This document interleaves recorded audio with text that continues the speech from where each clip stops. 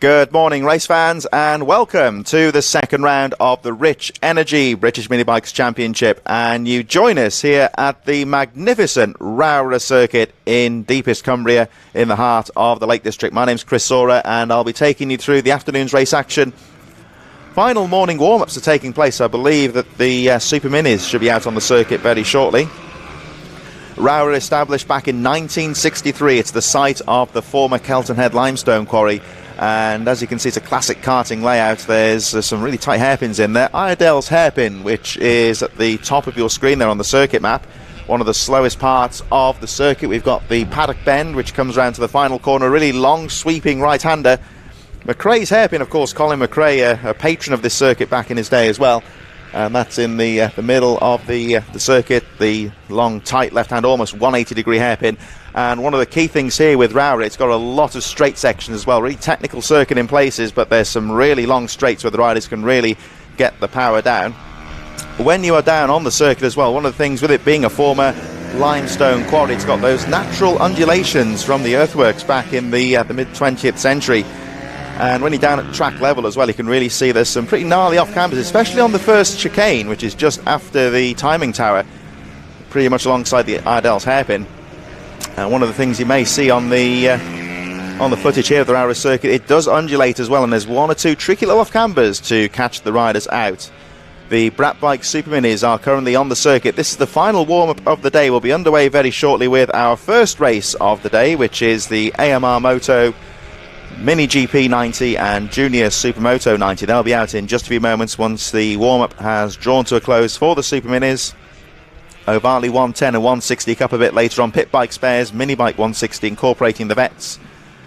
We've got the Ugly & Co Mini GP, Junior Supermoto 140, Cymoto Minibikes later. And the riders who are out on course at the moment, the Brat Bike Super Minis, they will be the final race of the block. All riders scheduled to have 3 races throughout the afternoon. We will be having a lunch break after the first block of racing to allow our track marshals, the medics and all of the hard-working officials to get some well-deserved refreshments, and then we'll be right on through during the afternoon. So the Super Minis out on track at the moment for their warm-up session ahead of their 3 races during the afternoon, and this gives us a bit of an idea to look at the Rowrah circuit. This is very much in the heart of the Lake District, not too far from Whitehaven. It's pretty much, if you know the area between Whitehaven and Cockermouth, pretty much on the Cumbria coastline as well, not too far from Whitehaven and the sea.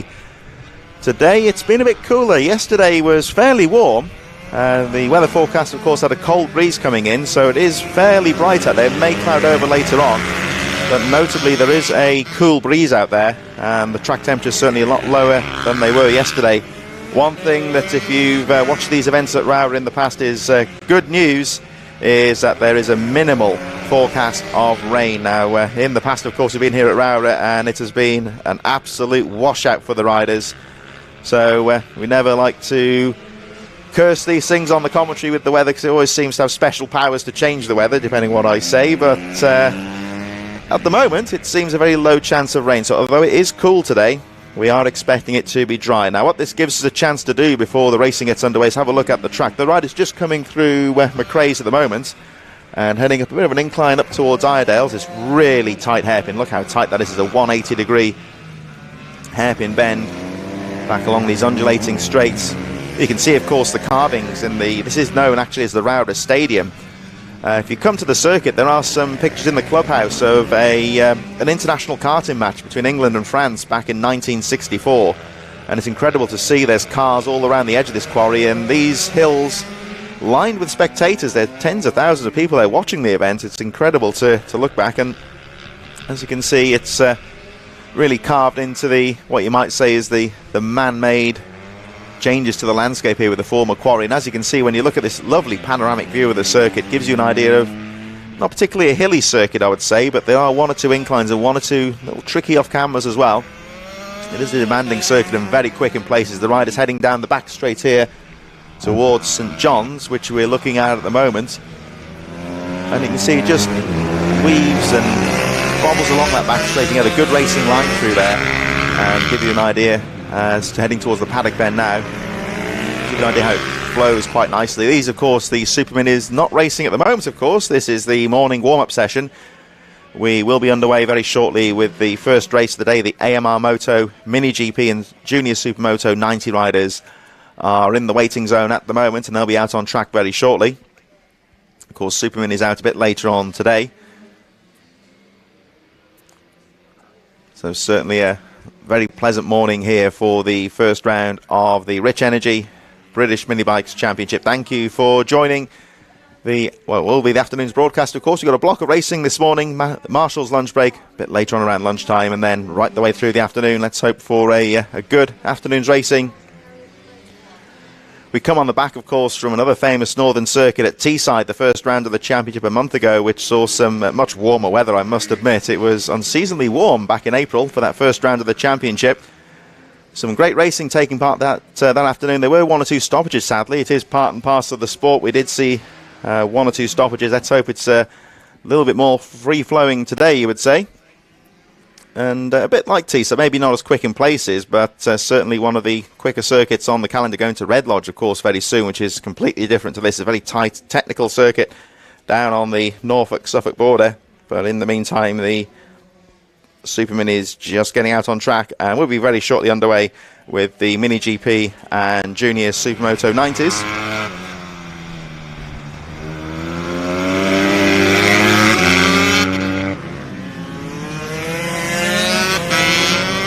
So once again, of course, if you're just joining us as the checkered flag goes out for the Brad Bike Superminis warm-up, my name's Chris Rowrah, taking you through the afternoon's race action with the Rich Energy British Minibikes Championship second round of the series, of course, here at Rowrah in Cumbria.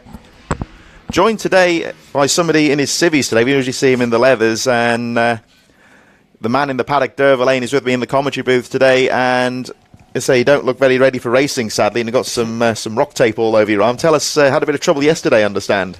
Yeah, I don't really know what happened, to be honest. I was just riding around and my arm started hurting, and it's actually put me out, so I can't race. So I've done something to my wrist, and as you can see by that lovely swelling lump there. It's on the, I should tell you, on the wrist here, there's a really unsightly bulge on his forearm from the, looks like a tendon's pop. Now, of course, my background's motocross, of course, and it's very similar. A wrist injury almost sounds trivial. It's one of these things you want to just take some paracetamol and man up. But with bike racing, the wrists, it's one of these things where if your wrist's knackered, even if it's a small injury, you can't ride at all, can you? Yeah, I've been told to man up once or twice in the last 24 hours, which is quite funny. But yeah, there's not really much I can do, because if you can't get on the throttle or under braking, everything's going through the same spot. So yeah, it was just really painful. So I would hasten to add, this is the right wrist or the right throttle wrist, as well. Yeah. So Derv Lane sadly will not be racing today, which is a shame, because he ran very well at Teesside in the first round, but he'll be with us during the afternoon to provide some insight to the trackers, the AMR Moto Mini GP and Junior Supermoto riders down in the waiting zone. They'll be underway very shortly. Tell us about the Rowrah circuit. Of course, it is a bit cooler today, and I mean, I would say this is approaching perfect conditions for the riders. It's fairly cool. We like the hot weather spectating, of course, but that can throw up problems of itself for the riders for the setup. And I would say today it is more hoodies and trousers weather rather than the t-shirts. But for the riders and the bikes, this is approaching perfect conditions. Yeah, it's good today. It's a little bit windy. It's a bit nice cold breeze blowing through. Yesterday was a lot warmer than today. So yesterday you'd have had your shorts on, but today a bit windier, a bit cooler. So it's really perfect for the guys to get stuck into some good racing today. Track's awesome. Very technical. It does undulate a little bit. There's some really good contact going down to St John's, which you spoke about earlier. You go down the left and you go downhill to a really fast right-hander. So just some really cool corners, but it's very, very technical. New riders here struggle a little bit. So it's quite a demanding old circuit here at Rowrah. The riders heading out on circuit now for the first race of the day, the AMR Moto Mini GP and Junior Supermoto 90. These riders heading out to the grid now. These, of course, some of our youngest riders in the field, aged between 7 and 10. Mini GP and Junior Supermoto, of course, refers to the bikes. The Junior Supermotos, when you look at the bikes, they're your classic sort of like pit bike design, a bit more like a motocross bike with the upright handlebars in design. Mini GPs, you would say more like a scaled down Moto GP or British Superbike looks. So with the swoop down bars, a bit more like a Moto GP machine, you might say, on a smaller scale. And there we see one or two of the Junior Supermoto riders lining up on the grid now. Let's have a look at how they line up. It's Seth Hayward from Jack Hamilton, Harris Tall And Harvey Saville, Zach Richards, Charlie Garner, Harrison Quincy, Josh Herring rounding out the top 10 here for the first race of the day. Caden Herring and Alfie Landemore making up the rest of the grid. Riders on the line now, will be underway very shortly for our first race of the day. So Mini GP and Junior Supermoto 90 riders lining up, and we should be underway in just a few moments. Good start, of course, absolutely essential. It's an uphill first corner. There is a slight incline into the first corner. Last couple of riders onto the line now. We should be underway in just a few moments for our first race of the day. Don't forget, of course, racing throughout the afternoon here at the Rich Energy British Minibikes here at Rowrah. Now, understand, of course, this is a bit more of a staggered grid here at Rowrah. Yeah, so last year we had a few incidents on the start line. So if you see, they've staggered the grid left and right to just to make sure if someone stalls in front, you got more chance of seeing them, basically. And this, of course, relates to if a rider does stall on the grid, of course, it gives a bit more visibility to avoid any stricken riders. Away they go. It's a good, clean start. Looks like Quincy with a good start into that uphill right-hand corner. What I would say is this uphill corner, would that mean you allow the power a little bit longer into that first corner? Not so much. There's a, when you go up the hill, it's not steep, but it is a slight incline, and they'll all have their braking points worked out from the last couple of days of going in there. But I think when you see some of the bigger grids, it's going to squeeze into one line through there. It's going to be really tight. Bit more like a bottleneck. So they make their way round Ardales for the first time, and good clean start. Everyone gets away cleanly. Looks like the number 41 of Harvey Saville well placed, but Harrison Quincy, I believe, has got the jump on the field and make their way down that back straight. Really does swoop and glide its way over the workings of the quarry, but the rider's getting some nice smooth lines up there, and it looks like Quincy's got the jump on Harvey Saville. Leo Soliu in there as well. Joshua Herring close behind as well. Alfie Landemore, Caden Herring, Seth Hayward and Charlie Garner right in there also. Over the line they go for the first time. So let's have a look at how they go through in the first lap here. So Harrison Quincy leading. Leo Soliu, the first of the Supermotos. Oh, Saville has a look down the inside. Classic outbraking line down the inside there. But looks like Quincy got the line into that corner, Derv, and got the outside sweep. Yeah, Harrison, he's obviously in the lead at the moment. Saville behind him. I think Leo's third at the moment. All been riding for a couple of years. Harrison's really come on in the last couple of years, and he's been pushing at the front now for quite a while. So him and specifically Harvey Saville should be pretty much nose to tail all round. It's whether Leo can get on the back of them here. That would make a really good race for the rest of today. That's a good point there. Look out for the third place rider just tagging on to this group here. That's the number 36 of Leo Soliu. Fastest lap of the race on the first lap, 102.867. So he was closing up on the leader slightly.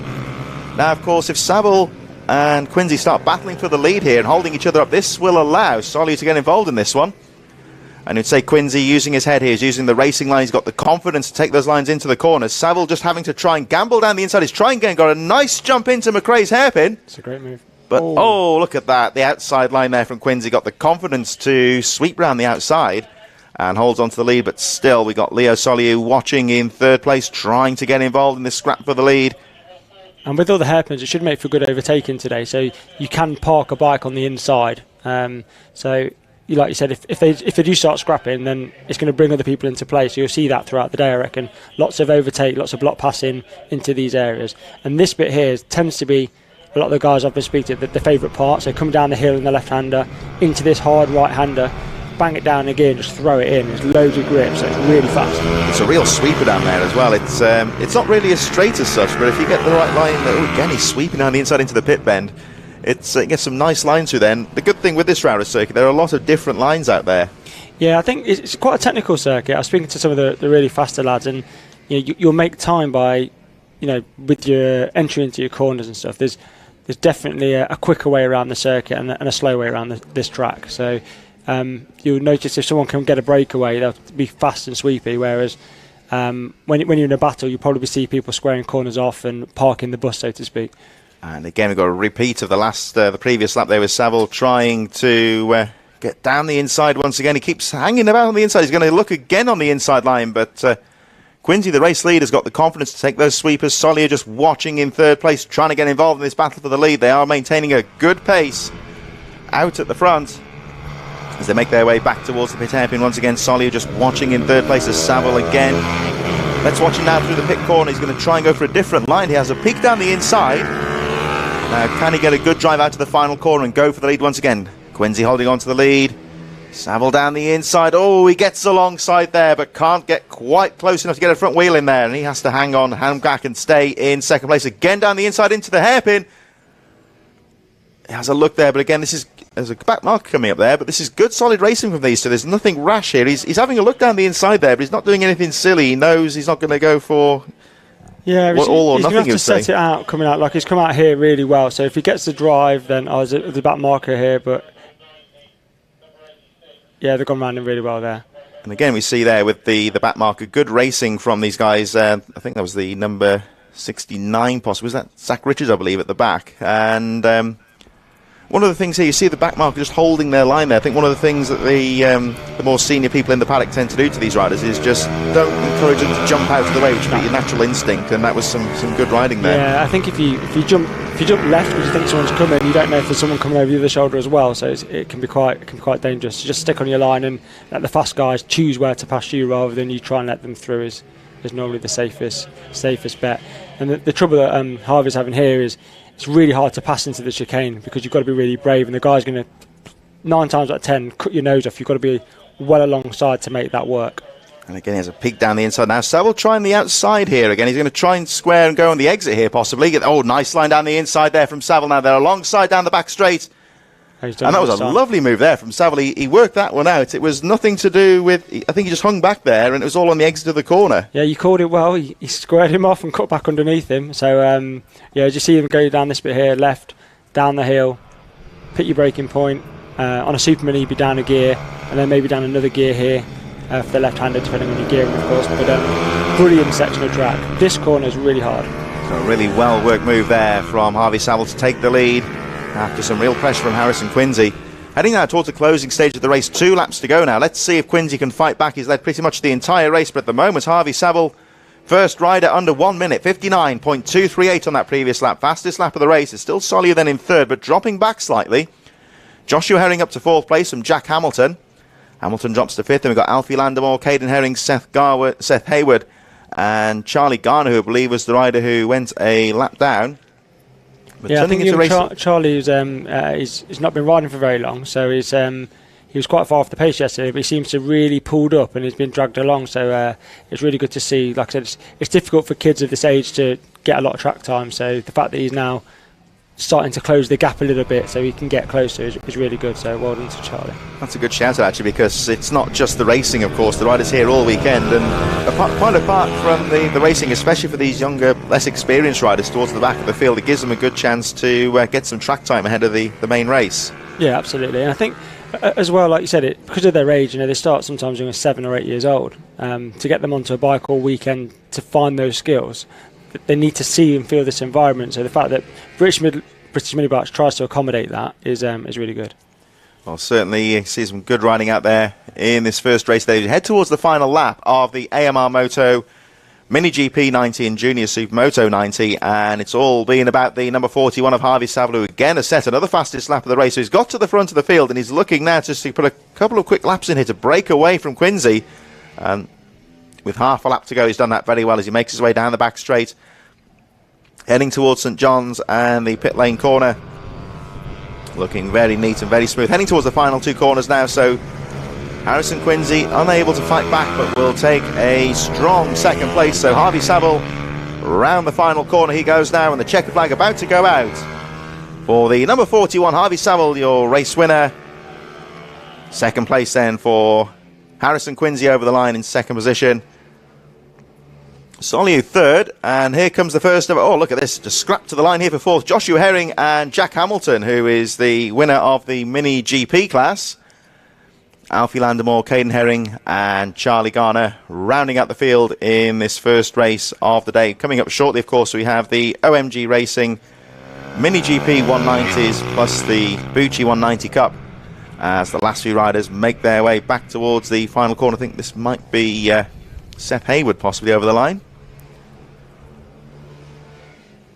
So the first race drawing to a close here. And great riding there, I would say, though, Derv, from Harvey Saville. And that was a lovely move to take the lead. He was, when you consider these riders less than 10 years old, there was some good racecraft there because he knew he could make that pass one corner in advance, and he was thinking way beyond the next corner. Yeah, he definitely looked like the pace early was showing his front wheel quite a lot, but getting past is sometimes half the challenge, and this track isn't the easiest, so he's done a really good job there, and he obviously pulled 2 seconds, so he obviously had the pace to do it. So a very, I would say, a very intelligent and well-worked race there from Harvey Saville to take the checkered flag. Harrison Quincy almost matching the pace towards the end there, so 2 more races to go throughout the afternoon, and we'll be seeing more from those 2 later on today. Let's hope they have another good battle later on today as we see the 914 there of Caden Herring finishing 7th, and the one was that the yes, Alfie Landemore. Alfie Landemore, sorry, he's just ahead of him in 6th position.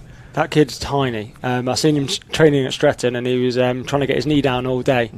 Unbelievable little talent. I don't think he's been riding for very long either. So he's come on leaps and bounds. Him and young, is it Josh?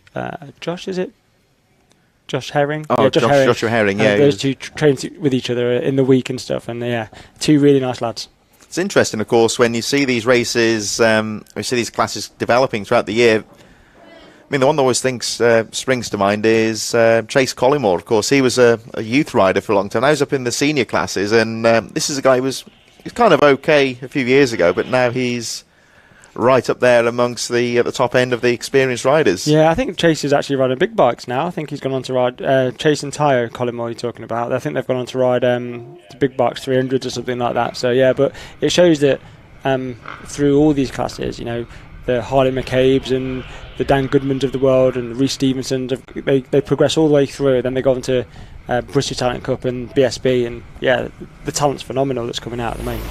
So our next race coming up is the OMG Racing Mini GP 190s plus the Bucci 190 Cup. Bucci, of course, along with O'Varley, one of the real bespoke mini bike manufacturers getting involved in the sport over the last couple of years as the riders take their way onto the grid for their sighting lap. Lining up very shortly. We'll have a look at the lineups in just a few moments. So second race of the day about to get underway. Riders scheduled to race for 10 laps, of course. So here they come round for the sighting lap. Now, of course, these riders, Bucci, of course, along with O'Varley, one or two of the really bespoke manufacturers, and not only for the kids but also for adult riders. These are really bespoke racing machines. Yeah, the Mini GP bikes are amazing. They're 190s, really fast. The great thing about this class, obviously, is you've got kids, some of the best kids and the best adults, all competing on similar base machines. And the kids aren't afraid to take it to the adults either. So you'll see going around at the moment Tim Patterson, who's last year's champion, I believe, for the 190, and then Luca Wilkinson, who over the last 2 years has gone from strength to strength. Young lad. Yeah, it's a good battle. It's good to see. So hopefully, fingers crossed, it'll be really competitive. Of course, one of the interesting dynamics as we look at the lineup, we've got Simon Bogg, Tim Patterson, Andrew Thompson, Kobe Garbett, Izzy Carter, Kobe Perry, Luca Wilkinson and Dan Deering lining up with Ian Wareham and Scott Mead rounding out the 11-rider field. One of the things is with the youth and the adult riders all racing together, it can be a bit of a jockey sport, and sometimes the weight might favour the youth riders. Yeah, I think that grid was wrong. So you've got... Oh, that's not sure why. So you've got Kobe like Perry on pole, Luca Wilkinson there, on second, I believe. Tim Patterson third, Scott Mead third, Andrew Thompson, and I can't see who that is. Kobe Garbett. I think it's Kobe Garbett, a little bit further back down. Followed by Dan Deering, 25. Ian Wareham, Izzy Carter, and I can't see who's last because they're behind the lights. So here we go. There's the 53 of Kobe Perry on the inside line, pole position. Away they go. Oh, it looked like Tim Patterson didn't get away very well there, but Kobe Perry certainly did, charging into the first corner. Look at that for a start. Kobe Perry is charging away from the field already. Now let's see if the rest of the field can keep up with him. Absolutely perfect start there, though, from Kobe Perry. Yeah, Kobe was flying all day yesterday as well. He's obviously riding on the Bucci. The Bucci 190, really, really good rider. Last year I was actually battling with him, so he's obviously progressed because I was average at best at them days. So I was battling with him. Now he's leading by already probably a second and a half, 2 seconds on the first lap. Really good rider. Yeah, that was a perfect first half lap there. Of course, a long way to go in this race. Let's see what Perry can do as they make their way down towards the through St John's towards the pit bend for the first time. Look at Luca Wilkinson and Scott Mead also getting away well, and the rest of the chasing back. Round the final corner they go for the first lap, and Kobe Perry over the line. 101.4 from a standing start, so very quick start there. We've got Luca Wilkinson second, Scott Mead, Kobe Garbutt, Andrew Thompson, Dan Deering with a good start as Tim Patterson dropped a couple of places. He's in 7th place. Ian Wareham, Simon Bogg, Izzy Carter rounding up the field as we watch Kobe Perry sweeping through the hairpin, getting on the power down the back straight and looking very good towards the furthest part of this Rowrah circuit. Very precise as he makes his way down that back straight, and again you see some very aggressive lines there, carrying the speed through there. Here come the chasing packs. We've got Luca Wilkinson second place on the number 76, closely followed by Scott Mead, who is trying to just stay on the back wheel of Wilkinson as they head towards the pit bend. Tricky corner this, I would say, Derv, because it's almost, when you look at it here, it's almost like a double apex. There's a great line out there from Mead into the first corner. Yeah, you kind of when you go through the last bend, you try and keep a tight line, because then you're just on the power all the way down the start finish line. It's you can run quite wide and quite aggressive on it. It's a challenging corner, especially overtaking going in. So I'm not sure if you'll see much going in there, but on the way out, before you get to the chicane, it's kind of first one there, show a wheel and see you can get through. And Scott Mead there just trying a repeat of what we saw in the first race, trying to get the power out of the corner to live into the top corner, but you would say possibly Wilkinson's lighter weight playing an advantage there as he gets on the power. Great dynamic here, of course. You've got a youth versus an adult rider battling away on track, so you can really see the size difference of the rider on the bike there, the physical size of them, and obviously the youth rider perhaps a bit more in proportion on the mini bike. And would you say perhaps the lighter weight would work in Luca's favour?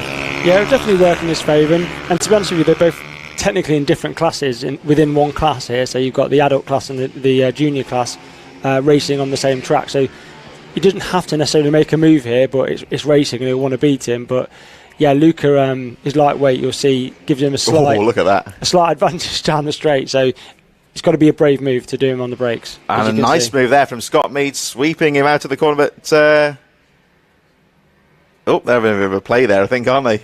Yeah, Luca's not shy, you see, look. Wilkinson, have a look down the inside. Now, I think Scott Mead just left the door open there to encourage him to have a look. Yeah, Luca will battle you. Going to give as good as he gets. So, and Luca only had this bike for a little while. I think it's only his second race weekend on this bike. So he's really progressing really well for a young lad as well. So he'll battle with anyone. Now watch out for Andrew Thompson in 4th place, who is just starting to close up on this little battle for 2nd place as Scott Mead. Again, just good, respectful riding here. They're looking out for each other out on the track as Mead again looks over his shoulder just to make sure that he's got the line into the next hairpin. Wilkinson charging on the brakes into Hindale's hairpin, now on the back straight. And you would say Scott Mead a little bit defensive there. Some good aggressive line choices here from Scott Mead, I would say. He's making it hard work for him. Yeah, I think he knows that Luca down the straights will be coming, so he's trying to just position himself nicely to discourage him, but like I said, Luca's aggressive and young. He just did that great overtake into the left-hander at Sully's Bend, and he's back in front, so Scott's got to go and do it all again. So here to come over the line, 2 more laps to go. Just a shout out from Sarah Toohey. Best of luck to Dan Deering today, Mini GP 190, who got his trophy from Teesside last night. And a shout out to Helen Northing. Good luck to all of the competitors as well. But of course, Dan Deering ride we'll see later on as we look again as Wilkinson back into 2nd place now. Yeah, so Dan Deering's in this race. He's currently in 8th, the Curran the Shark. He's doing really well, really taken to the 190. I think he's just trying to chase down Ian Wareham at the moment, and I think he's just got Simon Bogg chasing him from behind. So Simon works with Avali, so he's one of the supporters from the Avali support team here, and he's obviously chosen to race this weekend as well, which is great. He'll be wanting to beat Dan. Scott's just gone off. Seem to have lost him, yeah. So Scott Mead appears to have gone down the flag to go out. Just caught the end of that accident. So that means, of course, that Andrew Thompson up into... it looks like he's okay. I think I just saw on the edge of the screen there. So Scott Mead appears to be all right. We'll wait and see on that one, of course. But that means, of course, the Scott Mead falling out of contention. That brings Andrew Thompson, the number 19, up to third place. Kobe Perry, we hasten to add, is charging away at the front, setting another fastest lap of the race as we head towards the final lap very soon. 50.049, fastest lap of the race, as they make their way back towards the final few corners. There's the number 76, though, of Luca Wilkinson, who is essentially being gifted second place, but he's still working hard here. Yeah, he'll be happy with that. And I think for safety now, if you come off your bike and you crash, you're not allowed to rejoin for safety reasons. So if Scott didn't come off, then obviously he's back in the race. But obviously if he's come off the bike, then he'd have to park it at the side just for safety. So that in case the bike's only damaged or leaking oil, any that sort of damage thing. or it's dropping oil, because you don't want to put your other competitors at risk. So that's one of the new rules for this year. You'd say perhaps a sensible choice there, of course. If the bike drops oil on the track, that could potentially be very dangerous indeed, or if the bike sustains damage in the accident. So it appears that, well, Scott Mead is still showing on our lap chart. So you'll see him on the side of the screen there, the number 911 in 7th place. So one could only, when I saw him on the back of the screen, it looked like he was on the machine, so I could only assume he must have perhaps maybe run wide. I think he just went on straight, and then he's obviously got the bike stopped, turned around, and then got back onto the track, but he's obviously dropped a few places. So looks like Scott Mead's able to continue in the race. We head towards the last lap. Kobe Perry heading towards the final couple of corners now, the number 53.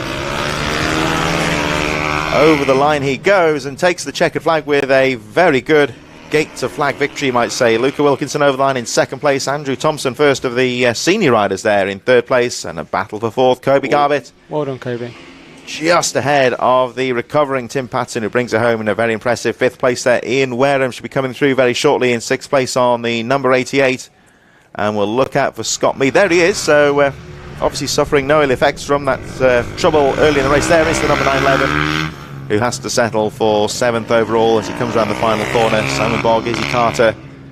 And we were talking about Dan Deering a few moments ago. Just noticed he's dropped off the lap charts there, down to, he's showing us 3 laps adrift, so I can only assume he must have may have come in, or he might have broken down. Yeah, I'm not sure. I didn't see it, but well done to the rest of the guys. Fairly close there. Good shout out for Kobe. I don't know if you remember from Kobe Garbett. He had got injured last year, at the end of last year. And this is his second race back. Yeah, so he's back, and that's a great result for him to come in. I think the 4th, was it? Good, strong. Yeah, he was 4th in the end, and of course he'd be 3rd in the class, I presume. 3rd in the class, yeah, that's right. So there is the number 88, Oliver Ian Wareham, making it back to the pit. So unfortunately seemed to have lost Dan Deering in that race. I don't think there was anything serious out there, but presumably had to retire from the race. That's a shame. We'll see him, of course, later on today. So second race drawing to a close will be underway very shortly with the first of our O'Varley 110 Cup races. Got the 110s and the 160s. Talking about O'Varley, of course, the name that springs to mind with O'Varley is Peter Hickman, the man who's behind bringing these bikes into the UK. And of course he'll be a very busy man at the moment, because we're glad to say that the TT's back. So it's back, it's on. This is, of course, you would say perhaps might be for some of the younger riders, perhaps might be an ambition of theirs, maybe. Yeah, I'm not sure about going to the TT, but it's good to have people like Peter Hickman on board. It's surprising actually how many people do go out their way for this type of racing. The Peter Hickmans of the world, the Michael Lavertys for the Academy, OMG, Rich Energy. Obviously, Rich Energy sponsored the championship, hugely supportive of youth progression and also females in motorsport, etc. So they do quite a lot as well. So the commitment to allow people the opportunity is growing and growing all the time. You've also got the sponsor of this race, R&G, and the Bucci Cup. So Aaron Parker from Parker Racing also does the Buccis. He's a massive supporter. He tries to help kids out where he can as well. So yeah, the levels of support, it's wider than you think. It brings it home, I think. I was watching the Northwest 200 recently over at Northern Ireland, and you see Pete Hickman there, mixing up with all the top names, and you think this is somebody who, takes his time out to come. He's not just a money man. He comes along and takes part in these meetings, and he's got all the time for the kids. Yeah, he raced it last year, didn't he? Yeah. So he's got all the time for the kids. He doesn't just turn up in his ivory tower or anything. Nothing can be further from the truth, really. No, and like I said, he's got a team here. So Adele and Simon, who work on the O'Varley truck, are there for the guys, supporting them with any technical requirements. Especially now, Simon can get into his toolbox because he was locked out of it yesterday. But like I said, it's not just them. There's AMR in the pits. There's Northwest. There's Simoto. There's Parker Racing. There's R&G, all supporters. Ugly and Co. Brat Bikes. all offer a certain level of support to allow these people to turn up on a weekend and drive around the track as fast as they can. And of course, one thing you can't get away with motorsport and motorcycle racing, it's not a cheap sport by any stretch, No. but not just with the Avalis, of course, but the whole ethos behind the British Minibikes is, without a huge outlay, you can get yourself a bike pretty much off the shelf and be reasonably competitive from the off. Yeah, absolutely. I mean, you can chase it and you can throw as much money as you want at it, but I think if you've got... Go on, do you want to do that? Oh, here we are. So the Avali grid coming up. We've got Travis Shaw, Ethan Dunning, Daniel Stevenson, Finley Hanna to look out for, Jack Hamilton, another one, very experienced rider, Charlie Cunningham, Harvey Saville, who we saw earlier, Wallace Doherty, and the rest of the field. We got the likes of Parker Jadari, Harvey Saville, of course we mentioned a few moments ago, Daniel Stevenson, Jonathan Payne, Hudson Cooper, Sydney Marshall, and Alfie Landemore out there as well. Of course, the bikes are... I'm not sure that those grids are correct. Yeah, I think this is more like the entry list, Yeah, so we'll just have a the look at entry the... list, so we'll have a look at the grid when they line up in a moment. There is... See what you can see. There's the number 4 of Travis Shaw, then obviously fastest qualifier on the inside. That's Hudson Cooper up there as well. Yeah. That's the Academy colours on there as well. There's 28 to one to look out for as well, Jack Hamilton. And 34 just in the middle of the grid there. That's Charlie the machine. Cunningham. Charlie Cunningham in third, I think. Charlie Cunningham, of course. Got one rider broken down, I think, or bike stalled. Finley Hanna. Finley Hanna, isn't it? The number 13. So, of course, the marshals or the parents of these riders are required to clear the grid. There is a brief moment before the race starts to ensure the bikes are running and ready to go. So, fortunately, that problem has been resolved. Looking at the lights, the race is about to start. Travis Shaw on the inside as the lights go. And a lovely start there, though, from Hudson Cooper on the outside to sweep through. Shaw has to follow in second. And Charlie Cunningham also in there as well. But lovely start there from Hudson Cooper around the outside. Yeah, got off the line really well there. And Hudson's been on a good reign of form as well. In fact, both of these riders have been on good form. Hudson's been second or third in pace all weekend so far. So to be at the front is going to spur him on, hopefully, and see him come back with a good result. So a lovely getaway from Hudson Cooper, but he is by no means running away with this on this first lap. Good, clean start. Everyone seems to have stayed out of trouble on those first few corners. That looks like Shaw fighting back here down the back straight, the number 4. And this is a lovely section of track. You can see the undulations on the course as well, and a bit of a challenge here coming into the final corner. Yeah, he's quick. He's really quick. He'll be pushing Hudson all the way to the end of this race because they're very, very tightly matched on time. So Hudson Cooper by far getting the better start off the line. That's showing the number 4, I believe that was Travis Shaw. It's showing Wallace Doherty on our timing screen, so unless that's him. Oh, there we go. Yeah, I think it's Travis Shaw just gone past for the lead. So that is Travis Shaw, definitely, isn't it? Hudson Cooper's in second place now. You can see the gap he's pulled already, look. So I don't know if Hudson made a slight mistake into that corner, but Travis has definitely pulled a nice lead to start off this race. Could be a transponder issue, maybe. Yeah, this always happens in the motorsport sometimes. It just sometimes drops off the system, but of course there are manual lap scorers out there as well, so this is all taken care of. But Travis Shaw definitely leading the race as they make their way through, and Hudson Cooper coming under some pressure here. It's Wallace Doherty, isn't it? Oh, look at that from Doherty. That was a brave move there down the inside from Doherty. Knew to bail out of that. I love the bike. He's got a full Ducati livery on there as well, so yeah, really cool looking bike. I was going to say, that is a very distinctive looking machine, isn't it? Yeah, it's very nice. One of the good things is nowadays we've got these lovely cameras, so you can really get an idea of just how well these bikes have turned out. And he's having another look again on the outside. Oh, what's he going to do here? That's a brave move there. I think he's going to run out of track, but he's having a go here, isn't he, Doherty? He's having a go. I think he from a pace perspective, I think he's probably slightly quicker, but like you said, Hudson parks his bike really well. So if he can just position himself well, make it as hard as possible, and hopefully bring it out for second. If they can get onto the back of Travis, although it looks like he's pulled the pin and he's gone, so I think it'd be hard pressed to catch him now. Yeah, this is allowing Travis Shaw to pull away here. Notably, I'm looking at some of the lines. Hudson Cooper, the 217 on the MLab Academy machine in second place. He's positioning that bike very well out of the corners and preventing Charlie Cunningham Wallace Doherty, my mistake, from getting along. So he's trying again, though, here. Lovely move there from the number 88, Wallace Doherty. Over the line he goes into second place, showing first on your timing screens. But I would say the leader is the number 4 of Travis Shaw. So this is the battle of second place as Cooper has a look down the inside. Lovely move there from Wallace Dockey coming out to the pit corner there. That final corner, it's a difficult place to make a move like he did. It is. He got on the throttle really early though, and he managed to again square it off a little bit and get up the inside. So, like I said, it looks like he's got a little bit more pace in Hudson as we sit today. So, Hudson will be good to just try and get on the back of him really, because there's 2 more races today. So if he can start seeing where he's stronger or where he's got an advantage, it might help him in the later races. Yeah, looking for lines could be very important here. Looking at this, though, Doxy is charging at the moment. The fastest lap of the race is the race leader, number 4, Travis Shaw, 54.9. We're going to be interested to watch the number 88 when he goes over the line now to see what sort of pace he's setting. You see, he looks quick at the moment. So Shaw over the line, Wallace Dockey with the fastest lap of the race, 54.646, and he is starting to close up on the number 4. So it's Hudson Cooper now in 3rd, Charlie Cunningham 4th, Daniel Stevenson getting past Jack Hamilton, Parker Gisari. A little bit of a gap there from Finley Hanna. Harvey Saville, who we saw earlier, currently in 9th place, and Jonathan Payne running out the field. Here they come down the back straight. And it looks to me like Wallace Dockey is starting to close the gap now on the runaway leader, Travis Shaw. There goes Shaw on the green machine, number 4. A rider with a bit of trouble at the back of the field. I don't know if that might be Jonathan Payne, I think. Jonathan Payne, yeah. With a super amazing golden helmet. It looks brilliant. If you get to see it up close, it's a fantastic piece of work. It's been done by some professional helmet painter. He showed me yesterday. Really, really good. Here's a good battle here. So you've got Charlie Cunningham. That is Daniel Stevenson, followed by Jack Hamilton, and I'm not sure who's behind that.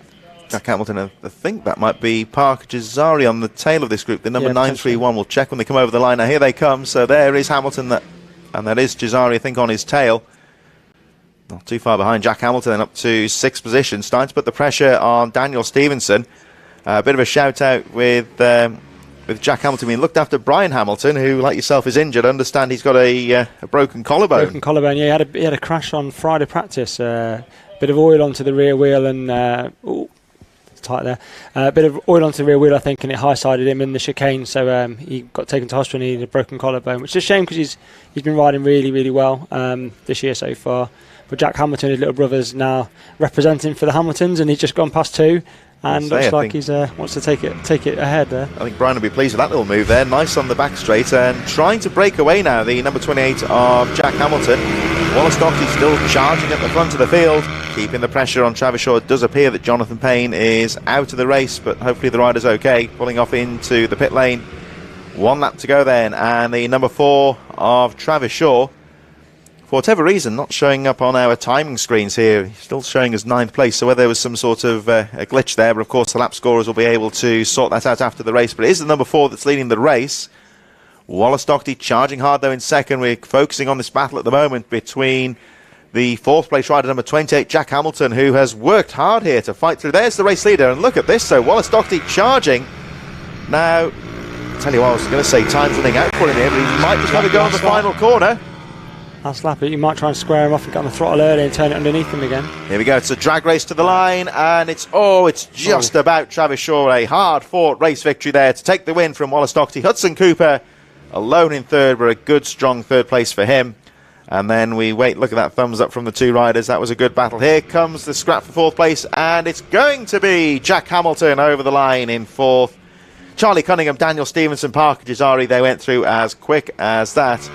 And the rest of the field made up of Finley Hanna and Harvey Saville. Yeah, it's Finley Hanna and Harvey Saville there. It's going to be a close finish, this one as well. Oh, that's a tight one as well there, with some good riding there from Finley Hanna, I think, just to shut the door. Just pipped him. So it looked like, if there's no more guys coming around, that Ethan Dunning, I think that's Alfie Landamore, and I'm not sure the other one, whether they just didn't take part in this race or transponding like issues. They're showing on the lap charts here, but they're showing as, I believe, possibly non-starters, but... That's a lovely looking machine there from Wallace Dockey. It was a good scrap there. I'll tell you what, it was Travis Shaw had to work hard there to secure the victory. And he made up a lot of time in, 3 laps. So, to close him down, if you can get a good start in race 2, I think the battle's on. Yeah, that'll be good. Don't forget, of course, there's plenty of racing throughout the afternoon. We are 3 races down here at the 2nd round of the Rich Energy British Minibikes Championship here at Rowrah in Cumbria. We have 5 more races to go. We have the Motor Oils Ovale 160 Cup coming up next, followed by the Pit Bike Spares Minibike 160s, including the Vets, Ugly & Co Mini GP and Junior Supermoto 140, Cymoto Minibikes, and the Brat Bikes Yeah, Super hard to Minis. say that, isn't There it? we go. Try Brat saying that Bikes. after a few. After the first block of racing, of course, we will be taking a lunch break. So we'll be off the air momentarily. That will allow, of course, our hard-working marshals and the event officials to get some well-deserved lunch. But right now we're going back to Motul Oils O'Barley and the 160 Cup. The riders lining up in the waiting zone. And they'll be out on track very shortly. All groups having 3 races throughout the afternoon. This is what you might say is our morning stroke lunchtime programme with the first block of racing.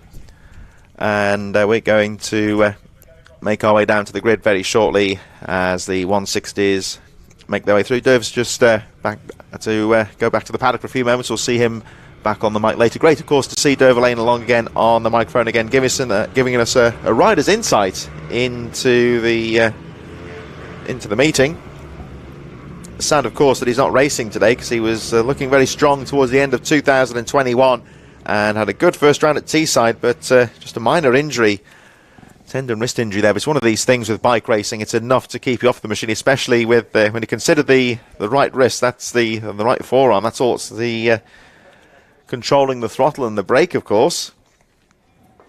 So he's having to just getting some lap charts here, actually, Derv, and we'll have a look at those in a few moments. But O'Barley 160 Cup, the grid, actually, we've managed to, Derv's very kindly managed to get us the latest grids, actually, from the qualifying. We've got Tyler Humphries from Wilson Dilks in second, Thorley Trevorrow in third, Lewis Mullen in fourth, Joel Grigg, Luca Wilkinson and Miller Buchanan. There's your entry list. So it's going to be Tyler Humphries in first place from Wilson Dilks, Thorley Trevorrow third, Lewis Mullen in fourth, Joel Grigg, Luca Wilkinson and Miller Buchanan rounding out the field. I tell you, there's some pretty strong names towards the front of the field there. It'll be interesting to see how they get on once the lights go out and they get underway. Yeah, this potentially is probably the most competitive race you're going to see today. So the top 3 or 4 really tightly contested on pace. Humphries and Dilks, again, like a metronome, going around together within milliseconds of each other. You've got Luca Wilkinson, Joel Grigg, you've got a couple of the guys from the Vision Track Academy. I think Lewis has just stalled his, so he's just getting a restart, as you can see. But yeah, Joel Grigg, really nice young lad. He's starting in 5th place, so this is going to be really competitive. So here we go, waiting for the flag to drop, and away they go. Oh, not a good start on the inside there, though, but it's where they go into the first corner. Wilson Dilksen getting the jump. Tyler Humphries just couldn't get away from pole position there. And here we go then, Wilson Dilks leading the way, but Tyler Humphries fighting back immediately into the McRae hairpin. Can't find a way through. Thorley Trevorrow, Lewis Mullen, Luca Wilkinson, all right in there, though, as well. A great start to the race here, Derv. Yeah, so great start. So these front 2 are going to go hammer and tong, I think they call it, from start to finish. So it's going to be really good to see who takes the initiative here. But a great start from Wilson to get off the line first and to lead it for the first lap. So here they come down the back straight, heading towards St John's for the first time. Wilson Dilksen getting the better start and leads the race from Tyler Humphries, who's all over the rear wheel in second place. You can see the distinctive colours of the MLAD Vision Track Academy on Tyler Humphries' machine as he tries to have a look around the final corner, but Wilson Dilksen is going to hold on here, gets a nice line out to the final corner and sweeps through into that off-cambered right and left flick that takes us back towards the McRae's hairpin, heading towards Idell's, the second of the hairpins, as Humphries has a look down the inside, starts to try and show the front wheel, but Wilson Dilks will not be deterred as he holds on. Into Idell's they go, and let's see what Humphries can do. He's going to try and cut on the inside coming out of the hairpin, but Wilson Dilks has that bike position very well and holds on to the lead. I think that's Trevorrow in third, just watching this battle. Now, of course, Thorley Trevorrow should be coming into shot any moment now. There he is, just about. He's just starting to tag onto this. We'll have a look at the gap when they come through in a few moments, but this could be good for Trevorrow if these two start scrapping for the lead. Yeah, I think it's good for Thorley because they're going to drag him on. The pace is so fast in this group that if he can get involved, it's going to help him in his progression because they're all really fast lads. So, you know, Tyler and Wilson, last of the late breakers, really aggressive riders. So to get a clean overtake here is going to be brave. It's going to be a big move. So we'll have to see how that goes. We'll see how this pans out again. There you see Tyler Humphries just standing on the brakes into the McRae hairpin, trying to look down the inside, but Wilson Dilks will not be deterred here. Takes a nice sweeping line out of the corner, preventing the cutback from Humphries. Trevorrow in third, 1.3 seconds last time round, and the lap times very even indeed here. They're all lapping high 52s, low 53s here, these top three. Lewis Mullen a little bit further behind in fourth place, Luca Wilkinson, Joel Grigg and Miller Buchanan in this, not the greatest numbers, but a very competitive field of riders here, you would say, as again we see Humphries drifting wide into the pit corner, trying to get that sweep back out into the first corner. Wilson Dilks sees it coming though and takes a nice sweeping line to cut the front wheel away from him and hold on to the lead. So Dilks still leading. Let's have a look at Humphries again. Is he going to look down the inside? Not this time. He goes wide into the hairpin. Now has he got something lined up here? Look out for the white helmet there in second place, number 19, Tyler Humphries. Trying to change his lines here, but Dilks has got the racing line covered quite nicely here. I wonder here if Tyler Humphries is perhaps just taking a step back for a few moments here, just watching what Wilson Dilks is doing, the race leader, and trying to work something out here possibly. Yeah, I think that the fastest line for Tyler is always going to be the sweeping line, but the way Wilson's parking his bike, he's going to meet him mid-apex. So Tyler's looking, you can see the different approaches to the corners to see if he can get a better drive onto the straight here, as you can see again. See if he can just get a wheel in front, because it's going to, like I said, it's going to be a brave move, especially coming through these chicanes into heavy braking areas. He needs to get a good run to be able to outbrake him or park his bike mid-corner. That's the only way he's going to get past, really. So this race is finally poised here with Wilson Dilks still leading the way, but Tyler Humphries just tagging onto the back wheel, trying to find an opening somewhere. These two now pulling away a bit from Thorley Trevorrow, who's still in third, pretty much on his own, because Lewis Mullen in fourth position on the treble one. Then we got Joel Grigg, Miller Buchanan out to sixth position. And again, there he goes, Tyler Humphries just drifting out wide slightly there, just trying to find a new line, I think. Wilson Dilks doing everything correctly here, though. He's got the perfect racing line, making life very difficult for the charging Tyler Humphries. Humphries appears quicker, but the crucial thing here, he just couldn't get off the line. He started getting sweeping around the outside this time. So, fastest lap of the race there for Tyler Humphries, who at the moment appears quicker, but the important thing here is Wilson Dilks absolutely nailed the start. Yeah, it's going to be, if he's going to go past, he's going to have to pretty much do what he did there, but just not let off and just really park the bike next to him. I think it's either coming into the first finish straight or into that hairpin there are his two strongest areas. So just whether he can get a good drive through the chicane, and then like I said, it's going to be a big move, and Wilson as well has got to know he's coming and either want to give him the room or give him the squeeze. So it could get really tight. Yeah, definitely the race leader here, Wilson Dilks, making life very difficult. He knows definitely that Tyler Humphries is there, but he's got the confidence. It's really difficult if you're leading a race like this with a rival breathing over your shoulder like Tyler Humphries is at the moment. And again, he drifts wide into the pit corner. Humphries, he's going to try and cut, but look at Wilson Dilks there. He got that line covered round the middle of the corner, but sweeps on the outside. And let's see what Humphries does here. This could be his strongest point, down into the McRae hairpin. He's thinking better at this time. He goes with a wide sweep, going to try and cut back now alongside Dilks, who's got the racing line covered, blocks him off there coming out of the hairpin. Some great riding here from both these riders. And Wilson Dilks, 85, with that sky blue helmet, still your race leader. As you can see, the magnificent Rowrah circuit, the lovely landscape around here, but all our attention is on the track here again. Tyler Humphries drifts wide as they head down towards St John's. He's just trying to look through the manual here, get every trick in the book to try and find a way through here, because Wilson Dilks is in no mood to give this lead up lightly, heading towards the final lap. I think he has to set it up from here. So from here, if he can get a good drive up to this area, not commit too early, and go through the chicane quickly. There we see, look, Tyler is just holding back into the chicane here. Let's have a look as they go through. This is his best chance. Oh, Wilson Dilks, this is his best chance. Defensive here. Oh, look at this. That was a battle of wills there. Tyler Humphries had a real go, but Wilson Dilks, he didn't give that one up lightly. He didn't, and he also came slightly to the left as well to give him the squeeze, which is perfect, really. So Tyler had no choice but to roll off, and should from here on, if they all stay on both wheels, should be the race victory, the last lap. So Wilson Dilks, he's just got to try and position the bike nicely here, just bring it home. He was quite right there. I think Wilson Dilks, he was very aggressive into the hairpin in squeezing Tyler Humphries. It's a shame that one of these riders has to lose the race, regardless of who wins. It's all going to be down to the final corner. Let's see if Tyler Humphries can do anything else. He goes wide into the final corner. He's going to try for the cutback. Dilks guards the inside line, drag race to the line, and Wilson Dilks wins by 600ths of a second. Wow. Barely the width of a front wheel. Humphries in second place. Thorley Trevorrow in third. Lewis Mullen battling with the line with Joel Grigg in fourth position. Miller Buchanan and I think Luca Wilkinson unfortunately retiring from the race, but so not the biggest numbers, but certainly high on quality there, you would say, with some very... Or was that Wilkinson now, actually? May have... that's Miller Buchanan, my apologies, in sixth place on the number 29. But Wilson Dilks and Tyler Humphries, fantastic racing there. Very aggressive, but on the right side there was nothing, no bar banging as such. They respected each other as well. They're good friends off track as well, so to take it onto the track and to be able to battle fairly is really good to see. And then, shout out to Thorley in third. Didn't give up, didn't get dropped too far. It's a hot pace that they're running. They're fast lap times around here. And then the two Vision Track guys as well, Lewis and Joel Grigg in fourth and fifth, just coming over the line. So they'll be talking about that on the way back to the awning, saying he just pipped me. That was good, wasn't it? That was quite a close race as well. I'm not sure what happened to Luca, so obviously he didn't look like he finished. So, but really good race, really tight racing. That's what you want to see. Some good aggressive racing there and very technical as well. Bit of a shout out, I think, is in order for Lewis Mullen as well, the fourth place finisher.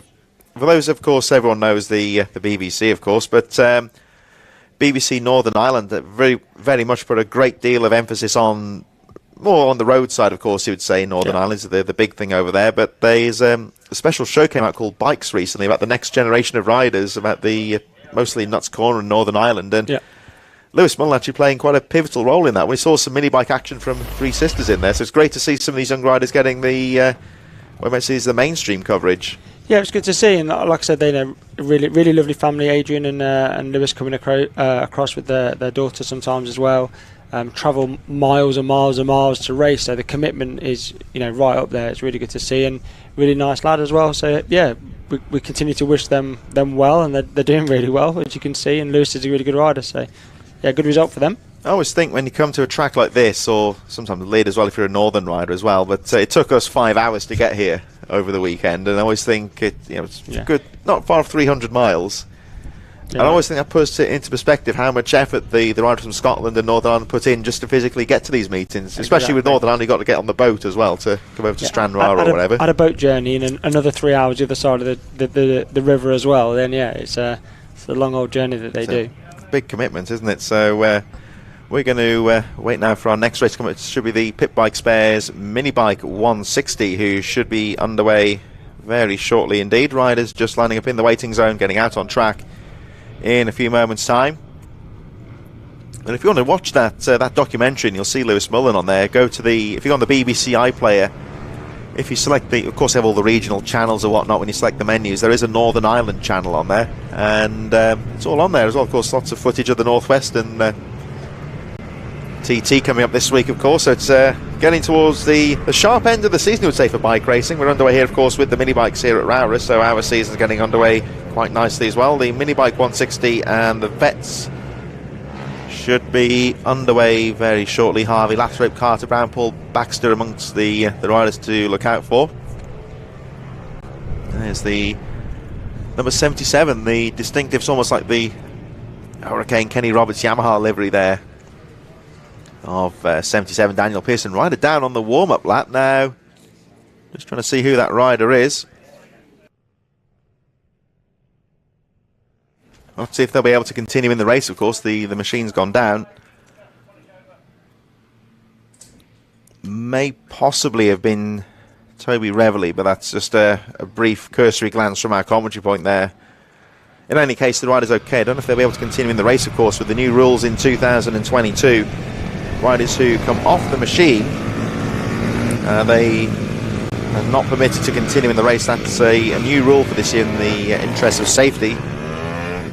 Make sure riders aren't dropping oil on the track should they pick the machines back up. So Minibike 160 and Vets in association with Pit Bike Parts.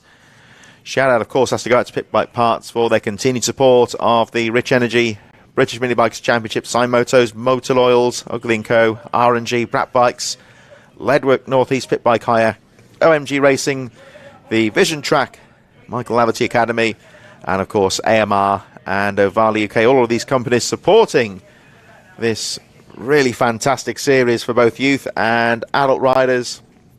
One of the big things, of course, with mini bike racing, it's something of a, I don't want to say grassroots in a negative sense, but it's one of these things where riders can get involved in the series with a modest outlay, get themselves a competitive bike. You're not spending a fortune on tuning and getting the main machine set up correctly. You can pretty much get a box fresh bike out of the crate and go racing with it. And if you're good enough, you'll be towards the sharp end.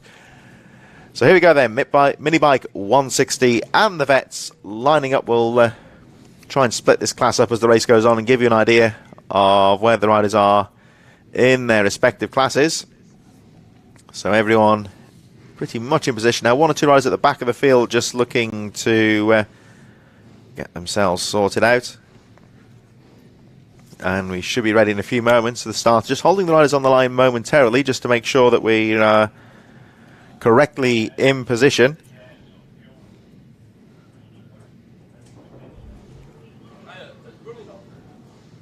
So it looks like we are about ready to go then for our first race of the day for the pit bike spares. Minibike 160s incorporating the vets class. The interest in the vets not quite as strong as it was a couple of years ago, so it was decided in 2022 to incorporate the class into the Minibike 160s. Well, we've got this dual grid, so there does seem to be a problem on the start line at the moment. I don't know if we're going to be sending the riders back out for another sighting. That we shall wait and see.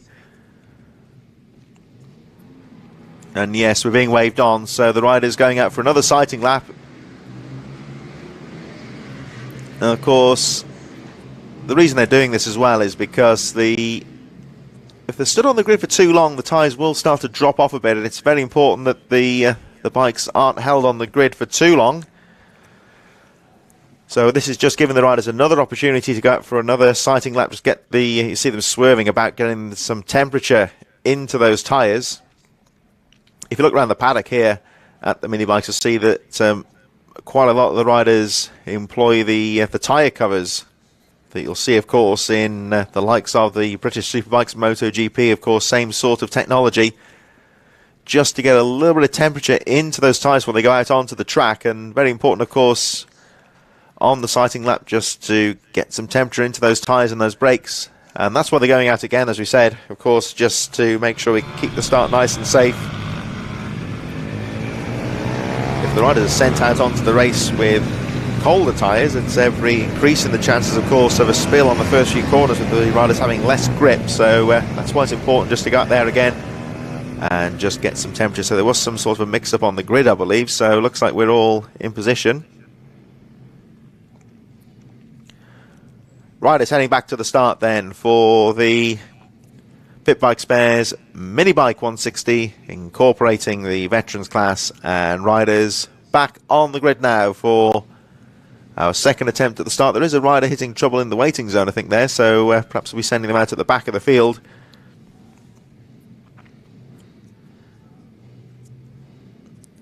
So we are on track and ready to go. Riders, this looks better now. We're looking to get underway. Gate drops. Well, the flag drops and away they go. Paul Baxter with a great start there, number 25, going into the front of the field.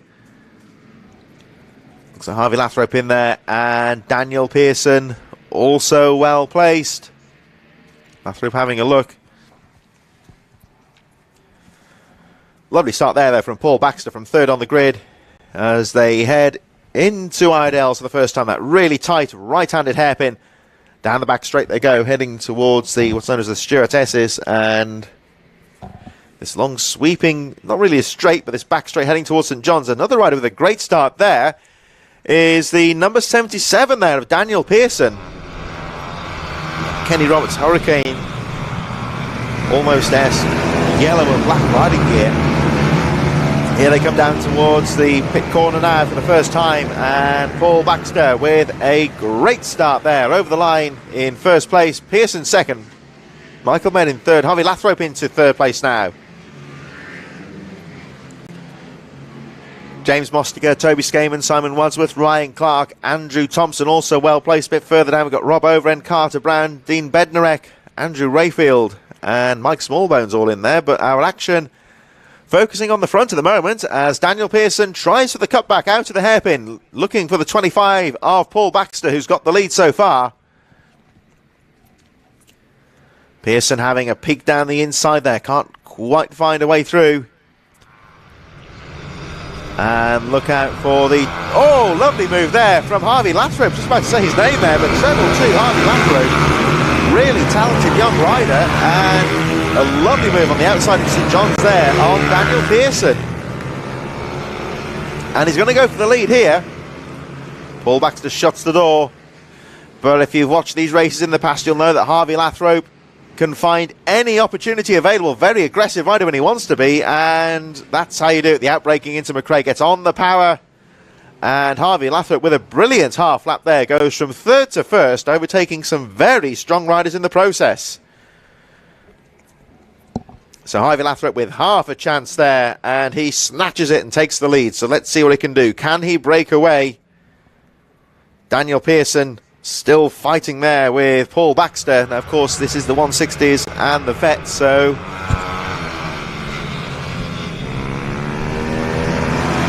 certainly there, Lathrope looking strong as they make their way around these final few corners. They come through the pit corner, trouble there towards the midfield, but Lathrope leading. Baxter then second place. Harvey Lathrope, fastest lap of the race, 53.759 for that race leader. But it's still finely poised at the front here. Lathrope trying to break away here, but no margin for error from him, because if he makes any kind of a mistake, this chasing pack will be right in there with him. 1.8 seconds covering the top 5 riders. Baxter second, Pearson third, Med fourth, Mostica fifth. And there they all are, top 5.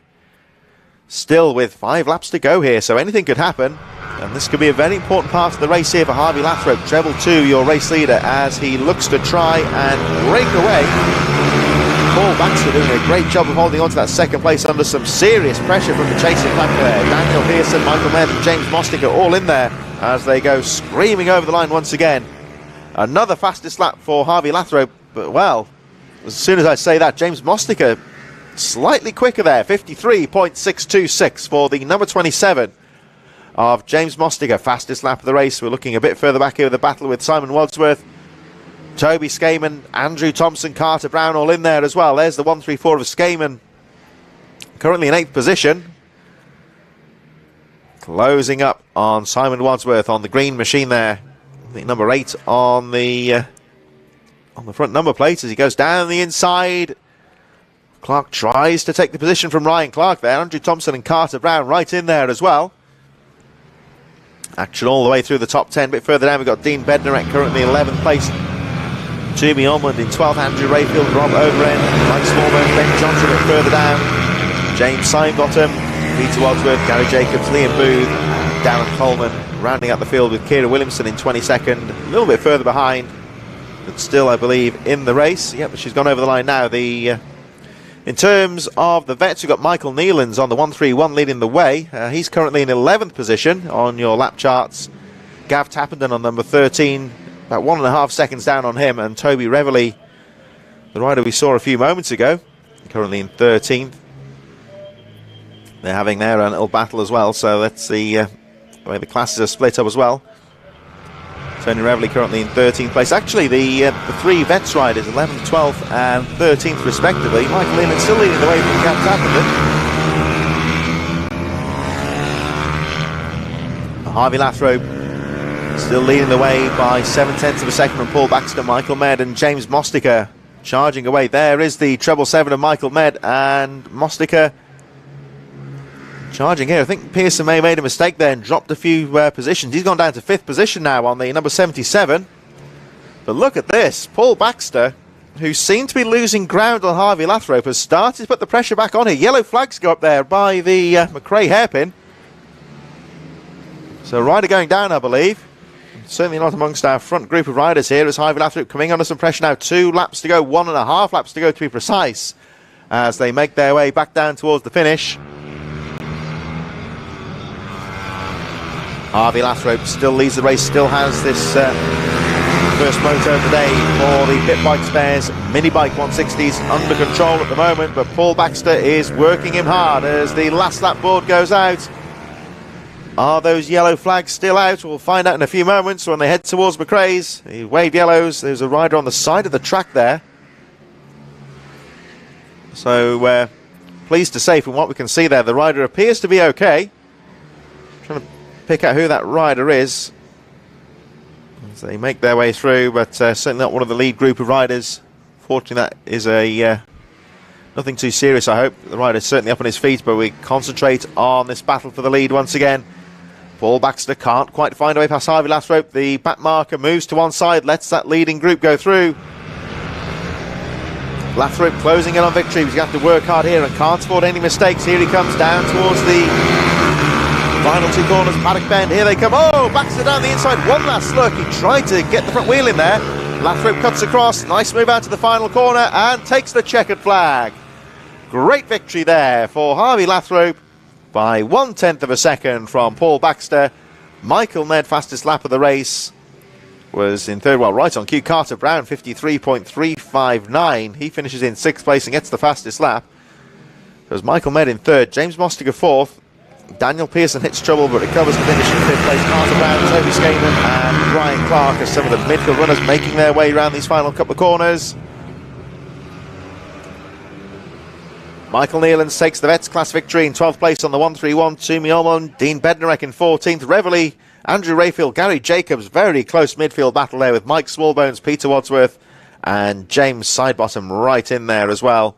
Liam Booth over the line in 22nd. Darren Coleman, Kira Williamson, and I think the rider who went down was the number 34 of Ben Johnson, who I believe will be out of the race. So fantastic battle there in the pit bike spares. Minibike 160. Harvey Lathrop with some great riding in the middle part of the race, getting some openings and snatching the lead, but Paul Baxter recovering to really chase him hard to the finish line. But what a great battle that was. 1/10 of a second as they crossed the line. So in our morning programme we have 3 more races to go. The Ugly & Co Mini GP and the Junior Supermoto 140 is underway in just a few moments.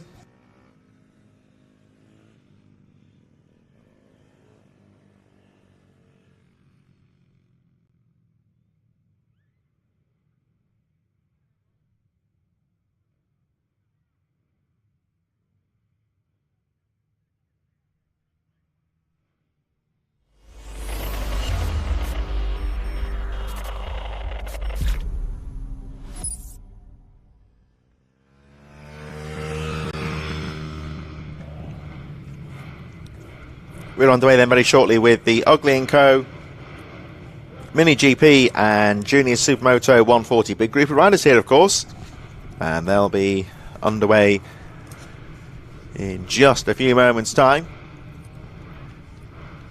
Riders to look out for in this one, of course, the fastest qualifier, the number 19, Tyler Humphreys, Wilson Dilks.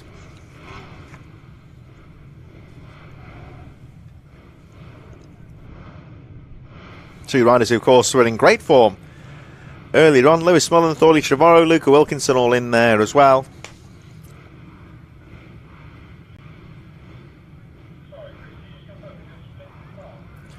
And following this, of course, we have the Cymoto Minibike 140 Group 1 and the Brad Bike Super Minis. But in the meantime, Ugly & Co Mini GP 140s and the Junior Supermotos, I believe.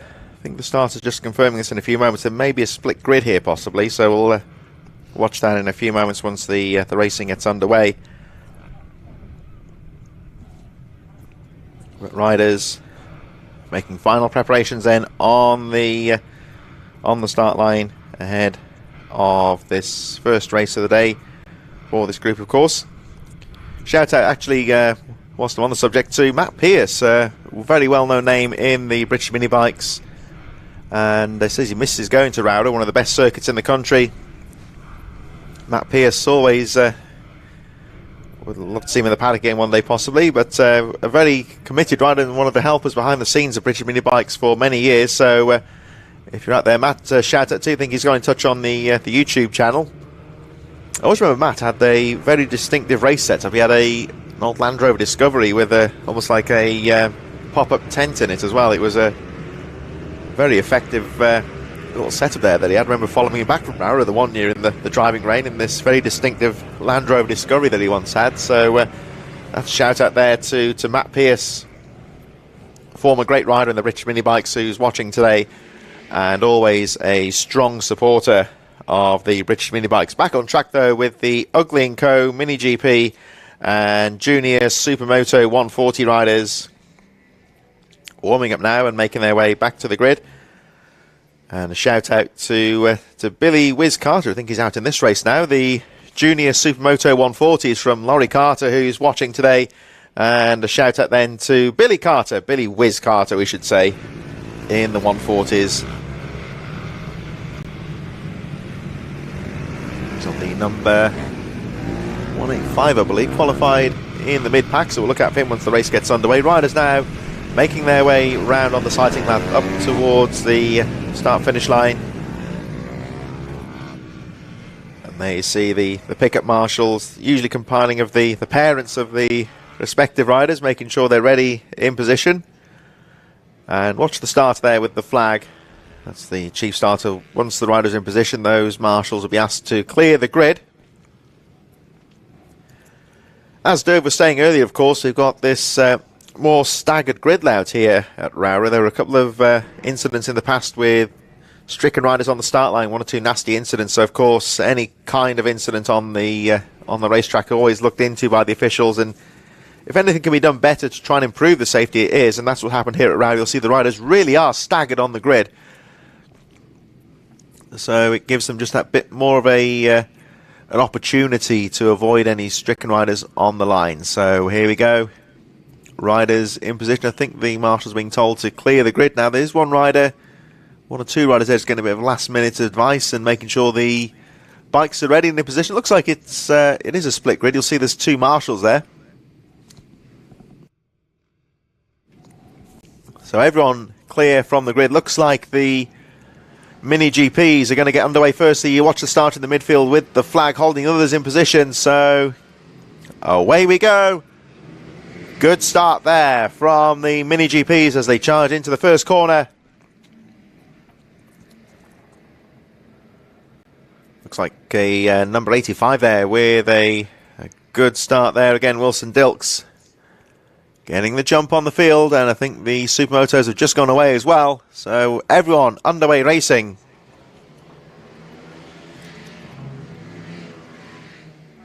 Tyler Humphries also well placed as they make their way around the first few corners. There is the number 85 of Wilson Dilks that leads the way. So we saw this action earlier on with Tyler Humphries pushing Wilson Dilks to the line. We've almost got a repeat here in the Mini GPs as they make their way down towards the first few corners. Wilson Dilks with a good start once again. And his great friend and rival number 19, Tyler Humphries, right on his tail. So over the line they go for the first time. Wilson Dilks leading the way then. Tyler Humphries second. Lewis Mullen in third. Thorley Trevorrow in fourth. The very impressive rider earlier on, Wallace Doherty in fifth place from Luca Wilkinson. Charlie Cunningham, Hudson Cooper, Travis Shaw, Miller Buchanan and Parker Gisari on the edge of the top 10. Daniel Stevenson, Billy Carter a bit further behind. Now I think Ethan Dunning will be leading the Supermotos from Finley. Hannah-Brook champion. Got unidentified rider a bit further down the field. Joel Gregan there as well. They're at the front of the field here. Wilson Dilks charging away, and problem there for Tyler Humphries, just dropping back a bit. Oh, so trouble there for Tyler Humphries, who seems to have just dropped the pace there momentarily, leaving Wilson Dilks out alone at the front, leading by 1.4 seconds from Tyler Humphries. Lewis Mullen challenging now in third place. Thorley Trevorrow and Wallace Doherty right in there. So for the time being at least, the number 85 of Wilson Dilks has a decent gap at the front here. Let's have a look here at the number 42 of Thorley Trevorrow, closely followed by the number 88 of Wallace Doherty as they make their way out of Ardales, heading towards the what's known as the Stuart S's, towards the back straight and the St John's Quarter. So further down we've got Miller Buchanan, Travis Shaw, Parker Gisari, Daniel Stevenson, Billy Carter, the rider we spoke about earlier. First race moving up from the junior Supermoto 90, so older riders and faster machines, and he's holding his own so far in 13th position there, the 185 of Billy Carter. They start to close up on one or two of the tail enders from the Supermoto class. Maybe the number 25 of Tyler Swift and Arthur Woods in there as well. Again, you see the slow riders just playing it cool there. That is the 37 of Arthur Woods, who's just been lapped. And you see Arthur Woods just holding his line. We were talking about this with Derv earlier, and one of the important things, one of the things that the experienced heads in the paddock pass on to these slower riders is not to jump out of the way when the faster riders come charging through. Perhaps you might think again there, you see the rider just holding the line. Does hold up Stevenson slightly, but that's racing. But the slow riders just holding their line there, letting the faster riders find a way through. The temptation, of course, is to jump out of the way, but that can be more dangerous. As if you move out of the way of one rider, you'll go straight into the path of another one. So I think that was the rider who was just lapping there was the number 2 of Alfie Jenkinson. Rider down, though, on the final corner, heading towards the pit corner. Rider appears to be okay. I think it might be one of the MLab Vision Track Academy riders. I think it was Hudson Cooper that went down just on the approach to the paddock bend. Rider okay, but I think will be out of the race. So Hudson Cooper, it appears, is dropping out of contention. Meanwhile, at the front of the field, Wilson Dilks has another fight on his hands as Tyler Humphries has regrouped and set the fastest lap of the race, an incredible 51.115, as the unfortunate Hudson Cooper trudges back to the pits. We'll see him later on. Back on track though, 3 laps to go. Wilson Dilks again is leading the way, but Tyler Humphries, we saw this in the first race. As a look down the inside, there's a slow rider in front, which could make things a bit more difficult. Another rider's gone down at the top of the track there. This is one of the junior Supermoto riders, Joshua Herring, 17th in the race, and he's just been lapped by these 2 race leaders. Will be a waved yellow there. I think one of the Mini GP riders has gone down. There's 1 or 2, a bit of a race of attrition here. Wallace Doherty not showing up on our lap charts either at the moment. He's dropping down the field as well. I don't think that was Doherty that went down at the top of the circuit, so he may well have gone down elsewhere. Certainly nothing serious, but those riders out of the race. 2 laps to go in this very closely fought Ugly & Co. Mini GP Junior Supermoto 140. And once again, we have a battle between Wilson Dilks and Tyler Humphries, but this time it's a busier field of riders, and they have traffic to contend with here as well. And again, Wilson Dilks just covering that line, preventing Tyler Humphries from the sweep back down the back straight. I think that may possibly be Joel Grigg in front of them on the number 3 racing in the Junior Supermotos. These riders, of course, started a bit further back, so they are being closed on. One of the JSM riders just in front of these 2 race leaders. They head towards the final lap. So I think that's Joel Grigg. Again, just holding his line. They nip down the inside of the number 25, Tyler Swift, who of course moves up to 19th place with Wallace Doherty apparently dropping out of contention. Last lap here as Wilson Dilks again guarding the inside line. But look at Humphries with the switchback there. They're side by side into the Ideal hairpin. Traffic here could cause a problem. Oh, look at that. They're banging bars almost there. Nothing intentional, but what a move there from Tyler Humphries to snatch the lead as they negotiated the traffic. Tyler Humphries saw half an opportunity there and took it. He did collide momentarily there with Wilson Dilks, but I think that was more just racing than anything else. And this time it looks like Tyler Humphries, with a dramatic last lap pass there, is going to snatch the victory. Wilson Dilks still charging as they head in towards the final corner. Here they come. They've just got to hold the line, get past the slow rider. Checker flag goes out, and Tyler Humphries, with a daring move there on the final lap, snatches the win from Wilson Dilks by 0.6 of a second. Fantastic riding there though from Humphries. Wilson Dilks saw him coming and shut the door, but it was a bit too late. Humphries had to squeeze through, but what a fantastic overtake there from Tyler Humphries. Saw half an opportunity, not even half an opportunity I would say, and snatched it and takes the win. So this time it's Tyler Humphries that takes the win from Wilson Dilks. Thorley Choro in 3rd, Lewis Mullen in 4th place, Luca Wilkinson 5th, Charlie Cunningham in 6th, Miller Buchanan and Travis Shaw in 8th place, Parker Jazari 9th, Daniel Pearson rounding out the top 10. Billy Carter eventually brings it home in 12th position. Just looking over at the junior supermotos, Joel Grieg was the one who just got lapped there, was the winner of JSM 140 from Joshua Herring, Arthur Woods and Tyler Smith. Tyler Swift, my mistake there. Tyler Swift rounding at the top 4 in the junior supermoto 140s. So another great race there, especially at the front between Tyler Humphries and Wilson Dilks. Humphries this time is the one that takes the checkered flag, but we could be in for some great racing throughout the afternoon. Don't forget, of course, all of these race classes have 3 races each. We're in the first block of racing at the moment. Next race scheduled to get underway is the Cymoto Minibike 140s, and they'll be out on the grid in just a few moments.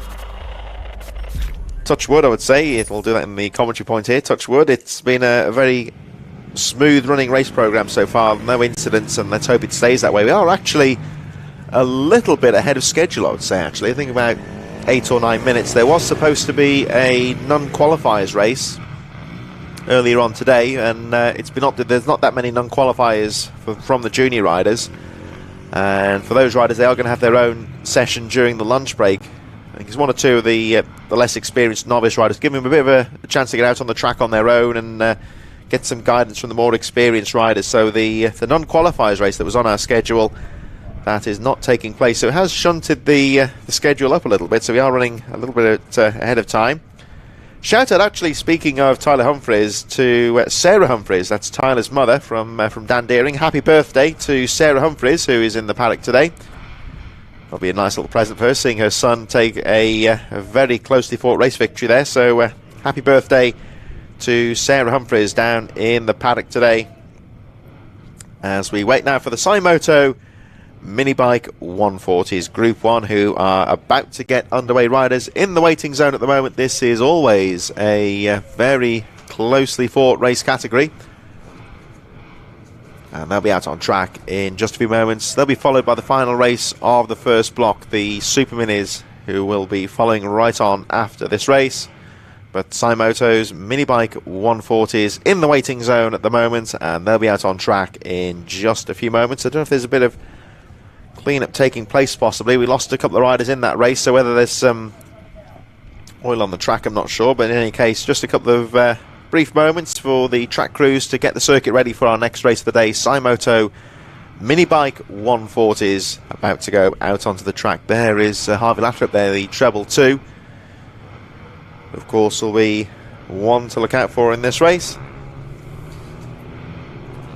Ben and Mick Lord, of course, 2 very experienced names in this minibike field as well. We just saw the number 1 there going out onto the track there as well.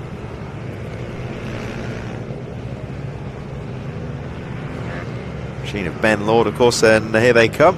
So rest of the field out onto the circuit now for their sighting lap ahead of Cymoto Minibike 140 Group 1. This is the penultimate race of the first block. Don't forget, of course, after the next race, the Super Minis, there will be a pause in the programme to allow for a Martin's lunch break. There will be a track period for the novice riders in the non-qualifiers to take to the track and have their own track time whilst the track is closed.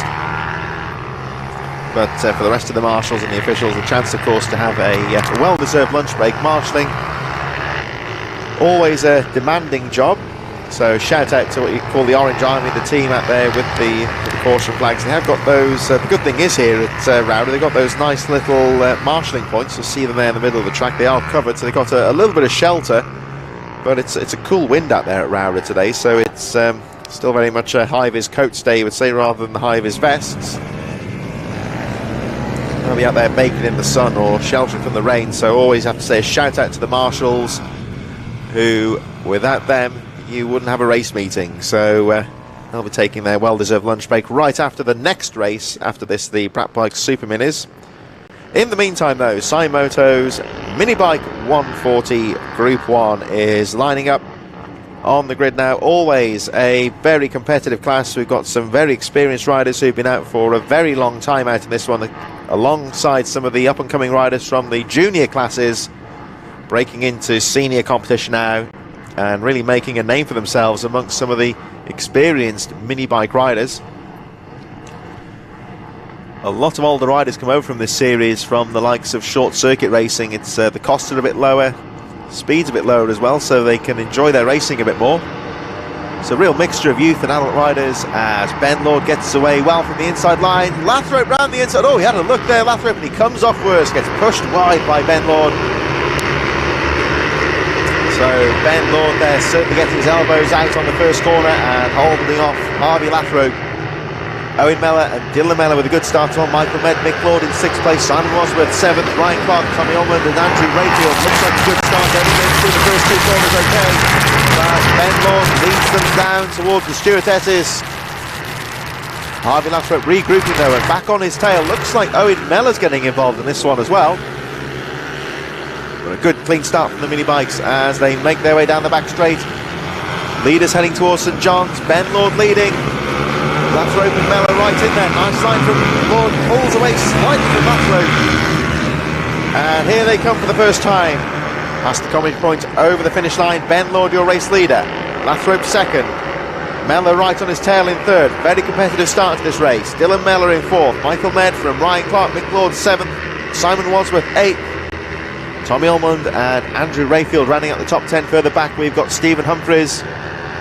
Oh, there has been a red flag. Right on cue, just saw that popping up on the timing chart. So there we see Ben Lord just slowing the riders down. There is the fallen rider who appears to be okay. I think may have been winded on the first lap. Can't tell you who that rider is unfortunately, but 1 or 2 on the scene just checking out that he's okay as well. I think Gary Jacobs there, one of the riders on the scene. That's the trying to identify who that rider. I think it might be actually be the number 2. Yes, it is the number 254 of Nathan Gardner that's gone down quite heavily. So the red flag comes out and an incident involving Nathan Gardner on the back of the circuit. The red flag is out, but as you saw for yourself there, the rider appears to be okay. Sometimes it just happens that, especially with tarmac racing as well, if you hit the ground hard, it can really knock the wind out of you, and for a few minutes you're just struggling to breathe. So I'm only speculating there, but it appears to be what's happened with Nathan Gardner. He was up on his hands and feet there, just starting to get back on his feet, and hopefully should be okay. But the red flag has come out in the interest of safety. Quite a few riders involved in that incident.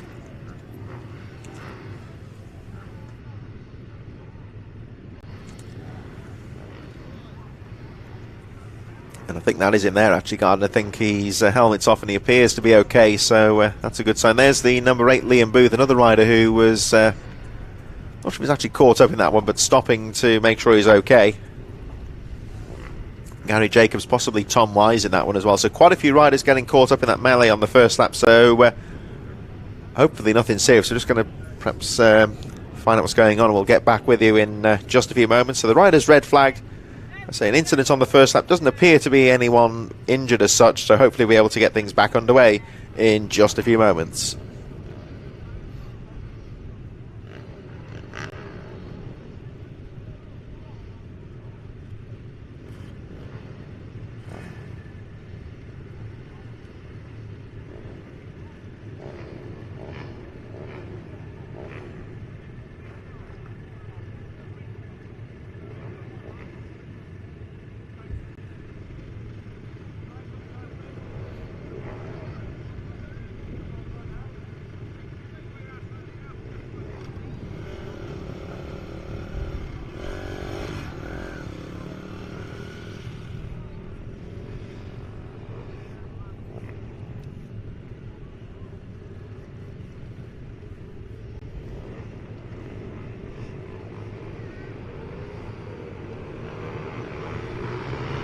So apologies for the break there, just to let you know what's going on. So the rider's now being sent back to the grid.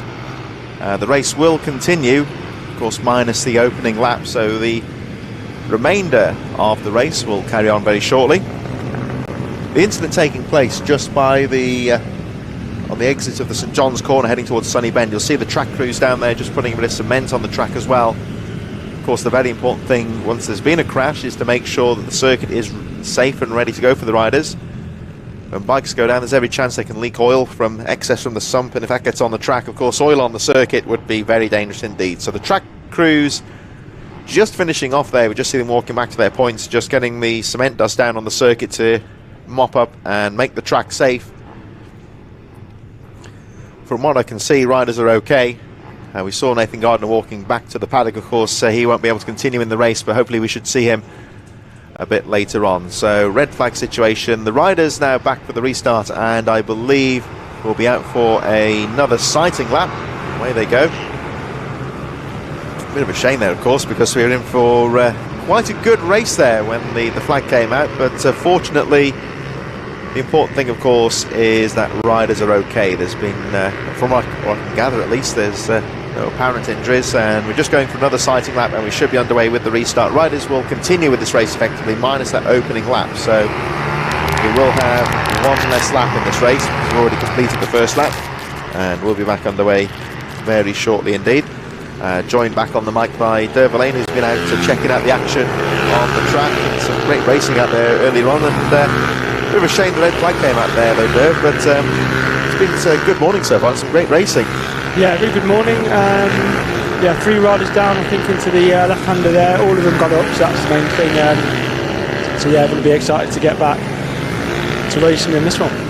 So here we go, just having another sighting lap to get some temperature back into the tyres as they line up the so Mellor down there with Dylan Mellor, and it's a great battle. It was a shame the flag, of course, great the riders are okay, of course, but it was a shame that the red flag had to come out, really, because we saw a great battle shaping up there between Ben Lord and Harvey Lathrop, and Harvey's one of these riders who sees half an opportunity. So he's, in that sense, he's quite an aggressive rider. He's very quick to find a gap and go for it.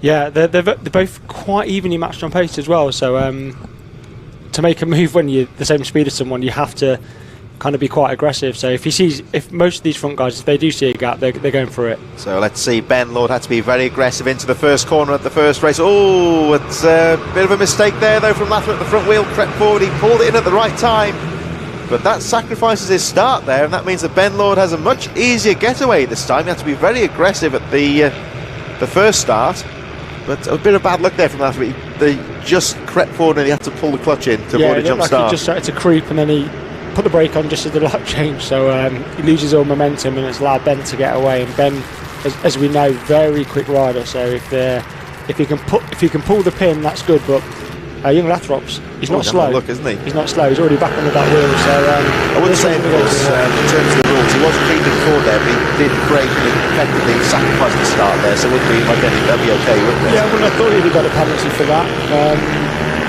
Because actually he ended up in a worse position, not a better one. Yeah, I was going to say, he almost came off worse there, didn't he? And it was more of an accident than anything. But certainly Ben Lord has been handed this opportunity and trying to break away, but Harvey Lathrop, who incidentally is getting some real pressure here from Owen Mellor in third place. And is that Michael Med up there as well? Yeah, it is. I think someone just lost their end cam off the back of their bike. I think it was Mellor's exhaust has just come off, I think. I don't think he's straight there, was it? Yeah, it's Michael Med, really good rider, really fast rider as well. I think he'll struggle to catch the top 3, as I think Mary-Ann McCartney's gone down. Oh, now that's interesting there, because the wave yellow was out and Harvey Lathrop took the lead. Yeah, overtook under a wave yellow, so he would get a penalty for that. Yeah, it's obviously that's a big no-no for the wave yellows. That wasn't quite clearly out, so whether being kind, perhaps Lathrop didn't see it, I don't know, but that's potentially 2 penalties now. He's clocking them up for the race. So let's see what happens here. So Harvey Lathrop takes the lead, but under controversial circumstance, I would say, because there was a waved yellow. Now, whether he'll be instructed to give the position back, I don't know, but still Ben Lord on his tail in second place, and coming under some real pressure there from Owen Mellor in third. Lathrop continues to lead the race though on the treble 2. So this is where Mary-Ann McCartney went down on the previous lap. The flags are still waving. Still waving. I think that was her walking away though in the gravel trap. She's walking away now. So that's good news. The rider is okay. So here's the number 14 of Mary-Ann McCartney is out of the race, but good to see the rider walking away up to the tyre barriers. So a bit of controversy there then with Harvey Lathrop taking the lead, but I think that was it with the wave yellow, so it was very close. We'll have to find out after the race maybe, but Ben Lord trying to fight back. Definitely wave yellows, that one. A bit cheeky, but like I said, Ben's a quick rider. He may be thinking, well, he knows there's a penalty coming, so he might sit there, but it's unlikely. You know, Will Lathrop Harvey Lathrop, his younger brother, is a very fast rider, so he's rode well all weekend, both on the AMR bikes as well. Look at that from Owen Mellor. Nice move there. Great overtake. I'm not sure if Ben Lord saw that one coming, to be honest. It was a nice little move there from Owen Mellor into second place now. Let's see what Mellor can do. Can he keep the pressure on Harvey Lathrop? Lathrop, of course, had a great season so far. He's rode very well so far this year. Younger brother to Will Lathrop, of course. He's had a spot of one, though, isn't he? Will Lathrop, he crashed quite recently. He's just got a bit of a rebuild work to do now, isn't he? Yeah, that's right. Yeah, he crashed at the SB, I think, and obviously put him back a little bit. So that is motorbike racing. You know, you can see that there's obviously both brothers are very competitive. Competitive riders. Sorry to interrupt. Was that a black flag to somebody with the yellow dot? That was the mechanical issue. Yeah, I think that's for Owen Mellor, who's just stopped on the racing line. That was the one who the end can went off. I think his end can's come off, so he's going to have to come in for inspection, I'd have thought. That's bad luck there for Owen Mellor, of course. The black flag, if the end can comes off the machine, the black flag has to come out, sadly. It's purely down to the noise regulations as well, isn't it? So, and if it is that, it's disappointing, because I actually gave him his end cam back on Saturday morning because it fell off at the last round, so you might want to get that one looked at and get that checked. So he should be peeling off into the pits. There he is. He's slowed right down, actually. He's let Ben Lord and Michael Med go. So the unfortunate Owen Mellor has been black flagged from the race for mechanical issues. The end cap of the machine apparently dropping off. So unfortunately, of course, if that happens to a rider during a race, they do have to be black flagged because of the noise regulation as well. They can't be running out there with an unsilenced machine. As we look towards the midfield, there's the number 28 bit further down the field. And it's very close indeed, Ben Johnson. Peter Wadsworth, my apologies, with Ben Johnson having a bit of a midfield tussle here for 14th position. Yeah, this is a great class, the Simoto sponsor class for the 140s. It's an amazing class because all the engines are really equal, a good range of riders. So you see battling, whether you're in first place or 30th place, you'll be battling with somebody all the time, so it's a really competitive class. Yeah, scrapping all the way through the field here and focusing back on the front here as Ben Lord starts to regroup and starts to put the pressure back on Harvey Lathrop. And starting to close up on the tail enders. Last lap flag goes out, so this could be a very important last lap here as Harvey Lathrop continues to lead the way. But coming under some real pressure now from Ben Lord, and they are starting to close up on slow traffic here as they head towards the McRae hairpin. I think it might be Liam Trinder, Daniel Cliff in front of them. Lathrop continues to lead. This is where we saw that great move from Tyler Humphries in the previous race. And Lathrop doesn't have to hold on to the lead. So Ben Lord charging in second place. Peak on the inside, nothing going there though. Harvey Lathrop holds on to the lead on the treble two. Down the back straight he goes, heading towards the final few corners, heading towards St John's and the Sunny Bend. Through St John's into Sunny Bend. This is where the incident occurred at the start of the race. But Ben Lord having one last look, goes wide there. That's going to sacrifice him a bit there into the final corner. Harvey Lathrop around the final corner. Checker flag goes out and Lathrop takes the flag. Lord in second. It's going to be Michael Med, I think, in third. See it is in third. Oh, look at that drama on the final corner. That was Mick Lord and Dylan Mellor, I believe, having a bit of a tussle with the slow riders there as well. Right on the racing line, and he had to take to the grass, but luckily he kept it all up in one piece. Yeah, a bit of motocross down the final corner, the dust and the sand flying there as well. Pit bikes in grass don't normally mix. Big crash at the tumble there on the final. Is that Ben Johnson? Wadsworth, I think you said it was. Yeah, I think that looks like Ben Johnson, the rider up on his feet. Hopefully those riders are okay. Is that Wadsworth? I think the other one that's gone down possibly. We'll have to wait and see on the lap charts. But a bit of a tussle on the final corner. And they're both okay. That's a good sign. I think they're just having a bit of a discussion about it in friendly terms. The annoying thing is, with only 100 yards to go and you've just crashed and you're not allowed to rejoin, that's quite frustrating. That is a bit, isn't it? Yeah, within sight of the line. Of course, rules are rules, and well, at least they can afford to have a laugh about this, can't they? That's a good sign. Great. This isn't going to be caught on camera. I'm not going to be able to come racing again. I think that needs to be like freeze frame now, doesn't it? Have one of those like caption contests. that's the number 25 and 34 there. So that was the 34 of Ben Johnson out of the race. And James, oh, my apology, it was James Sidebottom actually, the rider caught up in that one. Yeah. But the important thing is that they're both okay. So there'll be DNFs from this race, but luckily, of course, unfortunately, we'll be able to see them a bit later on today. We can smile about that one in the end. That's always a good sign, isn't it? They found it funny, so that's always a good start. That's good. So one more race to go in this first block of racing. Don't forget, of course, we'll be on throughout the afternoon here at Rowrah in Cumbria with the final 2 blocks of racing. We've got the Super Minis coming up next, our final race in the first block before our marshals and track officials take a well-deserved lunch break. Yeah, Super Mini class, brilliant. That's what I should be racing in today, so I'm not on there, but really fast. Some of these guys are some of the fastest riders out there, so always makes for good racing. Yeah, this is quite a wide open class because originally, I suppose, it started as it was originally the Honda CRF 150 class, and then slowly the 85 two-strokes crept in as well. They've got the 190s in there as well, so it's quite a wide open class nowadays, and they've got the mixture of the 2-strokes and the 4-strokes in there as well. And it's the only class that you can pretty much do what you want. You can have as much power, you can spend as much money as you want, and you can really push the boundaries of what the bikes can do. So yeah, they will tweak the bikes to make them as quick as they can. So you'll see a full range there. So some of the 2-strokes are just frighteningly fast. Yeah, you would say stock CRF can't compete with one of these. This is about one of the only classes, like you say, that it's a lot of the rules in the BMB is towards sort of like almost like cost capping and regulations to make sure the bikes are even, but it's almost, and Brat Bikes, of course, the series sponsors, are one of the people that facilitate all this with these bespoke components. That's right. Most other classes are power limits, so you'll have a horsepower limit on the class. It's just this one.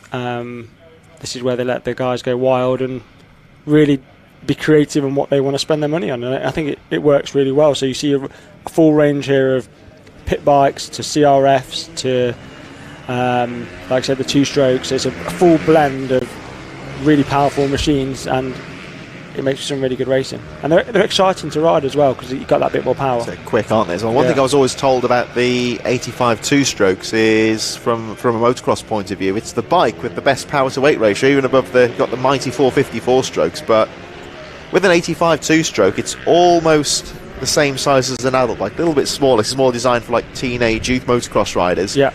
But the 85cc engine, it's not that far off a 125 2-stroke, really. So you've almost got the power of a full-sized adult bike with a smaller frame. So I think the guy who's on pole, Jack Bednarak, he's riding a Husqvarna. And I think he's got that up to a 112. Oh yeah, you can have the bigger barrels on them as well, can't you? These small machines. That's a fast bike. Because that's entirely in the rut. That would be. That's not allowed in motocross racing. It is with the CC limit, but it's completely fine here, though. Completely fine here. And they are rapid, aren't they? 112, and that is quite a small bike as well, a small frame for that size engine. Yeah, but obviously Jack, he rides in the stock 6 at BSB, so he's not afraid of power. So really good rider. I think he got 3rd at Donington as well. So he was up there, wasn't he? Well done to Jack Bednarak for that. And obviously he's going from strength to strength, but it just shows again the quality of people coming through. You've got Lawrence Wardle on the front row with him, Jordan Pritchard just behind, Mostica just behind. So seasoned vets within this championship, all battling it out at the front. Yeah, good level of riders out here as we head towards our final race of the first block. Don't forget, of course, we are on throughout the afternoon here at the Rich Energy British Minibike Championship here at Rowrah in Cumbria, and the Brat Bikes Super Mini is about to get underway. Riders making final preparations on the line. My name's Chris Rowrah, joined by the absent from the track Derv Lane. What happened there? Somebody went darting off. I'm not sure. Maybe they were lined up in the wrong race or something. It's a strange one. So wherever the rider, I don't think of. They must have been in the wrong race. So race underway anyway. Someone's already started to move there on the left. Oh, look at that for a start there. Was that Mostica possibly? No, Mostica's now into 5th place, just behind Jordan Pritchard on the CRF. Nice start there from Bednarak, though, wasn't it? Yeah, Bednarak's pulled away. Lawrence Wardle's got in. He's in 3rd. He's dropped a place. He's got it down to 3rd. I'm not sure who that is in 2nd. I think that's Paul Baxter. He's the one with the flying start, wasn't he? I think. Yeah, really good start from 4th or 5th on the grid, straight into 2nd place. So he made a really good start. If he had that front, the front wheel came up to say hello there. If he had that control, sometimes it happens. Of course, that wrecks his start, but he got it right on the edge there. Right, so good start there. I think it's Paul Baxter in 2nd, Wardle in 3rd, but Chad Bednarak pulling away on that Husqvarna 112. It's an 85 engine with a 112 barrels. That is a seriously powerful machine, and Bednarek knows how to use it as he checks out at the front on his first lap. So Bednarek over the line. Great move from Lawrence Wardle to ran back the into outside. second, yeah. And Wardle's second, Baxter drops to third. I was talking actually to Lawrence Wardle at the first round at Teesside, and of course you see one or two of the people like Kyle Ryde joining in this clash for a bit of fun sometimes, and he said it's a tricky one because obviously when they're out of the way he's got more of a chance of winning the race, but they like having those big names there because of the pull they provide as well. Of course, and they talk bikes as well. You know, Lawrence is really technical, and he's helping me this weekend, for example, on the level of detail that he can go into is phenomenal. So yeah, really nice guy, really quick as well on his two strokes. So the first few bikes on his two strokes. Jordan Pritchard, who pretty much always goes well on his CRF there, you can see in fourth. Doing really well to stay on the back of them, so he's really running quite a good pace for the weekend. Yeah, I would say possibly the 85s tend to have the weight and the power advantage in terms of the power band. Very sharp two-stroke power band on those machines, but in the right hands those 150s are pretty rapid as well. We've got Pritchard then in fourth place on the 151. Jake Smith, James Mostica, Louis Smith in 7th, Robin Kyle, Jake Whittaker, Jack Knight in 10th, Nathan Smith in 11th from Howard Taylor as they make their way through the Idell's hairpin, heading towards Stuart Esses, and already Jack Bednarek, 49.491, fastest lap of the day so far. That is sub 50 seconds, that's rapid right here. He said, so I spoke to him earlier on, he said he's trying to break the record, that's his plan. I said, are you going to win? He goes, I don't know, but I'm definitely going to try and break the lap record, so fair play. That was a bit of a tight one there, I think that was that Louis Smith and Robin Kyle, I think, haven't it? No, it was Mostica. Oh, Mostica. Just the problem is on the brakes he's going to be much stronger through the corners than the two-stroke in front of him. So he's doing all the work on the brakes all the time. But the gaps just close up, and that's the problem we were having yesterday. Me on my CRF with a two-stroke, he'd pull me on the straight, and I'd get him in the corner. So it's that balance. So Jordan, for example, who's just got into fourth.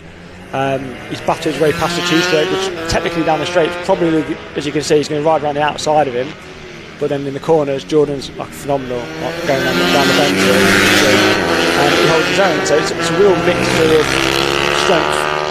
Now I found, of course, when I used to race 252 strokes against the 454 strokes, and it's got that dynamic there. Look at his Bednarek charge is 49.1 this time. He is flying at the moment, number 19. When you're racing against a 2 or 4 stroke, you get the different power bands come into play. Because I found I used to have to work a lot harder out of the corners to keep up. So the 450s had that torque, and you have to work that a lot more on a 2-stroke in that sense. Yeah, like I said, it's a balance. Like people like Jack and others that have rode these 2-strokes, as he nearly goes onto the grass there. They're so used to it, but they're so fast. They're so fast out the corners. They're up and down the gearbox, and it's just normal. Whereas less gears, or some of them need more pit bike style. So you see the 190 that my stickers on, for example, 4 or 5 gears, standard 4-stroke, just a completely different way of riding. I think just cutting to Bednarek there, I think this is going to be his final chance to get a fastest lap at the moment. So there was a wave yellow, 49, he was flying 49.0. What is the record of the bike right here? But I'll go and find out at the dinner break, and I'll come back and tell you. You'll have to find out on the lunch break, because he can't be far off, and you can hear that bike coming down the straight. It does sound that a little bit gnarly. It's got a bit more torque, that 112. He can just use the power band a bit more, I think. Yeah, definitely. He's Lawrence Wardle's no slouch. He's 10 seconds behind, so it just shows the advantage that he's got riding that bike on this track. I think it was Jake Smith that went down on the KTM. You can see the rider running off to the side of the track on the previous lap. There he is. Yeah, that's right. So rider okay, it seems. We're obviously out of the race. Well, about 3 laps to go in this race, barring any real trouble. I think Jack Bednarek has got this one wrapped up at the moment. We're looking at the battle of second with Lawrence Wardle, Paul Baxter and Jordan Pritchard. 2-stroke versus 4 here, of course, with Pritchard on the Honda CRF 150. I'd love to see a CRF on the top 3 then. I think split the 2 strokes up, represent for the 4 strokes. He's got his work cut out though, because like you said, you can see how fast that bike is. By the way, he got off the line originally, but he's hanging on in there, so he's going to have to make either a really brave move or get a good run somewhere. Look how he closed up in the braking. It's a decent bike for track racing, the Honda CRF 150s. Oh, look at that though again, the power out of the corner. Yeah, the CRFs, they handle really well. I mean, I can only talk about my own, but I was surprised how well they turn, because they feel a bit bigger than a pit bike. So seems to handle really well. Does seem to have found a home in this track racing. Was originally a what came into motocross, and that was supposed to be the big thing. It was going to be 154 strokes taking over, but never really happened. You don't see many of them use motocross anymore, but they do still seem popular here. As Bednarek all on his own at the front. 48.868 last time round with a clear track back underway. Getting quicker and quicker as the race goes on. He's flying. So it's a really good line here. He comes right to the right, so he can open up this right-hander. So he just touches the white line. I've seen him go through there so fast. Carries so much corner speed. Down to this left-hander downhill. I'm not sure if he goes down a couple of gears there into this tight left-hander. Straight back onto it. It kind of opens out a little bit so you can run the curb. And then this tricky end of corner onto the start-finish straight. He's on the power all the way through here. Here he comes over the line. Jack Bednarek with a comfortable race victory.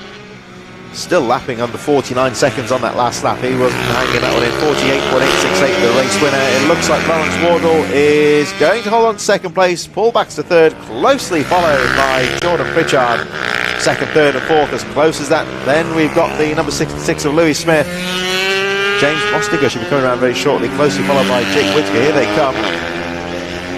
That looks like Mostiger there. So he's on the first of the standard up Daytona 190 engines. Trouble there for, was that the number 6 of Jack Knight? I think Jack swept. Knight's looking like he'd had a little run in with Nathan Smith. He was battling with Nathan Smith, wasn't he? So there's Smith over the line. He'll go up to 9th position. So Not sure what happened there. yeah, Jack Knight just seemed to tangle handlebars there and possibly went down. I think he's okay. That was on the heading through towards the Sunny Bend. Sunny Bend, yeah. There's a bit of an off camber there coming into that corner slightly. Is it on the downhill? It actually doesn't feel it. That you go downhill see where Jordan is now, down the right hander. It doesn't feel particularly. You can take a lot of pace with it. You'd say not as big as it looks, perhaps. No, it didn't feel quite as big as it looks now. Well, the good news is there we saw Jack Knight. He does appear to be okay, so he'll be out of the race. Of course, Howard Taylor and Jake Smith, other riders hitting trouble during that race. But it was interesting to hear the power bend on that Jack Bednarek's machine. Like I say, with the 112, it does sound a bit more. It's more like he's not having to use the top end quite so much out of these corners. It did sound a bit more mid-rangey to me. To be fair, I've never been close enough to hear it properly. He's normally too far ahead, or he comes past you so fast. To put it into perspective for those that are new to this sport or whatever, I think I'm lapping at about 53. So that's pretty respectable. 53 seconds to get around this track. Mid to back of pack, but it's like 5-6 seconds a lap faster. And I'm hanging on for dear life. And that's over. Just over a shade over a kilometre here, isn't it, Rowrah? I think perhaps 1.03 or 4 or something, isn't it? It's on the wall here. No, I think it's only a Marshall's diagram we've got here in front of us, but yeah, I believe it's about just a shade over a kilometre. So yeah, to pull, I mean it was about 2 seconds faster than the following rider there. And like you say, if you're getting around there 53, 54, I'd say that's nothing to be, nothing to be. Thank you very much. But when he goes past you, you have to check that you're in gear because he goes past you so fast. It's unreal. That's something else, that is. So first block of the racing today here at Rowrah has been completed. We're going to take a break very shortly. I think we're getting underway in around 30 minutes time or so. We are slightly ahead of schedule because we are one race down. Thanks of course for Derv for coming along, and doubtless see you during the afternoon. Yep, I'll come back for the afternoon. Always sorry that you're not on the track, of course, but great to see you up here again. So thanks of course for Derv Lane for all his input during this morning programme. My name's been Chris Sawyer here at the British Minibikes round number 2 of the series, brought to you in association of course with Rich Energy at the Cumbria Kart Racing Club Circuit here at Rowrah. We're going to wrap things up for our morning programme, but don't forget, of course, we have action throughout the afternoon. We're getting underway in around 30 minutes' time with the afternoon programme. We're going to take our Marshall's lunch break now and take a break, and we'll see you in 30 minutes' time for our final 2 blocks. Racing taking place throughout the afternoon, right here at Rowrah. See you this afternoon.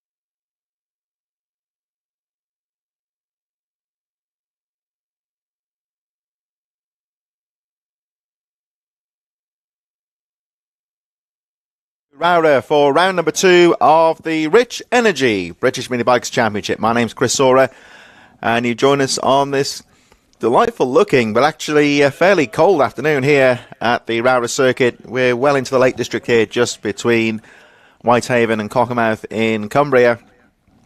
This old established circuit, first devised all the way back in 1963.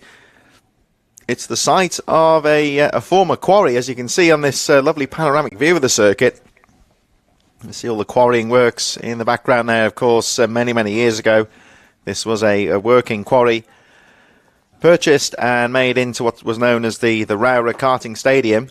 And as you can see, got this real, effectively man-made backdrop here. And it really is a spectacular circuit. It's one of these tracks that really tests the riders. This is quite technical in parts. There's some really big straights out there as well, and some really tight technical hairpins, the McRae's and Iredale's hairpins, where we see the riders really gambling to stay as late on the brakes as possible to go for outbraking manoeuvres, and gives you an idea of just how it's what you might say is like a classic karting style circuit with the big straights and the tight hairpins. But there's one or two technical parts of the track in there as well, and this run down towards Sunny Corner.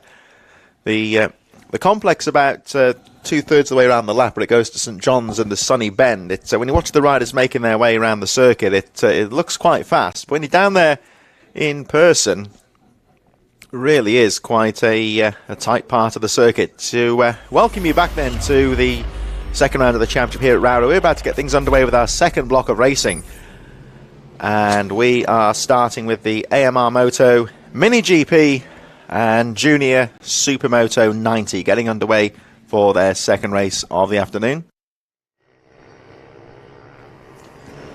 So racing here throughout the afternoon here at Rowrah at this second round of the Rich Energy British Minibikes Championship. In association then with AMR, we have the Mini GP 90 and Junior Supermoto 90 riders getting underway. They'll be on the track in just a few moments, out on the sighting lap at the moment. Riders having 3 blocks of races then throughout the afternoon, and as the riders get themselves ready for this race, gives you an idea, if you look at the background here at Rowrah, of just where we are in the very scenic Lake District. Quite a long journey for a lot of riders. Took us about 5 hours to get up here at the weekend, but well worth the trip. Talking to Derv earlier, of course, on the mic, it really does give you an idea about the amount of commitment a lot of the riders from some of the further flung places in the UK, the likes of Scotland and Northern Ireland, have to travel to these meetings.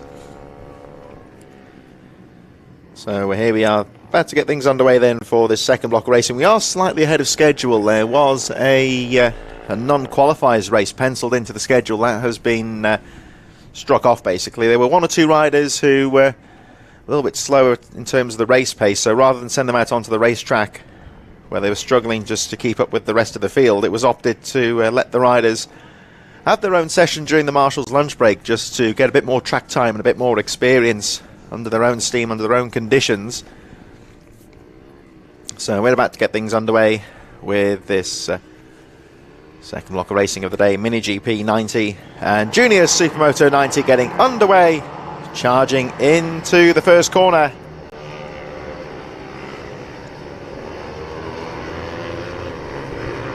Another good clean start as they charge into McRae's for the first time.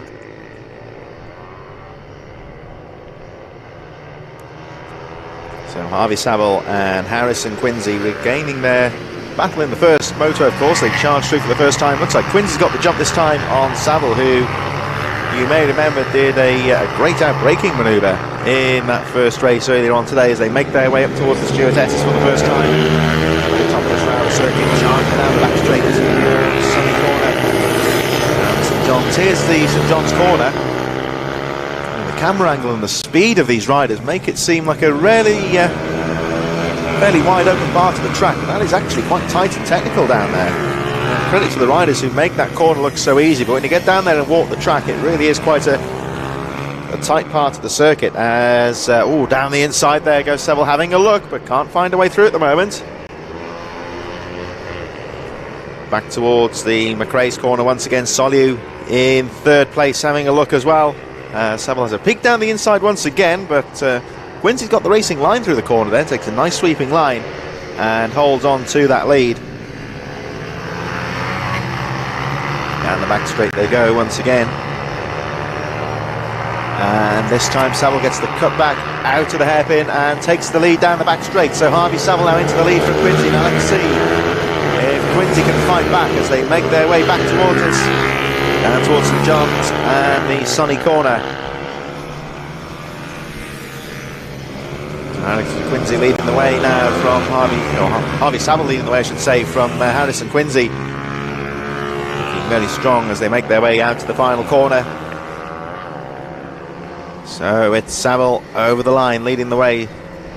59.254 that time round. Only rider to make it under 1 minute so far. Harrison Quincy now drops to second place. We've got Leo Soliu in third, Joshua Herring fourth, Jack Hamilton in fifth place from Alfie Landemore, Seth Hayward, Caden Herring, Casey Bull and Charlie Garner rounding up the field. This race of course split into the Mini GP and Junior Supermoto. We've got Seth Hayward and Casey Bull on the Supermoto machines. Jack Hamilton also in there as well as they make their way up towards the back straight. Still the number 41 of Harvey Saville leading the way and looking very strong at the front of the field. Second race of the day of course, and for Saville perhaps looking towards his second race win of the day as well. So he's still got a bit of time to go of course. Quincy's still charging, but now he's taken the lead. Harvey Saville just looking to try and pull away a bit now, get the jump on the rest of the field as he approaches his second race of the day of course, so this race group. Quincy still charging in second. The gap was 1.5 seconds when they crossed the line last time round, and Quincy just picking up the pace now. He set his fastest lap of the race with a 59.614, struggling to keep up though with Harvey Saville, the race leader at the front of the field. Leo Soliu 3.3 seconds down in third place. The race just starting to settle down a bit now as they make their way up towards the top of the circuit, back towards the stewardesses, and Harvey Saville gets back on the power, charging back down towards St John's and the really tight Sunny Bend, that left-handed corner. Here he comes through Sunny Bend now. It's a little bit off camber. Talking with Derv Lane earlier, of course, he was saying that the off-cambers aren't quite as much on the bike as they look when you're down there walking the track. A bit further down there, Alfie Landemore, Seth Hayward and Caden Herring still battling away a little bit further down the field. But Harvey Saville leading and increasing the gap now to 2.1 seconds as we look at the number 27 of Casey Bull, one of the JSM riders. Caden Herring in there as well. The race leader still the number 41 of Harvey Saville, getting back on the power. The gap then going up to 2.1 seconds down the back straight.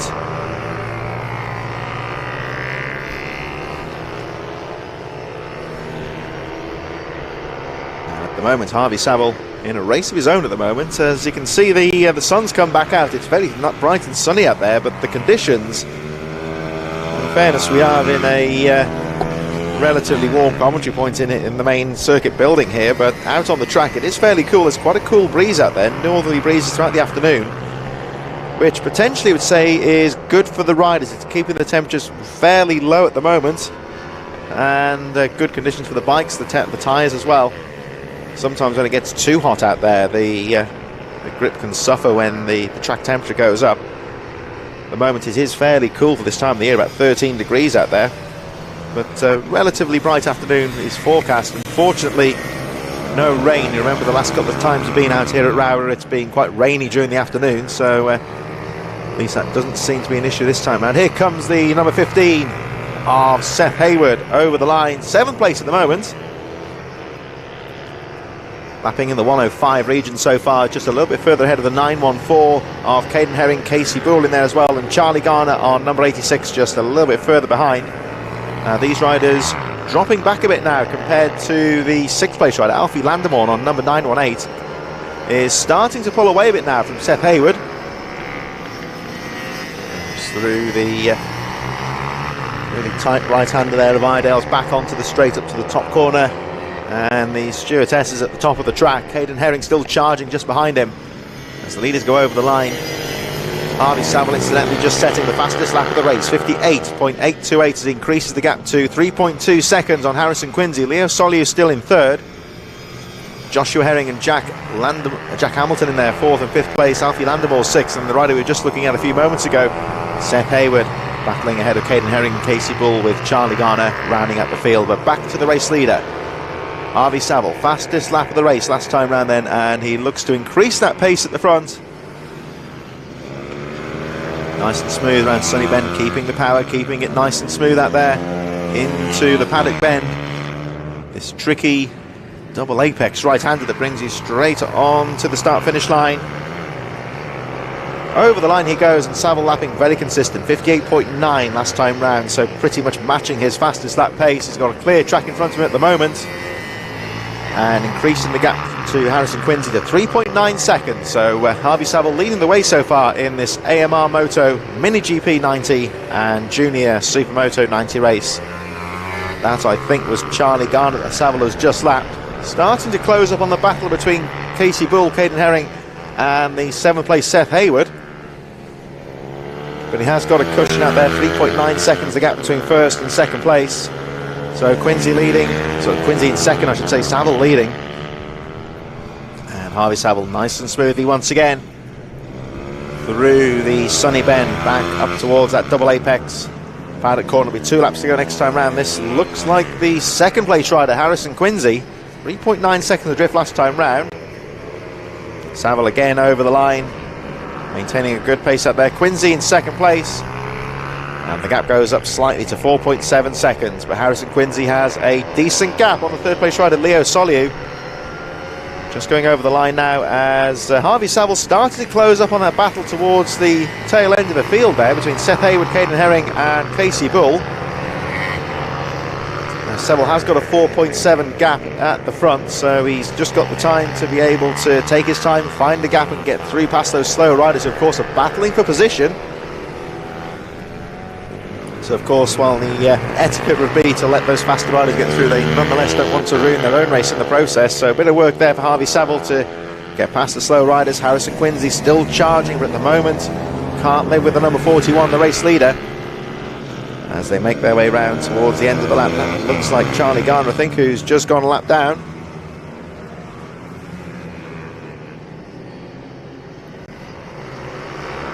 Saville having a look down the inside there. Ooh, just nudged the back wheel there of Casey Bull in the corner, just takes his time, pulls out from the slipstream and gets through past the number 27, currently running in 9th place. Now closing up on the rider we were looking at a few moments ago, the number 15 of Seth Hayward. Nice and smooth to the hairpin. Just see Harvey Saville just taking his time, finding the gap and finding his way through, and should sweep around the outside of Caden Herring. There he goes. I think Herring realised who was coming through there, just conceded the corner to the race leader, and Harvey Saville now cleared away on the last lap, closing in on victory as the battle behind him still rages. But here comes the number 41, Harvey Saville, round into the final few corners now. And much like the first race of the day, earlier on he took victory in that first race, and now looking to bring it home for race number 2. Over the line he goes. Harvey Saville is your race winner. It's going to be Harrison Quincy then over the line in second. Leo Soliu coming through third from Jack Hamilton in fourth position. Well, actually Joshua Herring getting through on the final lap there. 9.12, Joshua Herring through into fourth. Jack Hamilton has to settle for 5th position. Alfie Landemore a little bit further behind on the 9.18 in 6th place.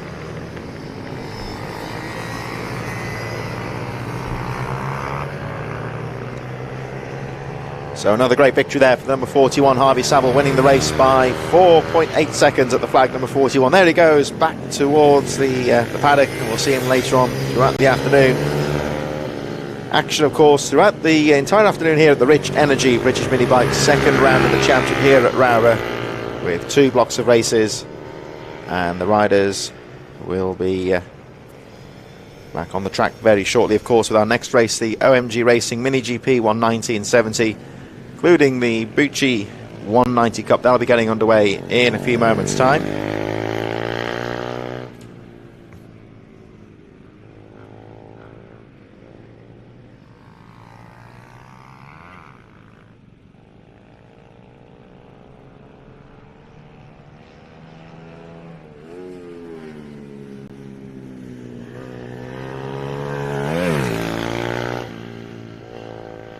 So the meeting is running a little bit ahead of schedule, actually. We were expecting the next race to be underway at 1:15. There is a race that's been scratched from the calendar, the non-qualifiers race. Those riders went out for their own sessions to get some more track experience during the riders' lunch break. So we go straight through to the OMG Racing Mini GP 190 and 70 plus the Bucci 170 Cup. That'll be underway in a few moments' time. And riders in the waiting zone getting underway very shortly as well. Kobe Perry, of course, the one to look out for earlier on today as the riders make their way out onto the track for their sighting lap, getting underway for moto number 2 in just a few moments.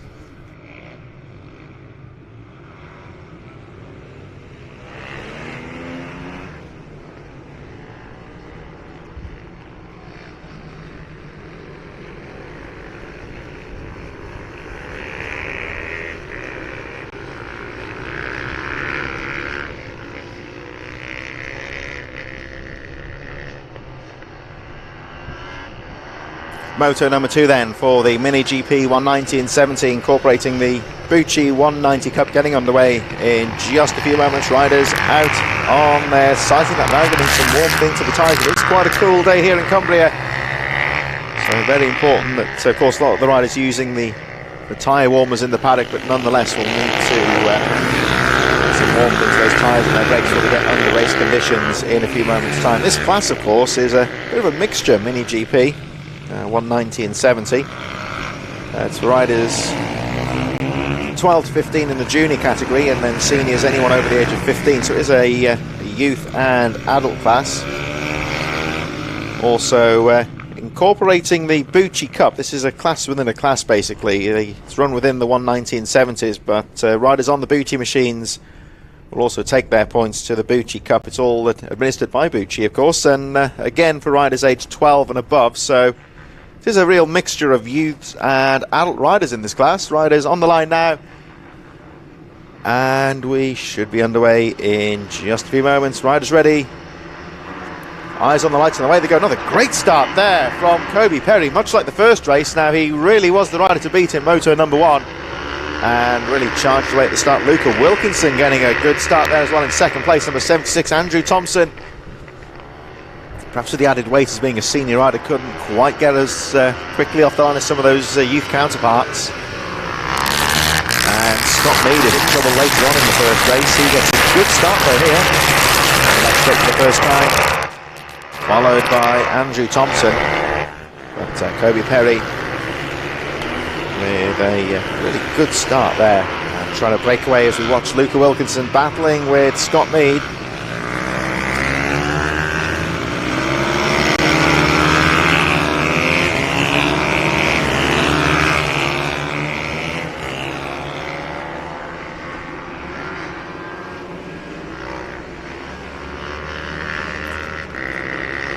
Over the line they go then. Kobe Perry on that first lap, 51.7 from that standing start. So a very quick opening lap to this race. Luca Wilkinson second, although 2.6 seconds adrift. But the man in the lead, the number 53 of Kobe Perry, looking very strong indeed as he goes down the back straight, heading towards the Stuart S's.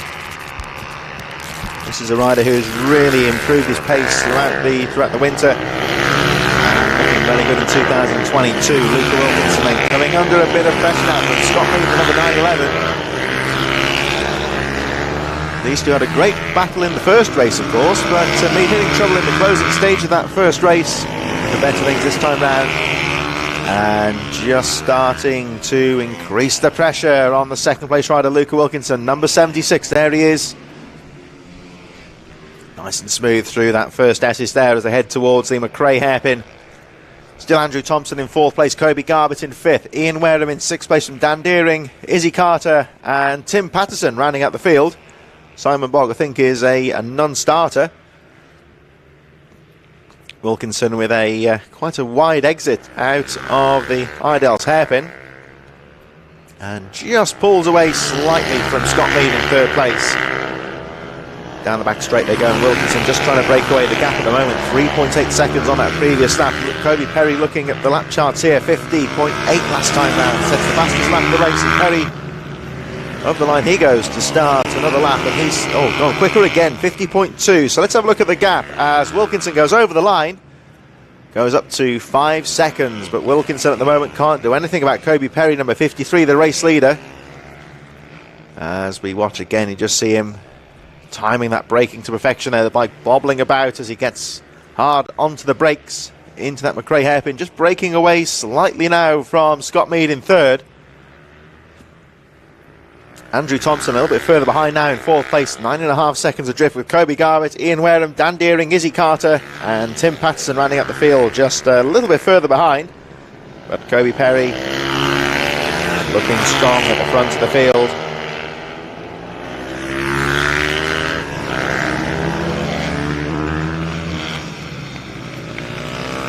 Midfield battles there. There is the battle in towards this paddock corner as Perry over the line. Wilkinson still second. Then we've got Andrew Thompson and Kobe Garbutt here just battling away. So Thompson getting past Garbutt as they make their way over the line once again. They're fighting for position. Scott Mead still looking strong in third place.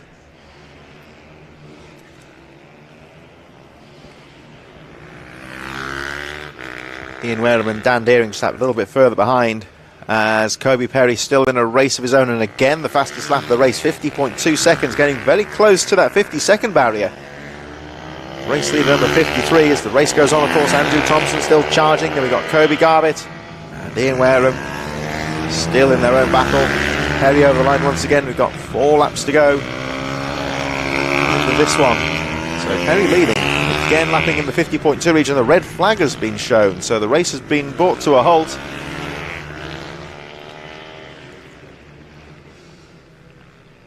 Now, I didn't see any fallers. I think there may have been a fallen rider towards the top of the circuit, but we'll try and find that out as quickly as possible. The race has been stopped with, I believe, half distance. We'll try and find out in a few moments as to the reason behind the stoppage, as the number 76 there of Luca Wilkinson brings it to a halt. The race has been stopped. Rider down, and we'll get you some updates in just a few moments as to what's going on with regards to the rest of the race. But unfortunately the red flag has been displayed. Riders coming to a halt, and we'll be back underway in just a few moments.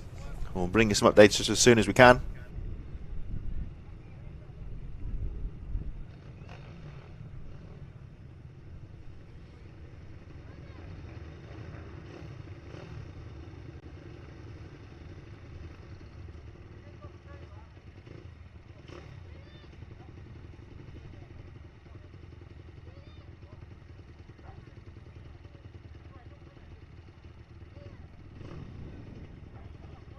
I've got it if you free me up.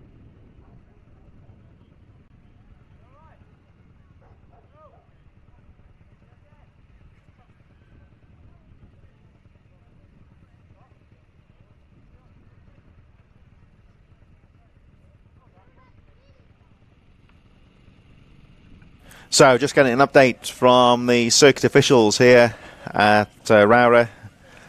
Rider going down, I think that may possibly be Ian Wareham with the red flags coming out. Rider okay, that's at the top of the circuit up by the stewardesses. So a bit of walking wounded there, you might say. Rider limping away, but otherwise okay. I've been told that the rider is okay on the circuit mic, so we should be able to get things back underway. I've been told that the race will restart in a few moments with the riders in the positions they were in when the red flag was displayed. So this could be a chance here for the number 76 of Luca Wilkinson, the rider we're looking at now, to try and get away and launch a fight with Kobe Perry in the closing few laps of the race. So a momentary red flag coming out as the riders make their way back to the line for the restart, the final part of this race.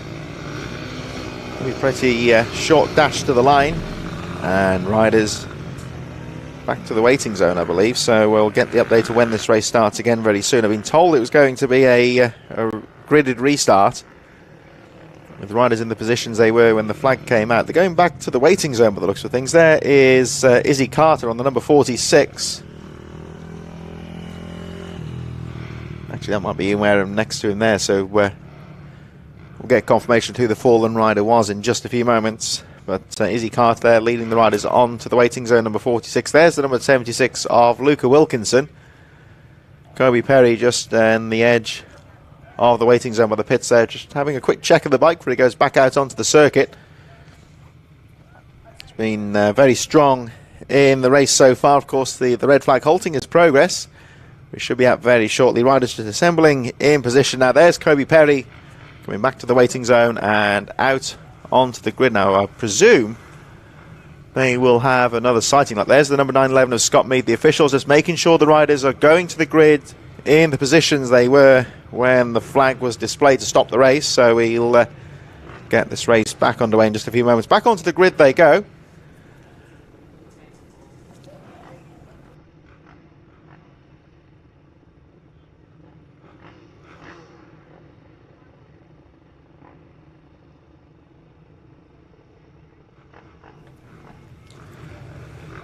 So we'll see if this race gets straight back underway in a few moments. There's the number 88 of Ian Wareham, then lining up alongside the 25 of Kobe Garbett, who's getting some last-minute adjustments to the gloves by the looks of things. Rider seems to be okay, and should be okay to restart in just a moment, getting some last-minute instructions.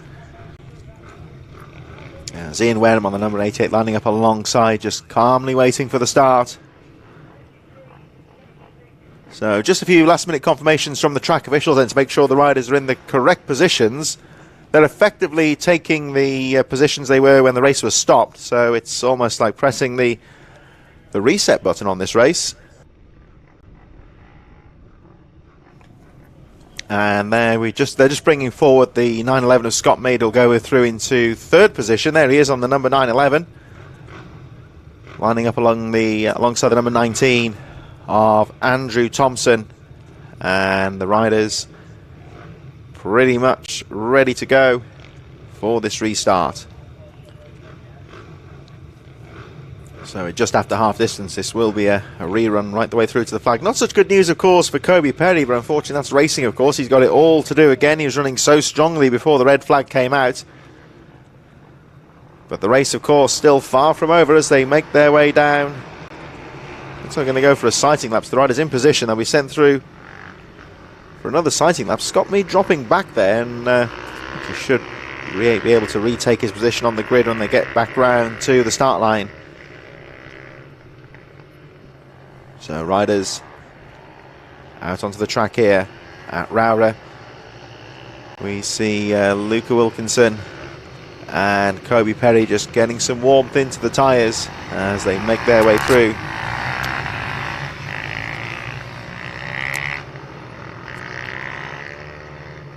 Riders heading back towards the line now, so Kobe Perry up there as well. We see Izzy Carter, Simon Bogg in there. I think Bogg was a non-starter. I believe he's still maybe dropping out of contention this race. Kobe Garbs, of course, the rider we saw on the line, getting some last-minute adjustments to the riding gloves. He's all ready to go as well. And of course, Ian Wareham, number 88. Back to the line they all go, and we'll be back underway in just a few moments. There's Izzy Carter on that very distinctive-looking Muck-Off sponsored machine, the bike cleaning company, and with the pink and fluorescent yellow decals, it really is a bike that's a commentator's dream, you might say. Quite easy to pick out in a crowd on there. So the rider's back on the line now. Kobe Perry, of course, number 55, sitting in first position alongside Luca Wilkinson. Perry, of course, has been the rider to beat, but it's all about the start here as we go. 5 laps to go and away. Oh, Luca Wilkinson stalls the machine. Now, can he get going again? That's, of course, another great start for Kobe Perry, but Luca Wilkinson stalling the bike there. You can see that staggered grid working well. The riders getting plenty of time to take evasive action past the stricken number 76. I just heard from my commentary point, I think Wilkinson has got away. There he is, just sort of the back of your camera shot there. So a disastrous chain of events there for Luca Wilkinson, who drops right to the back of the field, which means that Kobe Perry now leads the way from Scott Mead. Andrew Thompson third. No mistakes though from Kobe Perry, who immediately starts trying to pull away. Up towards the final corner, Scott Mead in second place, Andrew Thompson third, Luca Wilkinson in fourth. Well, he was in fourth, now drops down to last position, so it's going to be Kobe Garbett, I believe, up to fourth place. Here they come around the final corner as Kobe Perry, you see him there making his way up towards the McRae hairpin. So it is Kobe Garbett in the fourth place, Ian Wareham, Dan Deering, Izzy Carter in seventh, Luca Wilkinson drops right to the back of the field. And Tim Patterson, of course, the rider who crashed out, I believe is okay. He was limping away, but hopefully it's nothing too serious. Kobe Perry then down the back straight, heading towards the stewardesses once again. And looking in great form here. Unstoppable so far on that Gucci machine. Charging down towards St John's and Sunny Bend at the moment, not looking quite so sunny as the cloud cover comes in. But Kobe Perry down the final corner he goes, looking at the battle for second place now between Scott Mead and Andrew Thompson. Perry charging over the line, still lapping very quickly, 50.7 last time round, quickest lap of the race so far. And already pulling a 3-second gap on Scott Mead and Andrew Thompson. So here they come around the McRae's hairpin. Mead in second then. Thompson charging in third.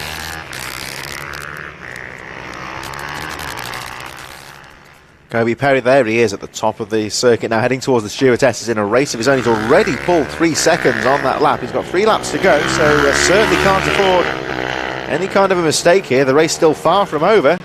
But at the moment, Kobe Perry looking very strong in that first position. Scott Mead and Andrew Thompson second and third place. Down towards the pit corner they go. So this looks like it's going to be 2 laps to go for the number 53 of Kobe Perry. Going to have a look in a moment when they come through over the lap charts here as well at Luca Wilkinson, who's looking to try and get back with the pack. Of course, he stalled the machine and was right at the back of the field. So Kobe Perry leading the way. The gap goes up to 3.6 seconds, continuing to pull away from Scott Mead. Luca Wilkinson, incidentally, is on the charge. He's got past Izzy Carter and Dan Deering, moving into 6th position, the number 76. Now, whether he'll be able to close up on Kobe Garbett and Ian Wareham, time is running out for him. 1.5 laps to go at the front here as Kobe Perry charges down through the Sunny Bend. It's a tighter corner than it looks, and just goes to show how quickly the riders negotiate this Rowrah circuit. As we look again at the battle for second place, Scott Mead and Andrew Thompson. 1 lap to go for Kobe Perry, who again sets the fastest lap of the race, 50.6 seconds. Scott Mead and Andrew Thompson just over 4 seconds adrift. And battling for that second place, there is the number 19 of Thompson, trying to get past Mead in second position, the number 911. And Mead looking good in that second place so far. Not quite close enough for Thompson to find a way through. The gap is 4.4 seconds. Oh, as we just saw there, Andrew Thompson, the back end step out on him. Late drama then in this race. None of this, of course, bothering Kobe Perry. But Andrew Thompson looked like he went down, the back end stepping out on him. Fortunately, didn't high side him off the bike, but nonetheless, Andrew Thompson apparently then crashing out of contention as Kobe Perry comes round the final corner. Checkered flag about to go out. And Kobe Perry takes another race victory in quite some style. Scott Mead charging over the line. Scott Mead in second place. So it looks like Thompson went down. That means that the battle will be on. There's Luca Wilkinson down the inside of Ian Wareham. There comes Kobe Garbett, who will finish in third place. And a great comeback there for Luca Wilkinson. Stalled the machine, and right at the back of the field, of course, Andrew Thompson went down, so that means, of course, he gets another position, and in the end, Wilkinson finishing in 4th place. So Dan Deering in 6th behind Ian Wareham, Izzy Carter up to 7th, and the unfortunate Andrew Thompson crashing out on the final lap, although I believe he's okay. But bad luck there for Andrew Thompson, but a great victory there for Kobe Perry from Scott Mead, who kept the pressure on in that second race of the day for the OMG Racing Mini GP 190, incorporating the Bucci 190 Cup. We move on, of course, to our Ovali machines, the Ovali 110 Cup coming up in just a few moments. And welcoming back into the commentary point this afternoon is Derv Lane, who's taken a break out then. Some very strong smell in the commentary booth. I think there's some remedy for the injured arm, is it?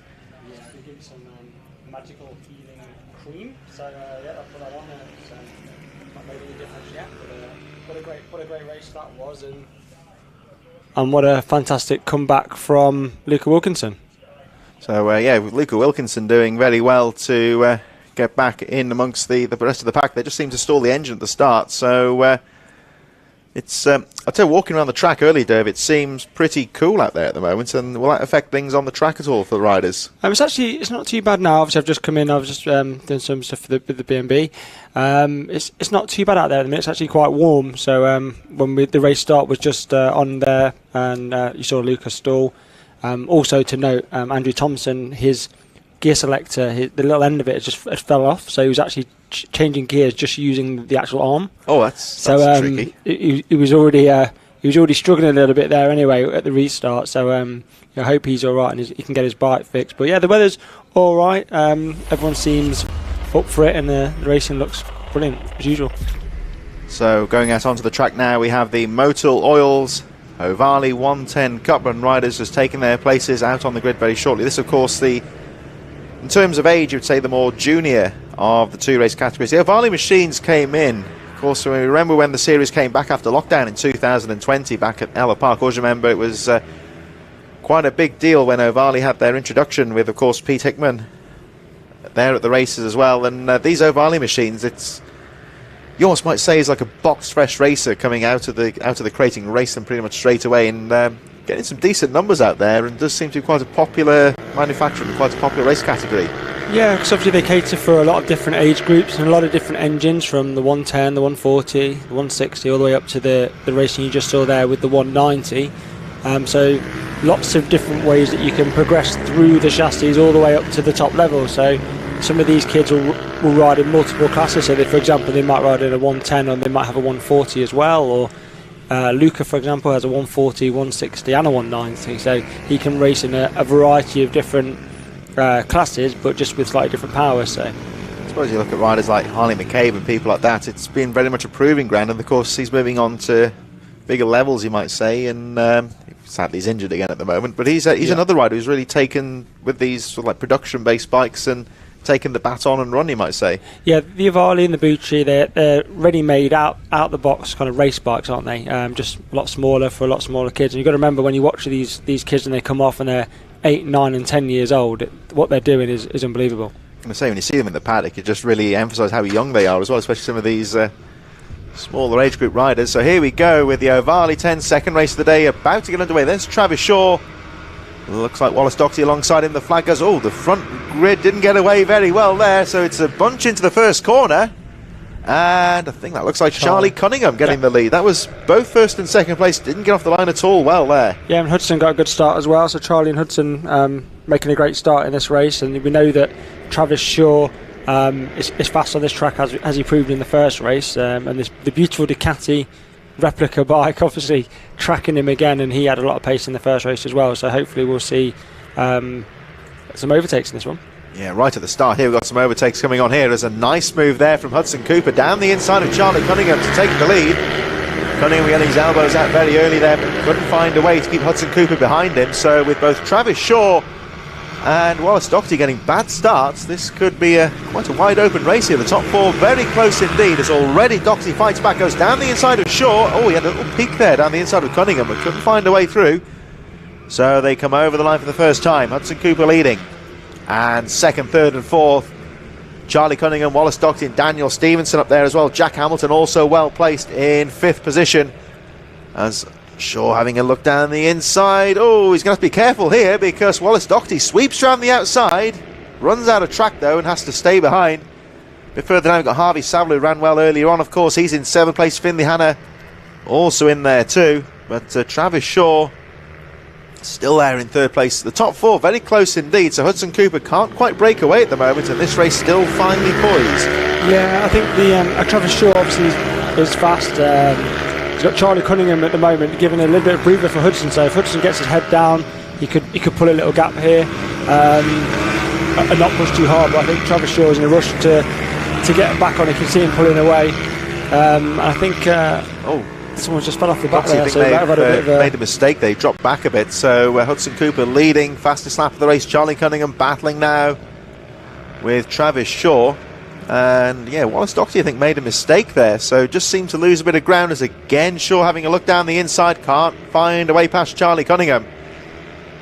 And just looking at the number 88 of Doherty trying to get back involved in this. Oh, that's going to be tight there, but that was a brave move there from Travis Shaw. I tell you what, Charlie Cunningham shut the door quite firmly on him, but Travis Shaw, he stayed strong. Travis Shaw looks good on the brakes into that corner. He did it a couple of times, landed a couple of times over the last couple of laps, parking his bike on the inside.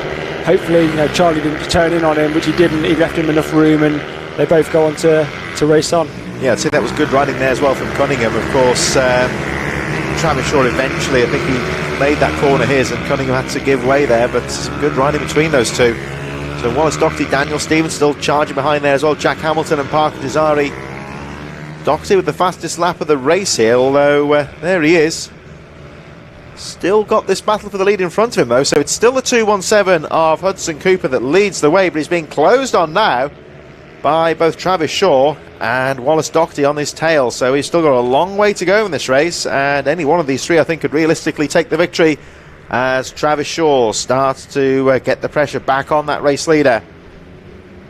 Here he comes, so Cooper leading and Shaw just breaking away slightly from Wallace Doherty and putting the pressure back on Hudson Cooper. Yeah, it's closed up at the front. This is quite a good technical part of the track here. Left before you turn right onto the start-finish line again. He seems to close in quite a lot coming out here, so it's just maybe his line's a bit more aggressive, but he's on the throttle nice and early, and he'll be looking really now to set him up for the big hairpin at the bottom. Wallace Doherty, another fastest lap though in third place, and he's right up there with Travis Shaw, almost three abreast into McRae hairpin. Now does Shaw know he's there? Oh, look at that! What happened there? I think Hudson Cooper, I don't think he even realised they were so close there, so he took a nice sweeping line into the corner, and all of a sudden the unfortunate Hudson Cooper goes from first to third place. Yeah, maybe he didn't hook up a gear. It looked like he tried to go through the gearbox and it didn't quite go through or something, or he might have caught a false neutral or something. That would explain it, because it almost, just watching it, almost looked like he let them through, which of course he didn't. But and he's shaking his head as well, which obviously means he's disappointed about something. Yeah, he's made a mistake there, hasn't he? So Hudson Cooper inadvertently letting the two charging riders behind him through. He has to settle the third place, but he's still right in there. Now it's turning into a battle between Travis Shaw and Wallace Doherty. He's very quick out of his final corner again. Doherty unable to find a way through though. It's only 1.2 seconds covering the top three, so Hudson Cooper, we're hoping these two start battling and let him back into the battle. Shaw with a nice line through McRae. Doherty having a peek down the inside, can't find a way through, goes for the sweeper, and Doherty just checking over his shoulder to check where Hudson Cooper is. He lost a few bike lengths doing it though as well, so hopefully if he can get back onto the back, I think Doherty's got some really good pace in this race. He seems to be very sweepy through the corners. He carries a lot of corner speed, and you see him closing up under these fast bends. To me, he just seems a little bit quicker on this as we go down towards the final few corners. It just seems quicker on this part of the track. We saw Travis Shaw pulling away, and as we watch again now, Wallace Doherty closing right. Oh, he just nudged the back wheel there. That was close, but Doherty's got some nice lines on this second part of the lap, and he's right up there again. Yeah, he seems much quicker through the sunny bend. Obviously, he went front wheel to back wheel there, which normally would see the rider behind go down, but he stayed up, and he just, through the twisty stuff, he just looks like he's got a little bit more confidence maybe to get the bike turned. He closes massively on braking again. Look, nice sweeping lines. He was looking to line him up potentially into sunny bend. Could be a good. Travis Shaw's got a nice line through the hairpins, and again gets some good traction out there. So just again pulls away, but now we watch Wallace Doherty closing up again. Hudson Cooper 3.6 seconds adrift in third, and Doherty very aggressive into the corner. It takes a really early apex into the corner, and again he just seems to be closing up down these sweeping back corners, heading towards Sunny Bend once again. He's right up on the back wheel of Shaw now. Oh, he has a look there, tries to say hello, but pulls out of that one. Yeah, he's very strong. You can see both riders have got a strength in different areas. So Travis, seems to pull in one area, and then Doherty comes back in another area. It's really good racing, and the fact that they're not making contact, except for the little wheel nudge a minute ago, fair racing. They leave each other room. It's really good to see. Here he comes again, and I love it when this happens. We've got two riders, one's quicker in one part of the track, one's quicker in the other. It just seems to even itself out of it. And all it means is just trying to find a few tenths, a few percentages here and there to get through into the lead. So again, we see Travis Shaw pulling away out of the hairpins. He seems very quick out of the slower corners. And Wallace Doherty still got 2.5 laps to go at the end. Well, at the end of this lap, will be 2 laps to go. Again, Doherty closing up. And I think Doherty knows this could be his main point to go for a pass. Again, he has a look down the inside, and this time makes the move stick. So Wallace Doherty back into the lead, but he runs out of road. And that allows Travis Shaw back into... Oh, he had a little look there, but Travis Shaw is still very much in this race now. Shaw seems to be better through the hairpins as he has a look down the inside of Doherty. And it's a great move because he just let off the brake and let it roll through, just sat it next to him, and he had to make a decision. Oh, look at that down the inside there. Travis Shaw not quite close enough to go for the pass. Put it nice and wide off there. He has some nice lines coming out of the hairpin here, so let's see what Shaw can do. Again, he goes down the inside, nothing going, but the exit, he seems strong. But look at Doherty moving right over to the right-hand side of the track there to try and squeeze him out. Travis Shaw down the inside, but not close enough to go for a pass. And now with 1 lap to go at the end of this one, Wallace Doherty has got to make this section count. Yeah, if he carries as much speed as he has in the last couple of laps, then he should pull a little gap through this little section here, which you can see he has a couple of bikes. Just a touch, and perhaps Travis Shaw maybe just watching Doherty through there, just watching his lines pass. We've got 1 more lap to go here. And again, Travis Shaw very aggressive out of the slower corners, but not quite close enough to go down the inside. Let's watch him as he goes to McRae for the final time. This is where Travis Shaw is very strong, and again darts down the inside, not quite close enough to go for a pass. But Doherty with the wider exit out of the hairpin, it does seem that Travis Shaw gets the better traction out of the corner. Again trying the inside, watch the number 4 in second, again a lot tighter out of the hairpin. Oh, but look at Wallace Doherty, he knows he's there and squeezes him out. Give me a little thumbs up to say this is my line, thank you very much. So I think if he keeps it on the tarmac now, he should bring it home. But obviously, you know what it's like in racing; anything can happen. So here we go through Sunny Bend for the final time. Wallace Doherty charging through. Travis Shaw still on his tail in second place, and Shaw just shadowing the back wheel here, trying to find a way through out of the final corner. But Doherty very aggressive out of the final corner and takes the checkered flag. Travis Shaw 1/10 of a second behind in second place. It'll be Hudson Cooper in third, Jack Hamilton not too far behind in fourth. Here they come, so Cooper in third, Jack Hamilton fourth, Daniel Stevenson, and Charlie Cunningham I think dropped a bit of pace there. He finished in sixth place. Parker Jazari, Harvey Saville and Finley Hanna will round out the field, but some great racing there between Wallace Doherty and Travis Shaw. It was fairly aggressive there, I would say, but on the right side as well. Yeah, I think, again, you see the racecraft for the young guys now, and they obviously watch it on TV, covering the lines, and they want to ride defensive, checking over his shoulder. Probably not the best thing to keep checking over his shoulder because it's going to slow you down, but wheel-to-wheel racing at that age is phenomenal.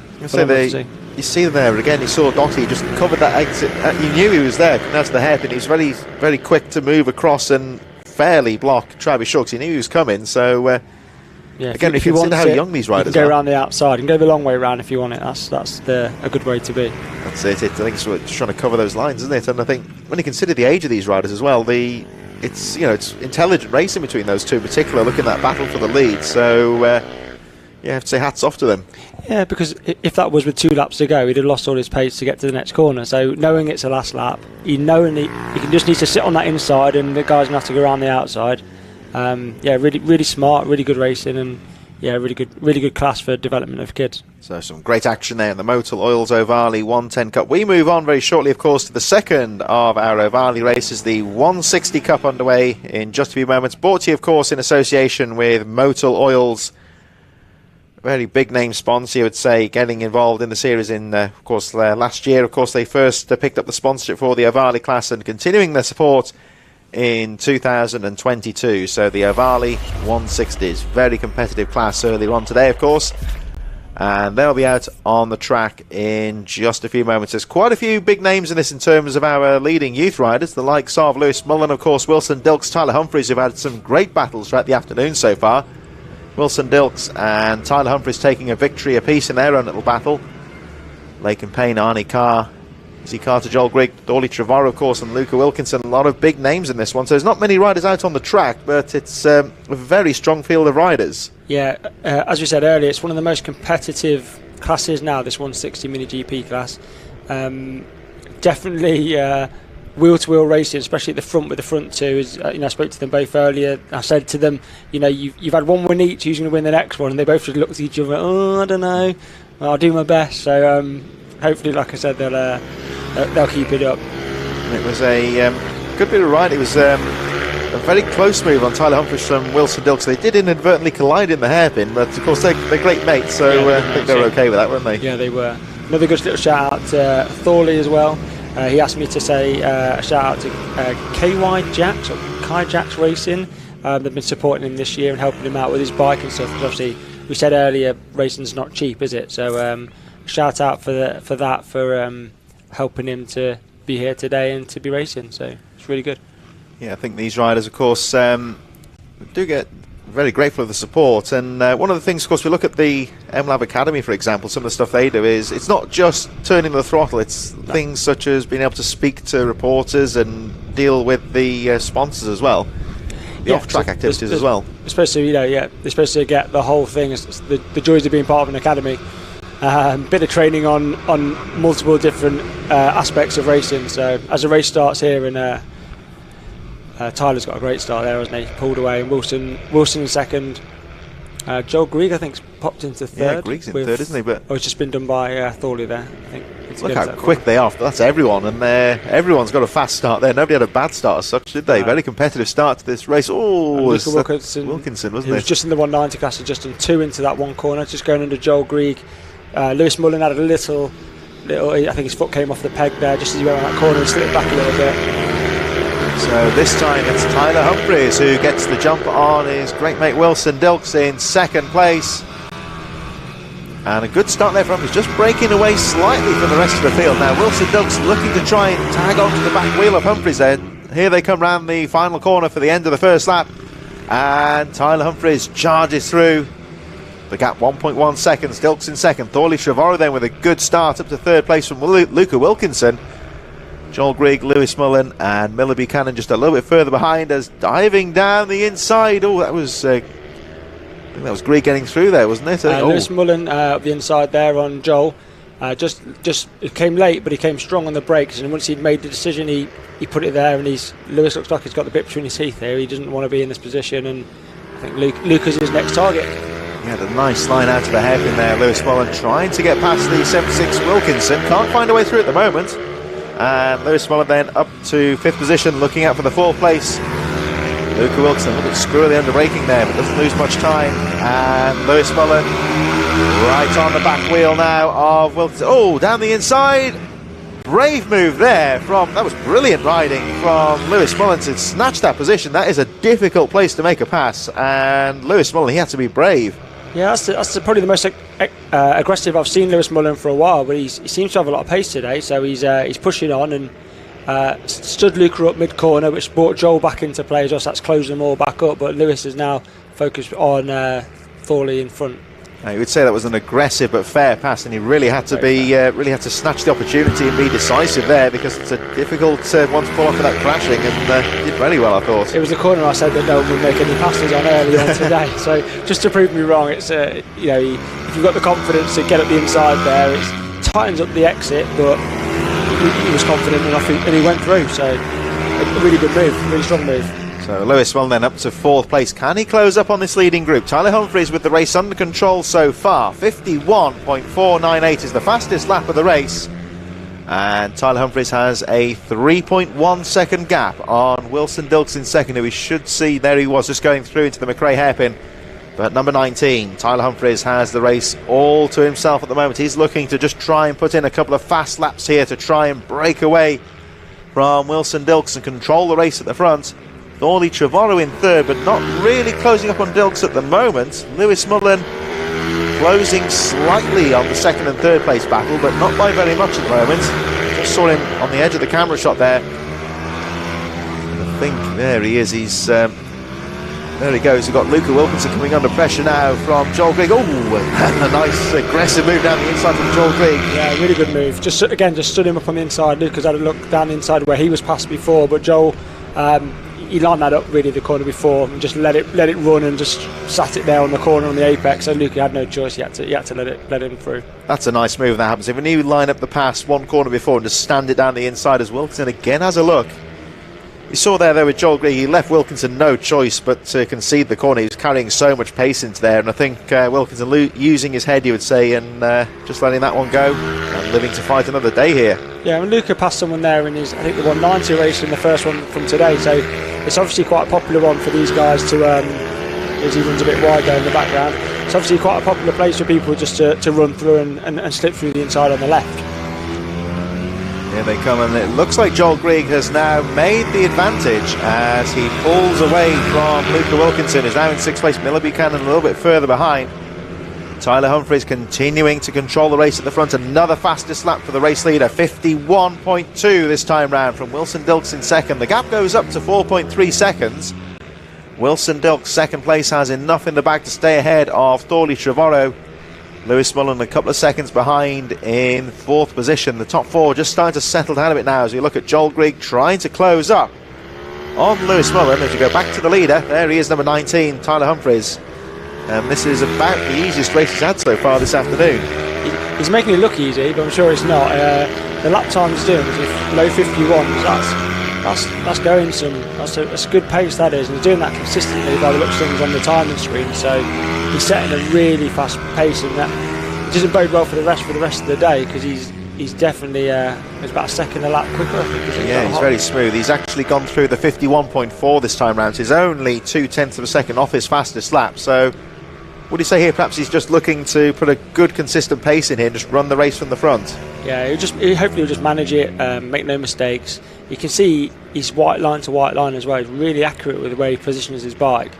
So consistently hits the same points lap after lap, which is why he's getting the consistent lap times, which I would say is probably a lot harder than it looks. Using all the track there, isn't he? Like you say, white line to white line. Again, you see him on the apex, nice and wide. Classic racing line there, you would say, and again, nice and smooth. Yeah, he's really good rider. And Wilson as well, he'll be doing the same. He'll use all the track, and he's really smooth. It's just fine margins here, isn't it? I think he's not. You wouldn't say Wilson Dilks is slower as such. It's just one or two little bits here and there where perhaps Tyler Humphries has got the circuit a bit dialed more in this race, possibly. Yeah, a couple of tenths, and also when now he's ahead, he's relaxed. The race is going well. That might be helping him out quite a lot. As you see, Wilson coming up here, really smooth rider, late on the brakes. Yeah, he's making it look easier than it is, I promise you. That is the thing with I think it's the same as a lot of other sports. A good, my background with motocross, when you see a motocross rider out on the track nice and smooth, it looks so easy to just turn in the throttle, but the difference is it's a whole different reality to that. Of course, these guys, it just looks like they're coasting around, doesn't it? And they're doing it well. If you consider a year ago, Wilson on screen now had a big crash at the start line when he stalled on the line and all the bikes hit each other, and he was in a bad way after that crash. To come back this weekend a year later and be flying around second, already had a win today as well. He's had a win already, hasn't he? Yeah, so it just shows for a 10-year-old how mentally strong they already are.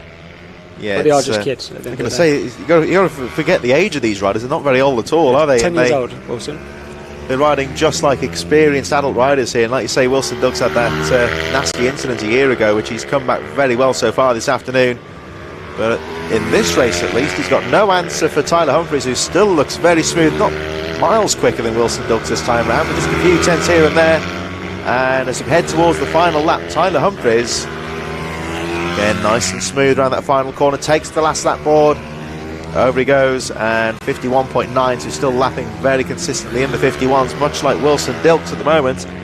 But Humphries now has just got to try and keep it together on the final lap, again using the extremities of the track there, opening the circuit up as much as possible. Wilson Dilks over the line, and actually a little bit quicker than Tyler Humphries that time round, but the gap is still 5.2 seconds. Trevorrow still third, Mullen in fourth, Grigg in fifth, Luca Wilkinson and Miller Buchanan rounding out the field. But so far here, with half a lap to go, Tyler Humphries has been the man of the race.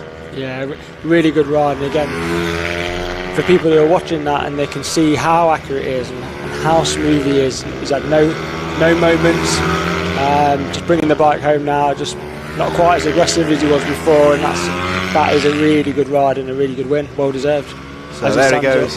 With a bit of style over the line there, wasn't it, David? Say, Tyler Humphries, your race winner. Wilson Dilks charging in second place. And in third position is going to be Thorley Trevorrow, charging in third from Lewis Mullen.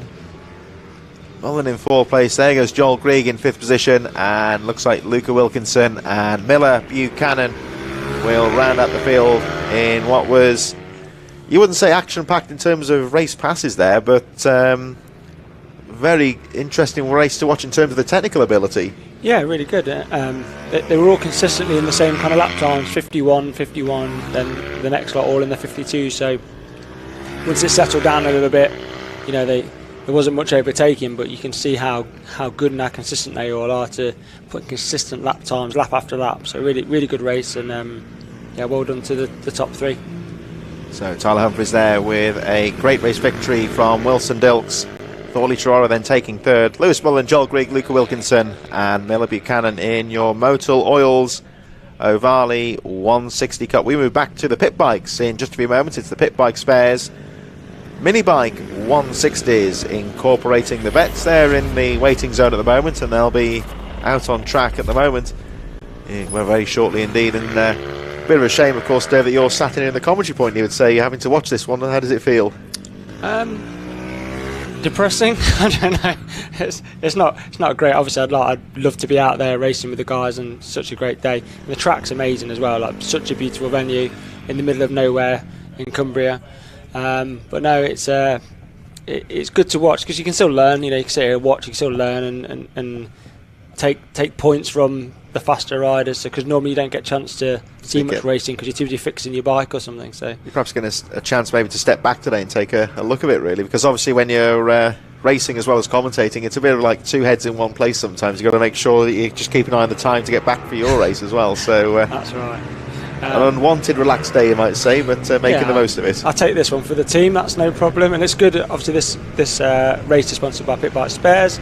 They're a pit bike supplier in the UK, so they do the Cymoto bikes. They also have a huge spares, they do loads of spares for all the pit bikes as well, a bit like Parker Racing and AMR and stuff. So, but Pit Bike Spares a good one to go to for spare parts for pit bikes and engines and stuff like that as well. So, because these specialist companies like Pit Bike Spares, it's a bespoke industry, you might say, the mini bike scene. So you need these proper companies that would specialise in it, really. That's right. If you're gonna go to, I mean, obviously we've got Cymoto Pit Bike Spares, we've got Parker Racing as well. Parker Racing, they obviously do all the spares at the track, and they do all the trackside support as well, and they sell the boot cheese and stuff. So there's, you know, as a sponsor, I thought it'd be good to give them a shout out today as well, because they support a lot of riders here on the pit bikes, as you can see. I always think when people like Parker Racing, I think perhaps having a spares van at the track, it's not always the most money-making thing necessarily, but people always think online this, online that. If you're at the track and something breaks on your bike, that's where you need your man with the spares van. Absolutely, and when you have a problem, you can go and get something sorted. And obviously, if you buy a bike off someone and they're there, it's always good because you go, it's not working, help me out, and they know the bike inside and out. Another shout out on this one is to Toby Skyman. I think in this race, first race weekend with the adults. So he's only a young lad. He's got a fluorescent yellow helmet on. I think it's the guy just wiggling through the pack at the minute. Actually, he's down in the midfield somewhere, just behind the lights. I think, wasn't sure if he was going to step up to the adult class this weekend, but he's been phenomenal. He's come from nowhere really, and he's at the front end of the pack. Really young lad, and hopefully he'll have a really good race as well. Well, let's see how he gets on as the race gets underway. Lovely start there from the number 25 of Paul Baxter. The poleman didn't get away quite so well. Harvey Lathrop and Michael Med in there. He's got up to 6th as Toby on the first lap, I think, maybe 7th. I think he's about 6th or 7th, isn't he? Up there anyway, as Pearson pushing the pressure on Lathrop in there as well. Was there any, I don't know if there was any outcome there with Lathrop with that waved yellow? I can't remember if that was judged to be a legal pass or not, but yeah, I'm not sure. He obviously won the race and he hasn't started off pole, so I'm guessing he may have got a grid penalty or something, because he started a few down, didn't he? So he's a bit further down, isn't he? But there he's right in there, Lathrop in third place. He won't be down there for long. He's fast enough. Oh, as Pearson has a look down the inside into some good riding there from Baxter to avoid the rear wheel. That was very close there from Baxter, almost tripped over the back wheel of Daniel Pearson. Yeah, Dan Pearson seems to have the Ginger Gandalf, as we call him, seems to have the bit between his teeth in this race, as Lathrop makes a great move into the chicane there. Again, he's a really fast rider as Lathrop, so he'll be wanting to get straight on the back of Dan as soon as possible, as quickly as possible. And we watch him now, Harvey Lathrop. He's one of these riders, he just seems to find half a chance very early on, and as soon as he sees that gap, he goes for it. He doesn't hang around. Here he goes. Let's have a look at the number treble 2. All over the back of Daniel Pearson, but Pearson's got the line into the top corner. But here we go, Lathrop down the inside, has a look. Not going this time. He's right on the back wheel of Daniel Pearson as they make their way down towards St John's and the Sunny Bend. Try and peek down the inside into Sunny Bend, but Pearson's got the line covered. Ball back to the right in there. Oh, as Lathrop has a look down the inside. Covers well and cuts to the inside over the line. It's a duel into the first corner, and Daniel Pearson holds on to it, but yet again we're seeing Harvey Lathrop, a really tenacious rider, and he's going for the lead again. Yeah, I think he'll park the bus this time. Yeah, you see, just sat him up. Dan Pearson got pushed out wide, so he'll lose some of his drive down the straight or not. And that, you would say, from Harvey Lathrop is a textbook block pass, you would say, down the inside, and then the important thing to do is, like you say, park the bus and stop that rider from getting past you on the outside of the corner. Yeah, absolutely, and you see he's done that a couple of times over the races, and this track's perfect for that, because you can lock run in, so you can just roll off and sit next to someone and force them to make a decision, and ultimately, if you're on the inside, normally you're going to win if you're level. Harvey Lathrop with a great move there as Max has looked down the inside of Pearson. Paul Baxter into second place, and it's still Pearson third, Michael Med in there as well, and it looks like James Mostiger's up to fourth position now on the number 27. Ryan Clark and Carter Brown in there too. Toby Skaman, the rider we're talking about, currently in 8th position, so he's running strongly. Simon Wadsworth, Andrew Thompson, Dean Bednarek and Andrew Rayfield up to 12th position. But Harvey Lathrop takes the lead, and fastest lap of the race, 53.9. Lathrop pulling away at the front. All of the action now is for second place. Yeah, it's going to be tight, I think, with Daniel Pearson and Mozzie. I think that'll close up, because Mozzie's really good under braking in through the corners. Dan Pearson's really aggressive on the exits of the corner, so it's going to really close up for that third spot. Here they come then round towards the paddock then once again, and Paul Baxter just all the track onto the rumble strip slightly there. Oh, nice move there from Mostiger down the inside. Another rider making that pass into that paddock corner, which is very difficult as Pearson fights back though. Nice move there from Pearson to retake the position.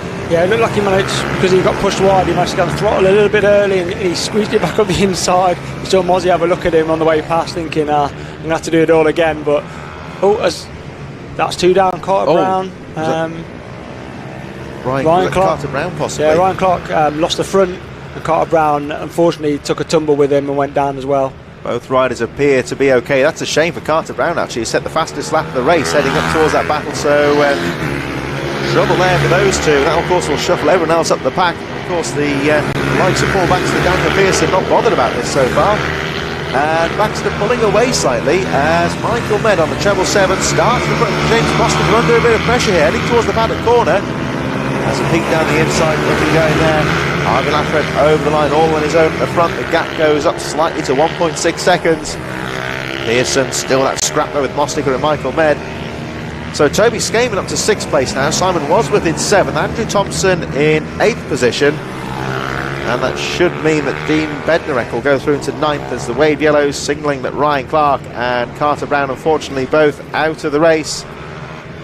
There's a back marker there, it's Kira Williamson. Well, Kira Williamson, she's currently in 18th, and of course she'll go up to 16th now, of course, those two out of the race, so adding a few points towards the back of the field here. And Daniel Pearson, I don't know if you saw Daniel Pearson on social media at the T-side, he inexplicably slowed down in a big plume of smoke, and I think he posted the remains of the engine on, it's getting closer, head down the inside of Mostiger. It's a painful looking picture of Pearson with the remains of his bike. Yeah. That happens from time to time. I think he blew an engine, so it was unfortunate. But he's riding really well here. He's obviously in 3rd place. Michael Med, probably the most relaxed person I've ever seen on the motorbike. He doesn't look like he's trying at all, but he seems to be able to go really quick with his style. So it's amazing to watch. There he is. I think he's starting to put Pearson back under pressure. As Harvey Lathrop losing a bit of time here to Paul Baxter. The gap was 1.2 seconds, and you can see for yourself that it's not 1.2 seconds anymore. I think Baxter is closing up on Lathrop as the battle still rages for 3rd place.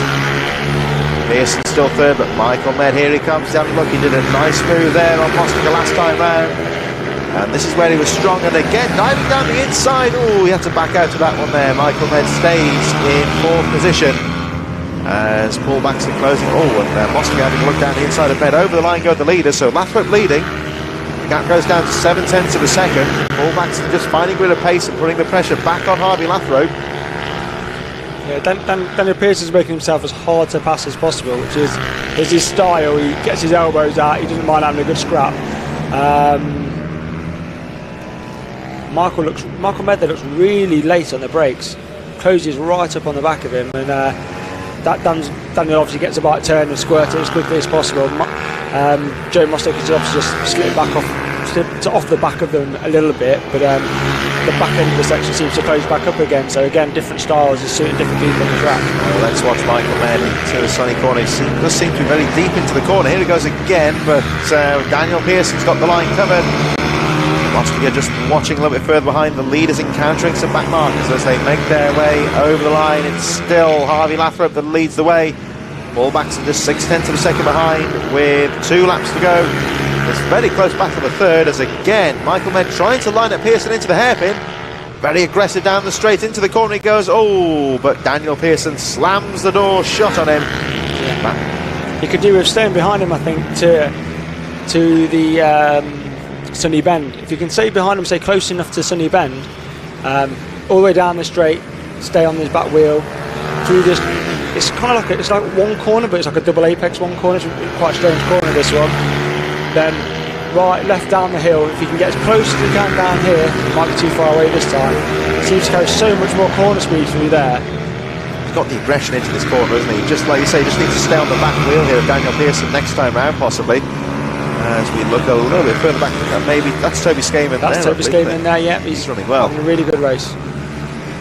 Nips down the inside of Kieran Williamson. The riders crossing the line for the last lap. It looks like Simon Wadsworth on his tail.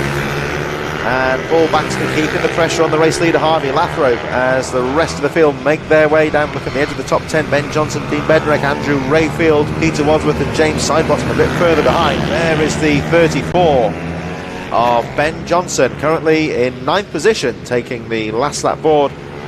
Harvey Lathrop leading by half a second from Paul Baxter as they make their way down towards the back straight very shortly.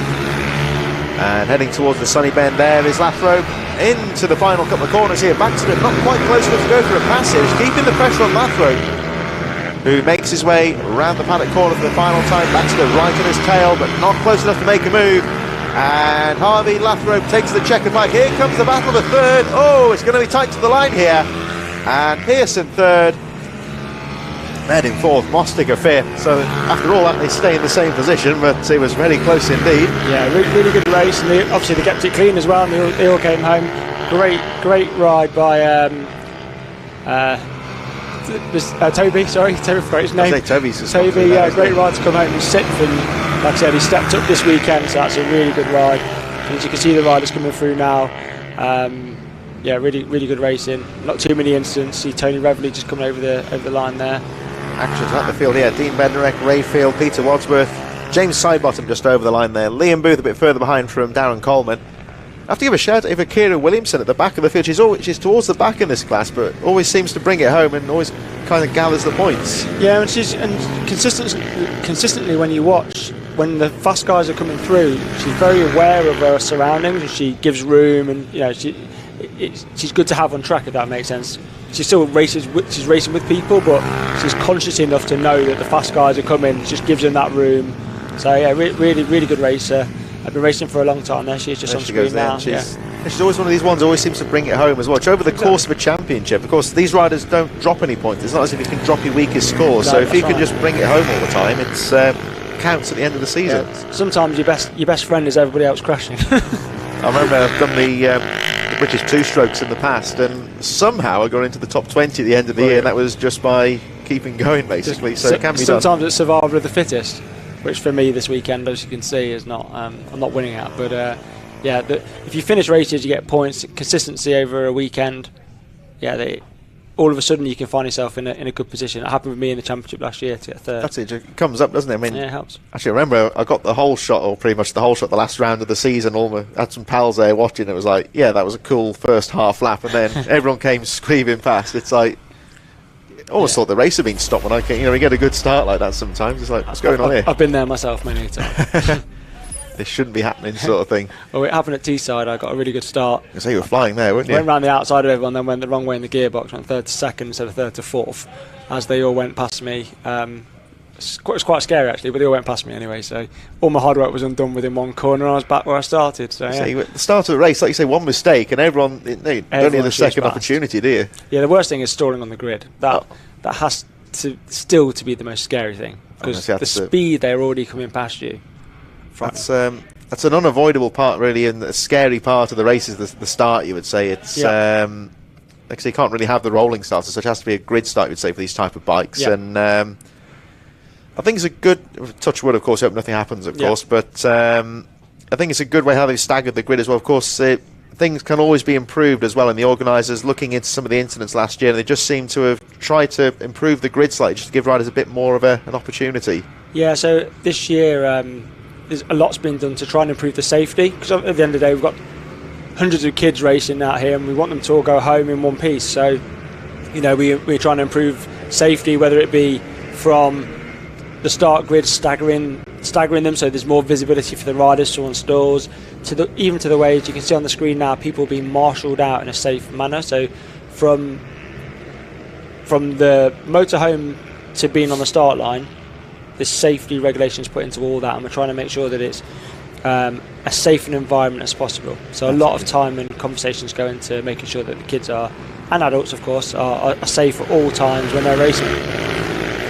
It's always a good, like I say, good marshalling and good organisation so far this year. So it's let's hope there's no incidents today. It's been going well so far, so we've got to touch wood on that one always. Yeah. But, I mean, racing's, you're always going to have crashing in racing, but if you can plan to limit that as much as possible so that everyone can know that they're in a safer environment, it helps. It helps the parents who have to put the kids on the track. It helps people my age to know that if something happens, there's multiple medics on site to help me if I'm struggling. So yeah, the whole safety environment is really important, and we've even got a safety officer this year who's helping to support and challenge on things that we're seeing within the paddock environment as well.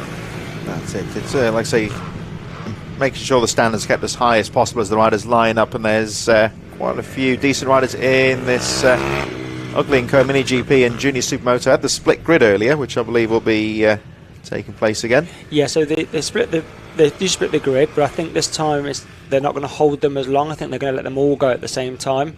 So again, if you hold them too long, then the front guys are coming round too fast on the back guys. So we're trying to work out what the best way to do it. So I believe on this occasion, both packs will go at the same time, despite them being the Mini GP at the front and the pit bikes at the back. So hopefully, you'll say, should keep the riders on the lead lap a little bit longer. We wanted to shout out here, of course, we mentioned about Billy Wiz earlier, and shout out from Helen North, well done to Joel Grieg. Yeah. And of course, Billy Wiz getting a lot of support as always. He's a very popular rider on the social media, or so it seems. Yeah. So we're about to get things back underway for the Ugly & Co Mini GP and Junior Supermoto. You'll see the Supermoto machines at the back of the grid there. They'll be hailed momentarily. Like Derv said, they're not quite as long this time, we believe. No, I think last time they held the rear group a bit longer so that the front group could get away, but I think it was too long. So they've reviewed it and had a look at it again for safety, and I think we're going to let them all go at the same time this time. Yeah, it looks that way, doesn't it? So here we go. The race is about to start. Oh dear, somebody looped out, I think, there, didn't they? Yeah, someone looped out at the back there. But again, it looks like everyone has got through safely, and they make their way down towards McRae for the first time. It looks like Wilson Dilks with a good sort of red flag. So the red flag has been displayed. The race has been stopped, and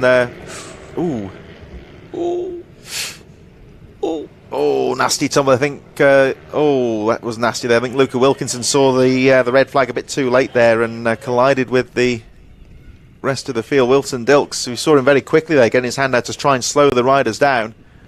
Yeah, we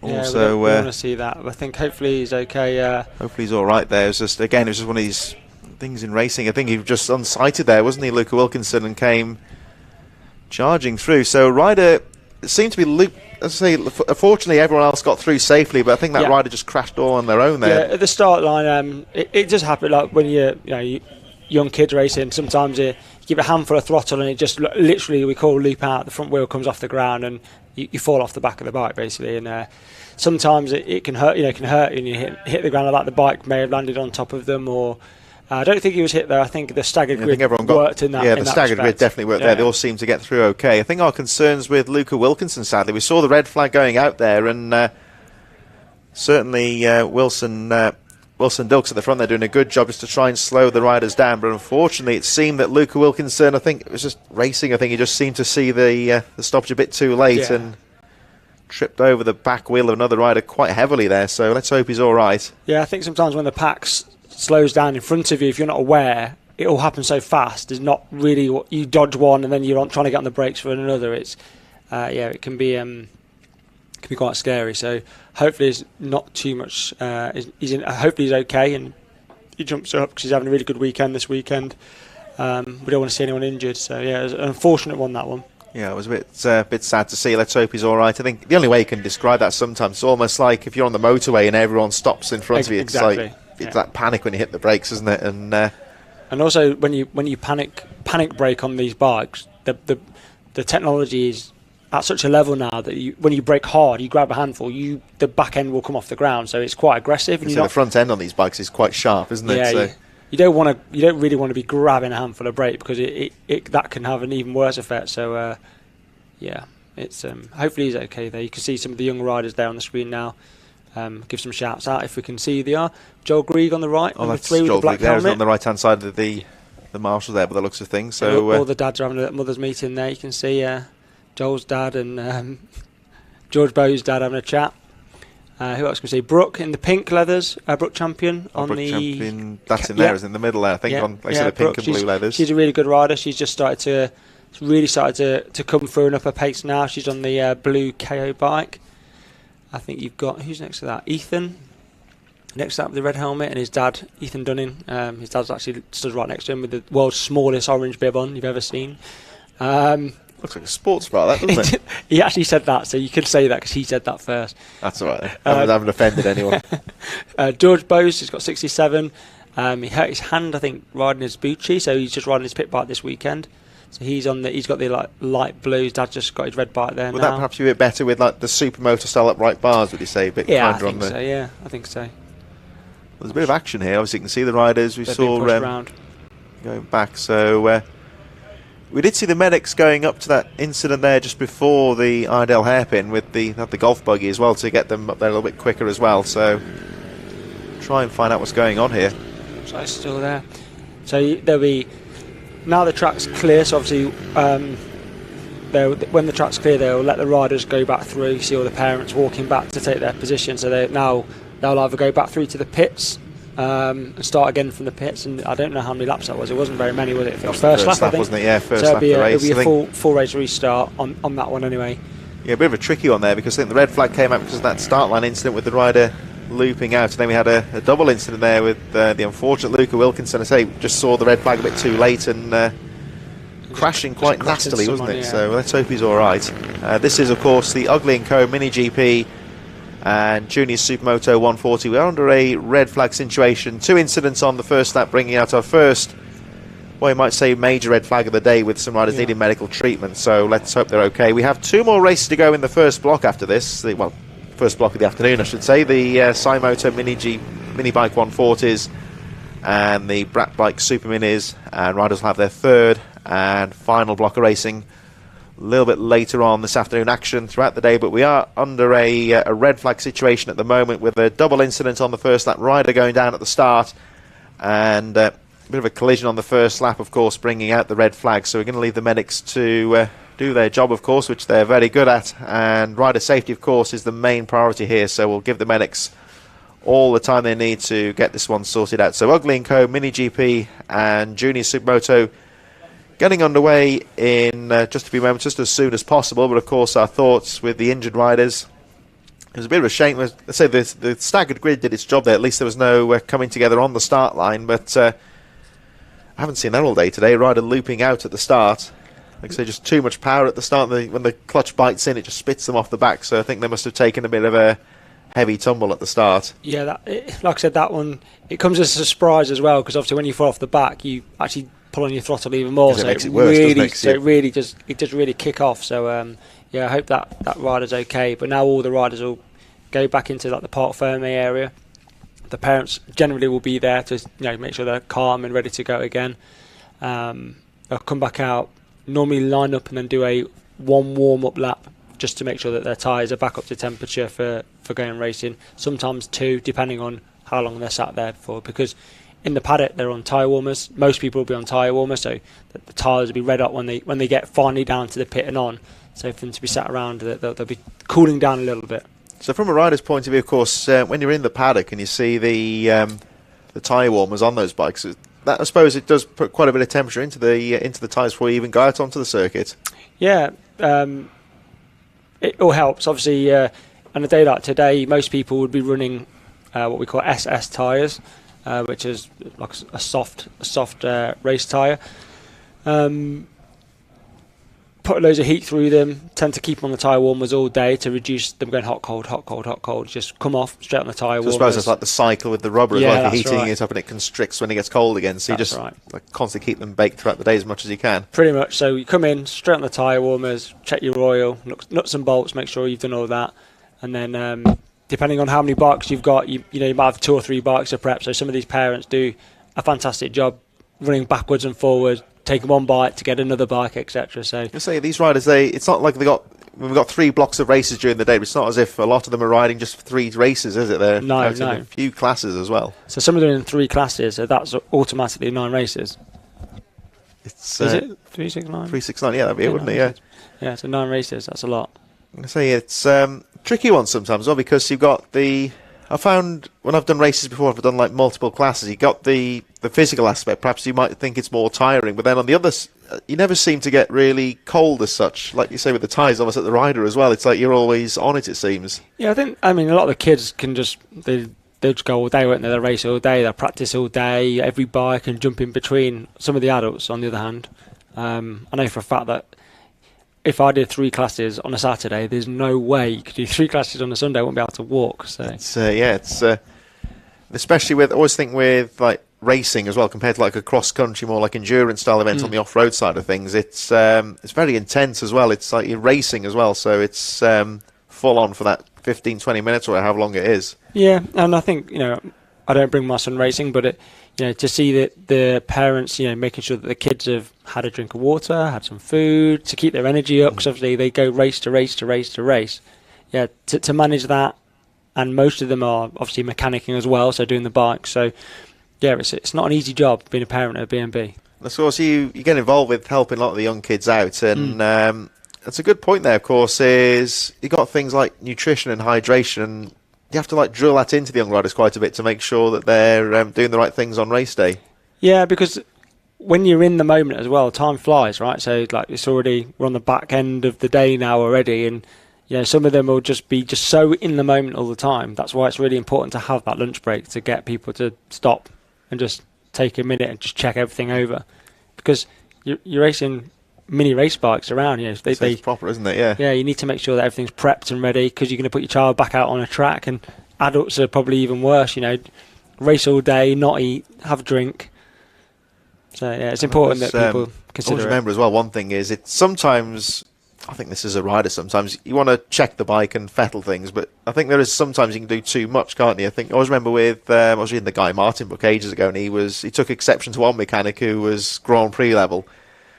And he was insisting on stripping everything down as much as possible, which sometimes you can just make more work for yourself. If it's running right, it's sometimes just leave it alone and just know when to draw the line. You will get a very mixed bag of that in this paddock. I won't mention any names, but some people, I heard somebody say yesterday, I've put my oil in and I don't change it for the season, and when it goes bang, I just buy a new engine. Yeah, I won't mention any names of who that is, but he's definitely a character in the paddock, but a really fast racer who's raced for years. And then some people will be checking every nut, every bolt, every time they go out, and I think it's just like almost your own viewpoint or your own how you feel comfortable with things. Because, like, say, yeah, I'd be more as a racer. I was more inclined. You think sometimes you want to, like, if it's working okay, just keep an eye on it, but leave it alone. But like I said, I mean, like factory level, of course, they'd be naturally stripping everything down. So you almost kind of think that's the best way. But I suppose it just depends on different riders and how they approach it, really. And also, it's a learning experience, right? Because everyone's got a different opinion of what stuff means. So when people say to you stuff like "nip it up," just nip it up. What does that? What is nipping? How hard do you nip a nut up on a bike? Who knows? So there's been many times where you've tightened a bolt on a wheel and it's just clean come off in your hand. That's the worst part, isn't it? Oh, it's like that's the rubbish Chinese bolts. You need titanium ones. Oh gosh. So when you put the bolt in and it goes tighter and tighter, and bang, then it goes super light, and that's a whole world of strife. Yeah, but there's lots of that kind of language. A lot of people have been at a long time who know.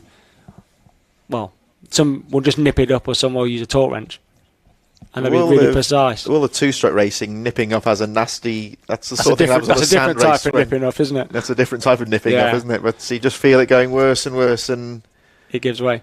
Or locks up. Yeah. Right at the far end of the track normally as well.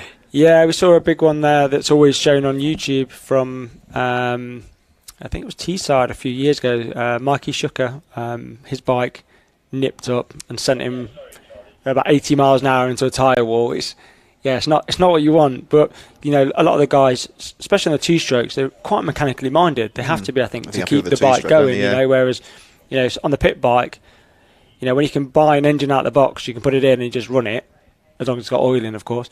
You can run it pretty much straight out of the box, and you could be competitive.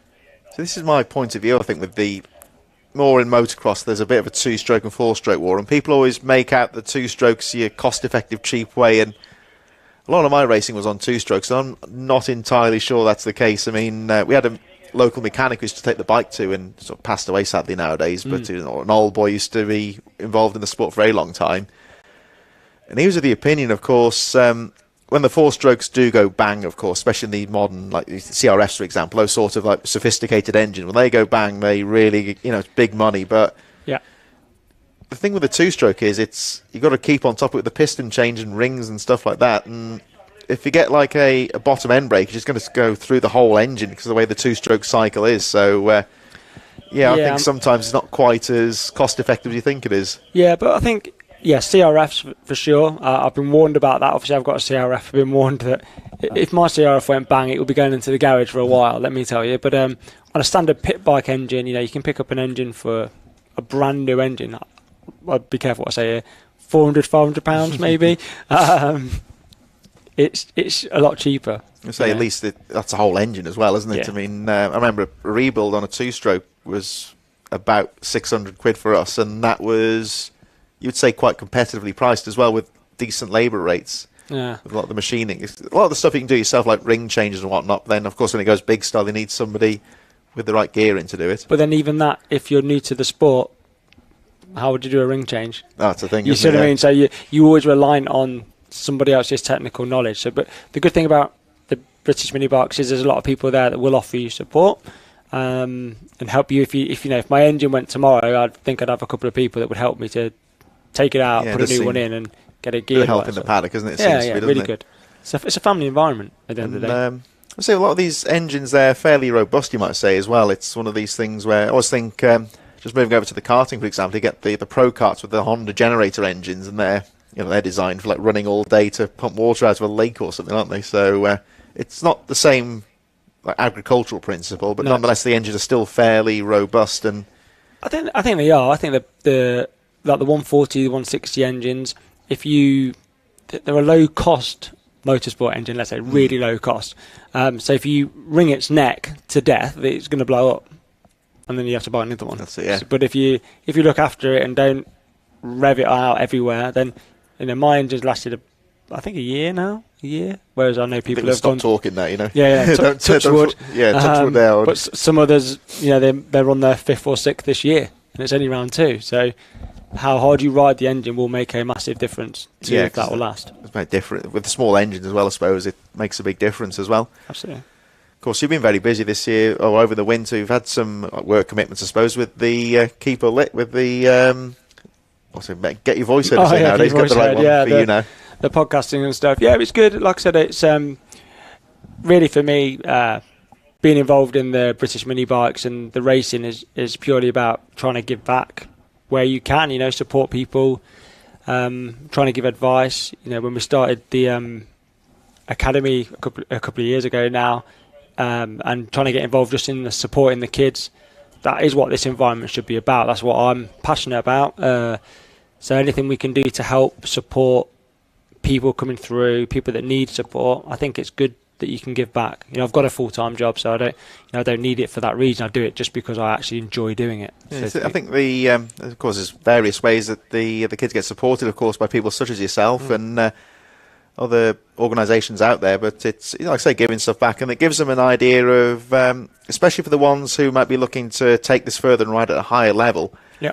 It's not just about turning the throttle sometimes. I mean, I'll quote an example here, is the Jude Morris Foundation in motocross. It's the rider who sadly passed away last year in the British Motocross Championships, and his father, he's got a lot of support in the industry, and what he's doing is he's getting not necessarily the fastest kids, but kind of ones who are near the front, but they've got to get the right, he's very particular about wanting the right qualities from the riders. They've got to be, they're not just sitting back and everything on the plate. They're kind of out there working towards it as well, and it's all not just about the riding, but like I say, talking to reporters and getting the exposure to sponsors as well, because I think people sometimes might think it should be, sponsors should be coming to the riders, but you've got to go out there, and it's a partnership, sponsorships. You've got to go out there and make your voice heard, you would say, in that sense. Yeah, absolutely. And I think there's a lot of, unfortunately, motorsport's expensive, and not always does the talent get the opportunity to get the exposure it needs to get the sponsors as well. So it's how do you put a platform out there that allows people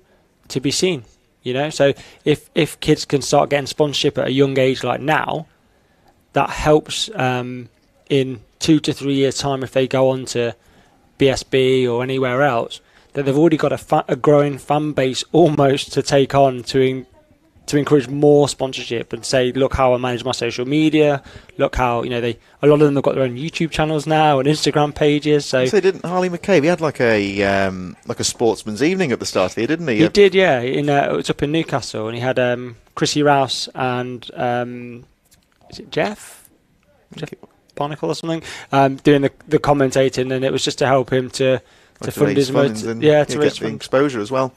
Because it's not just social media. I think, like I said, it's like a physical thing like that, where people turn up and get involved in the rider's career.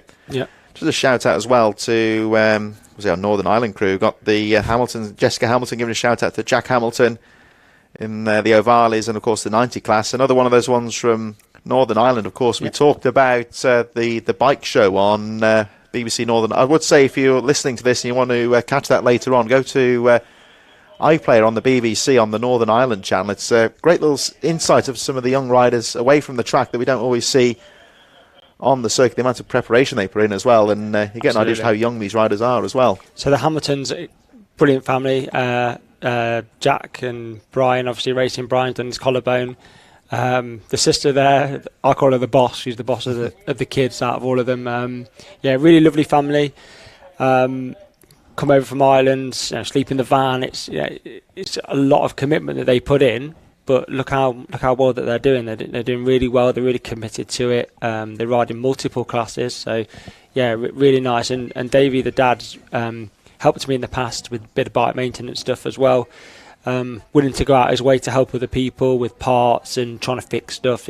They bring just a different edge, a whole family coming across and being involved in the paddock is really good to see. Being from Northern Ireland, this must be as close as you can get to a local meeting here at Rowrah, because I suppose if you're taking the boat over to Stranraer, it was like 5 hours, 4 hours for them. I was like, pretty much from where I live, it's probably about 4 hours on a bad run as well. So it took us 5 hours to get here over the weekend, and you think, I remember there was going over to the motocross, there's one of the Scottish riders, and he's like proper in Scotland, and there's a track on the Scottish borders by Duns, not far from Berwick upon Tweed, and that's Scotland, and that's his like local round. I'm going to in brackets, so to speak, and he still had to travel for about 2.5 hours to get there. I think everywhere's about 5 hours from here.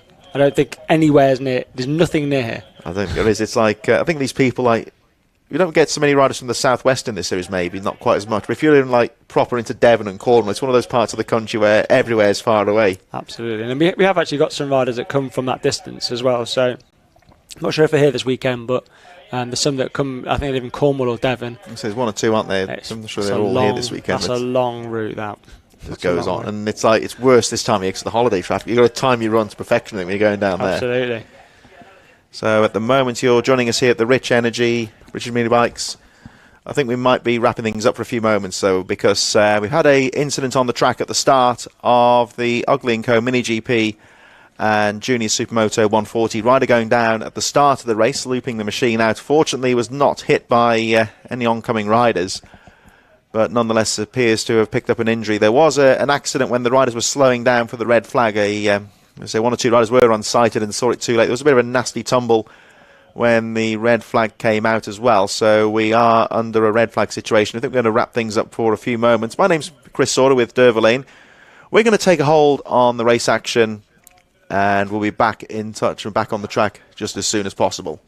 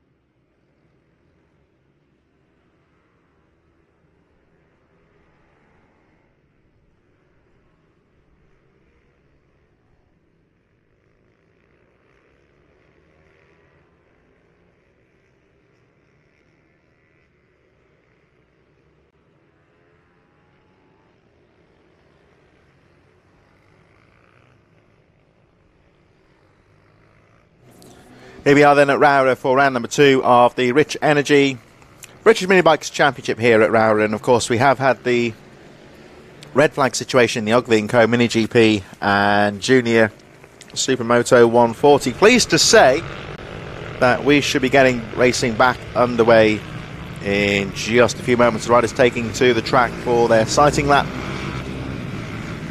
The race was stopped on the first lap of the race, of course, so particularly this will be a full rerun. The riders hadn't completed a lap when the red flag came out.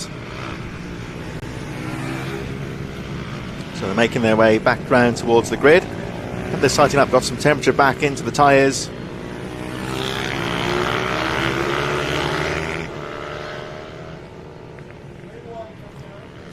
So it looks like we're about ready and in position to get the racing underway in a few moments.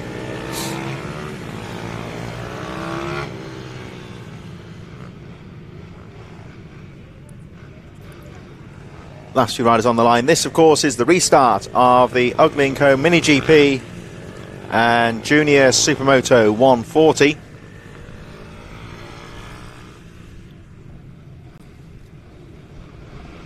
Last few riders lining up on the grid. It was a split grid earlier and the start was staggered. Now, don't know if that's going to be the case this time. They're making sure the Supermoto riders are in position. We did have the problem in the first race where maybe the Supermotos were held on the line a little bit too long. Looks like they are holding the Supermotos again. Here we go, away with the Mini GP riders charging into the first corner. Good start there from Wilson Dilks this time, who gets the lead on Tyler Humphries. These two have been scrapping away all afternoon on the track. Had some great riding there. Great mates off the track. Fierce rivals on it, and Humphries trying to fight back. Humphries having a look round the outside. And Wilson Dilks shuts the door in. The Junior Supermotos getting underway as well.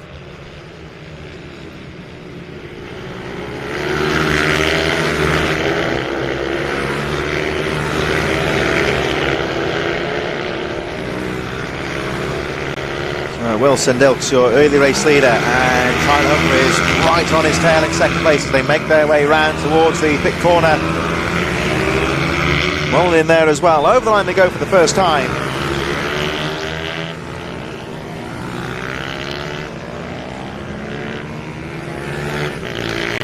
As Humphries will look around the outside, there is a yellow flag there, so it looks like he'll have to back out of that move momentarily.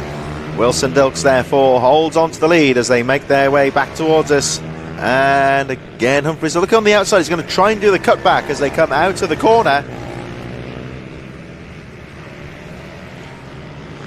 Again, looking on the outside of Dilks as they make their way up to the top corner.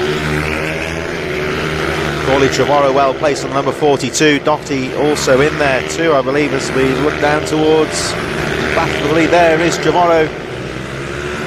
That might be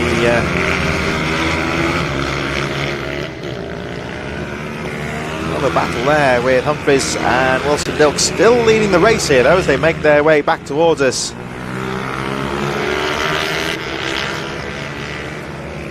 Very close race though here at this restart of the Ugly & Co Mini GP and Junior Supermoto 140 as they are side by side here. Wilson Dilks grabbing that lead into the top corner and holds on, but fighting back again though, the number 19. Tyler Humphries now takes the lead as they make their way down the back straight, so Humphries leading. Wilson Dilks right in there though as well on the number 85. I don't think he's showing on your lap charts actually, but certainly still part of the race. We've got Thorley Trevorrow battling with Lewis Mullen as the number 25 there, one of the junior supermoto riders. That's Tyler Swift conceding the racing line there, letting the two riders go through, the two race leaders. Lewis Mullen and Wallace Doherty also well placed, so Tyler Humphries back into the lead again. But Wilson Dilks is determined not to let him go too far down the track. Humphries then still looking strong at the front of the field. There are one or two slow riders ahead of them, and he's not really shaking off Wilson Dilks at the moment.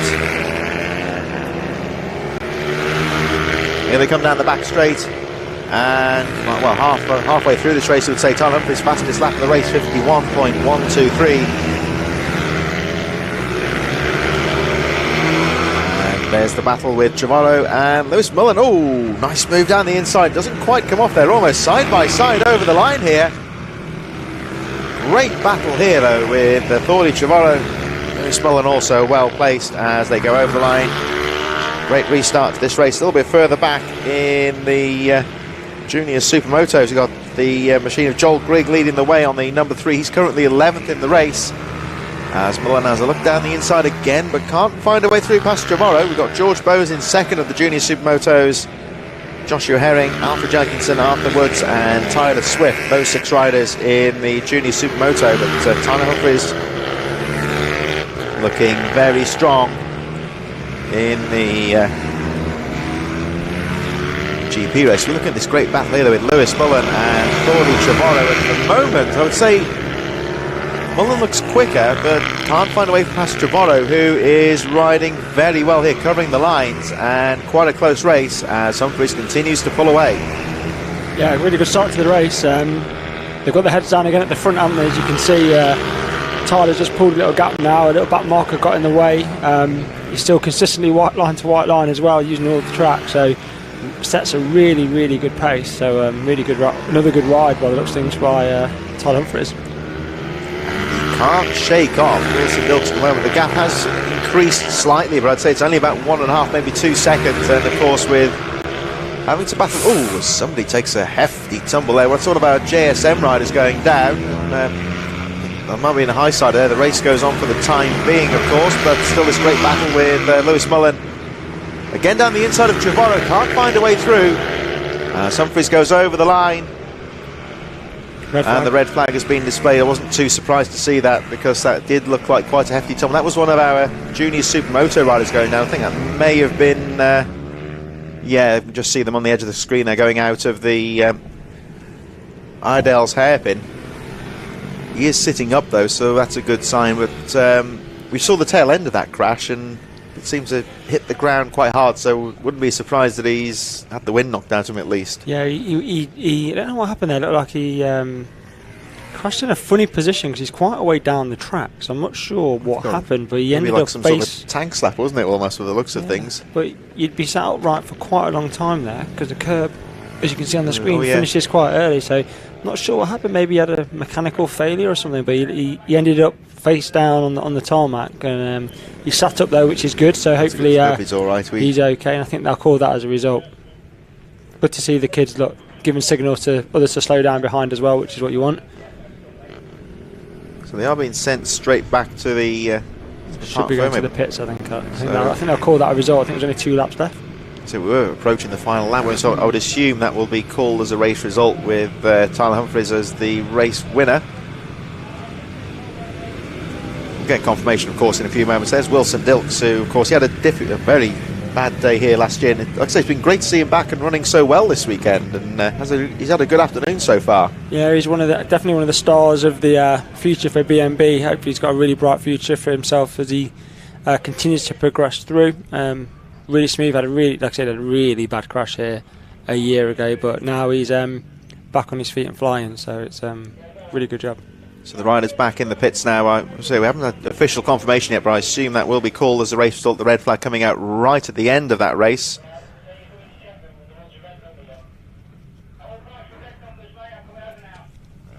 I think the Minibikes are in the waiting zone at the moment, so I'm assuming they're going out in a few moments. So we have got a red flag stoppage at the end of the Ugly & Co Mini GP and Junior Supermoto. It looked like one of our Supermoto riders going down towards the end of the race and receiving some medical treatment. We did see the rider sitting up though and talking, so we hope it's nothing too serious, and hopefully they'll be able to treat that rider and it won't be too bad. It did look quite a nasty tumble. It was halfway down the straight. It did look a bit of a strange accident, but let's hope they're all right. Yeah, a strange one there, but I think he hit the ground pretty hard, but he sat up, so that's really positive that he was sat up straight away.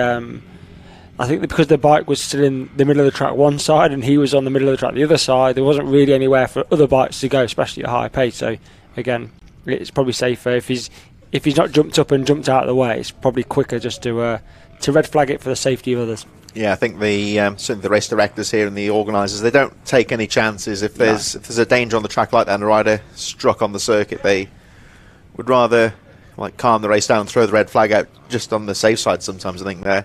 Yeah, there's nothing to be gained by taking risks. So yeah, I think that they've called that as a result. We can see the kids pushing their bikes away now, aren't they? Yeah. So yeah, it looks like we'll be just as soon as it's safe to do so, getting underway with our penultimate race of this block. We have the Cymoto Minibike 140 group. Well, this is Group 1. This is one group today, isn't there? So the Cymoto Minibike 140 is getting underway very shortly, which is traditionally, of course, a very competitive class. And, of course, shout out to Cymotos with their support, another long-time supporter of the British Minibikes. Yeah, absolutely. So Cymoto, also pit bike spares, same company in that respect.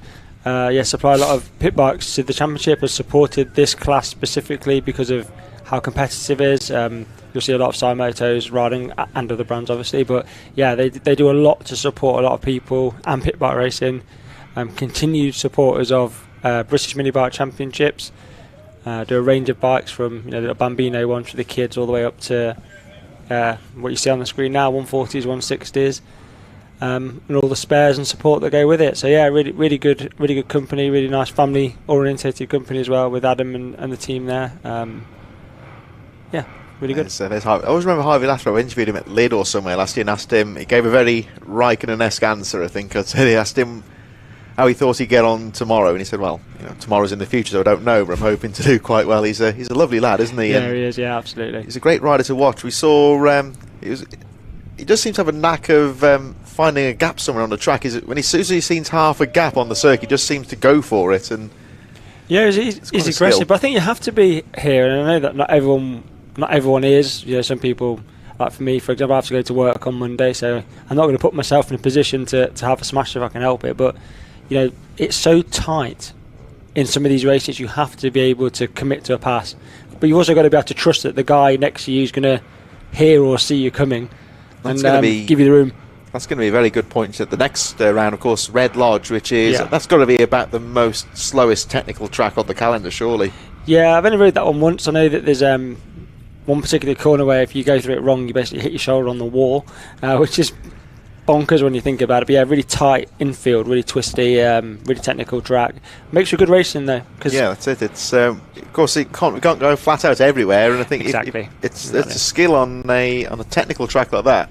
Yeah, and I think if you can get the bike turned and you're fast through the flowy stuff, like some of these guys at the front, like you can see with the number 1 board on his bike, Ben Lord, they're really good through the fast twisty stuff. He'll be thinking, great, I've got an advantage. Maybe some of these smaller kids that beat me on horsepower, I can compete with now, because it's about getting the bike turned. So quite so much of the advantage, I suppose, of the weight of you on those sort of tracks. Right. That's right. So riders getting underway very shortly with our second race of the day with the Simoto Mini GP 140. We saw, of course, Ben Lord out during the lunch break. We had one or two of the novice riders who not racing in the afternoon, but it was nice to see Lord out there just accompanying them out on the track. That's right, yeah. Not taking part in the racing because they perhaps weren't on the standard to be able to race safely for their own safety and the others, but at least they did get a decent bit of track time during the lunch break, and I think Lord just helping them along a bit as well. Yeah, so we're trying to... It's hard when kids are so young, 7, 8 years old. It's hard for them to actually get onto tracks because of their age. So sometimes that they come to British Mini Bike Championships and they're just not quite up to the pace required. So what we tried to do this week was, for anyone who was in that environment, to give them a little bit of time during the lunch break, and people like myself will just dedicate 15-20 minutes of our time, just go and give them some advice, help them to the very basics of bike riding. They've got to learn somewhere, haven't they? Exactly. So we're trying to give an environment where that same child could be world class in 2 years if he gets it. You don't know, do you? But you've got to try and give people the chance. So Ben got volunteered by his mum, I think, to take him around the track for half an hour, and that's what I think he was on the track for the entirety of the lunch break as well. Exactly. Of course, it was okay with no marshals on the track because it was supervised and there was only one there was rider. People out there. Yeah, so in that stage it was safe, of course, and I think he filled his boots there, didn't he? Got plenty of track time, and hopefully he's got a bit more experience and he can carry that forward going forward as well. To give you an example, for this particular occasion, he dropped 20 seconds off his lap time in that half an hour break. Tell you what, how many people would love to drop 20 seconds off their lap time? I need to find 4, I know that much. So here we go then with the Simoto Mini Bikes. The 140 is always a very competitive class, and of course in recent years got one or two of these up and coming riders from the junior ranks coming up to this mini bike class, and a few names to look out for, of course, in there as well at the sharp end of the field as they make their way through for the sighting lap. So that fallen rider been taken away, probably going to check over from the medics as well to make sure they're okay before they get allowed back on track. But we are underway very shortly with Simoto Mini Bike 140s, and this looks like it could be there was a bit of look on the halfway straight, there's a bit of cement dust down there. That's how far he was down the track when he crashed. That's why I said it doesn't really make sense how he got there. I'd love to see it again, but I'll watch it back on the YouTube later, I think. But I saw the tail end of that one, so whether he perhaps we didn't see whether he maybe touched the back wheel of another rider or something. Maybe. The only other thing you could say. Some really good riders here. A lot of them are good friends as well. So we've obviously got brothers, Ben Lord and Mick Lord, Mick in the green. Very competitive riders. They love it. And their mate Ryan Clark, who crashed I think earlier on. Later on, didn't he? Yeah. They were taking the mickey out of me yesterday for my bad wrist, so I'll have a chat with him later. Really competitive front end of the grid. Got the Mello, Dylan Mello at the front on his red leathers, and his brother's in the blue leathers, Owen Mello. So it's going to be a good race at the front here, I think. Here we go then, so two of the big names lining up side by side here. Ben Lord with the number 1 alongside the treble 2 of Harvey Lathrop, who's on the pole position. The last few riders getting into position on the grid, and we should be underway in just a few moments. There you see that staggered grid, how it works. There's a lot of space between the riders, so reduce the chance of an incident at the start. We always hope for a good clean start. We're about to get underway then with the mini bike 140s with Simoto. Away they go. Oh, not a good start for Lathrop. He was slow off the line, and Ben Lord did not need a second opportunity there. Grabs the lead. Lathrop second. Looks like Michael Med with a good start in third as well. Michael Med again, and then Mick Lord behind Ryan Clark, and I think that's Owen or Dylan Mellor Just trying to squeeze up the inside. He's cost himself a bit of time there, but they've all got away safely. That's the main thing. Well, that's a good thing. We saw there Harvey Lathrop. It's one of these things with a bad start. The bike just struggled to get away, and it just feels like an old tractor when that happens, doesn't it, I suppose? Yeah, the revs drop and the bike doesn't move, and he just, oh God, no way, not again. It's Harvey Lathrop. He's not really flagged there for some reason. I don't know why, but Harvey Lathrop certainly showing no effects from that bad start, and right back on it now, back in with Ben Lord as the rest of the field goes screaming through for the first time.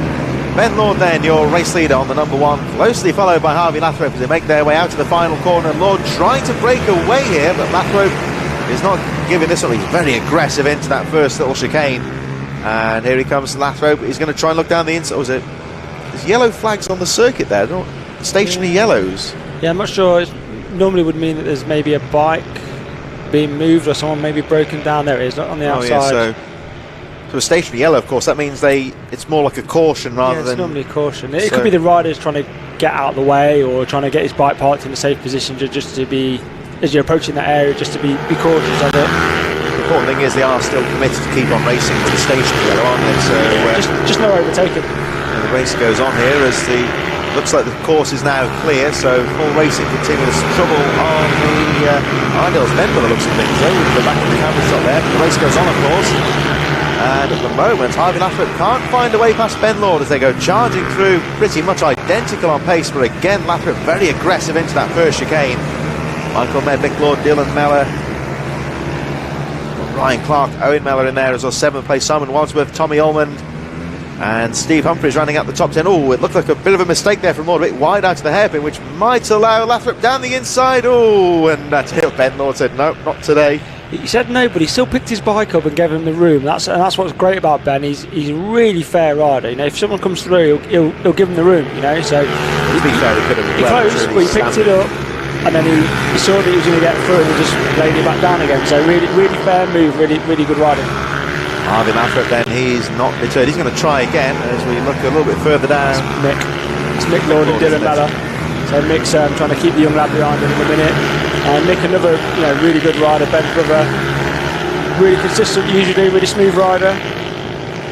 So these two battling for 4th position. We've got Owen Mellor then up to 6th now from Ryan Clark. Simon Wadsworth in 8th, Tommy Ullman, and Stephen Humphries is again the number 31 Dylan Mellor shadowing the back wheel of Mick Lord.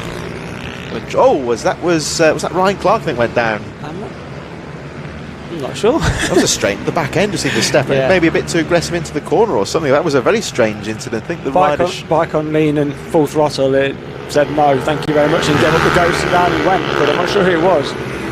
We'll have to pick that one up.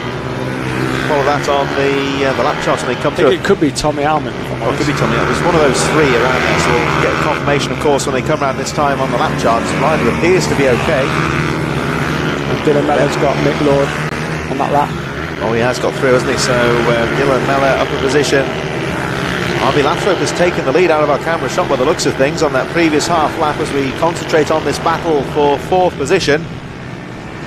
Waved yellows here because that incident on the previous lap. It's just looking at the rest of the field as they go through.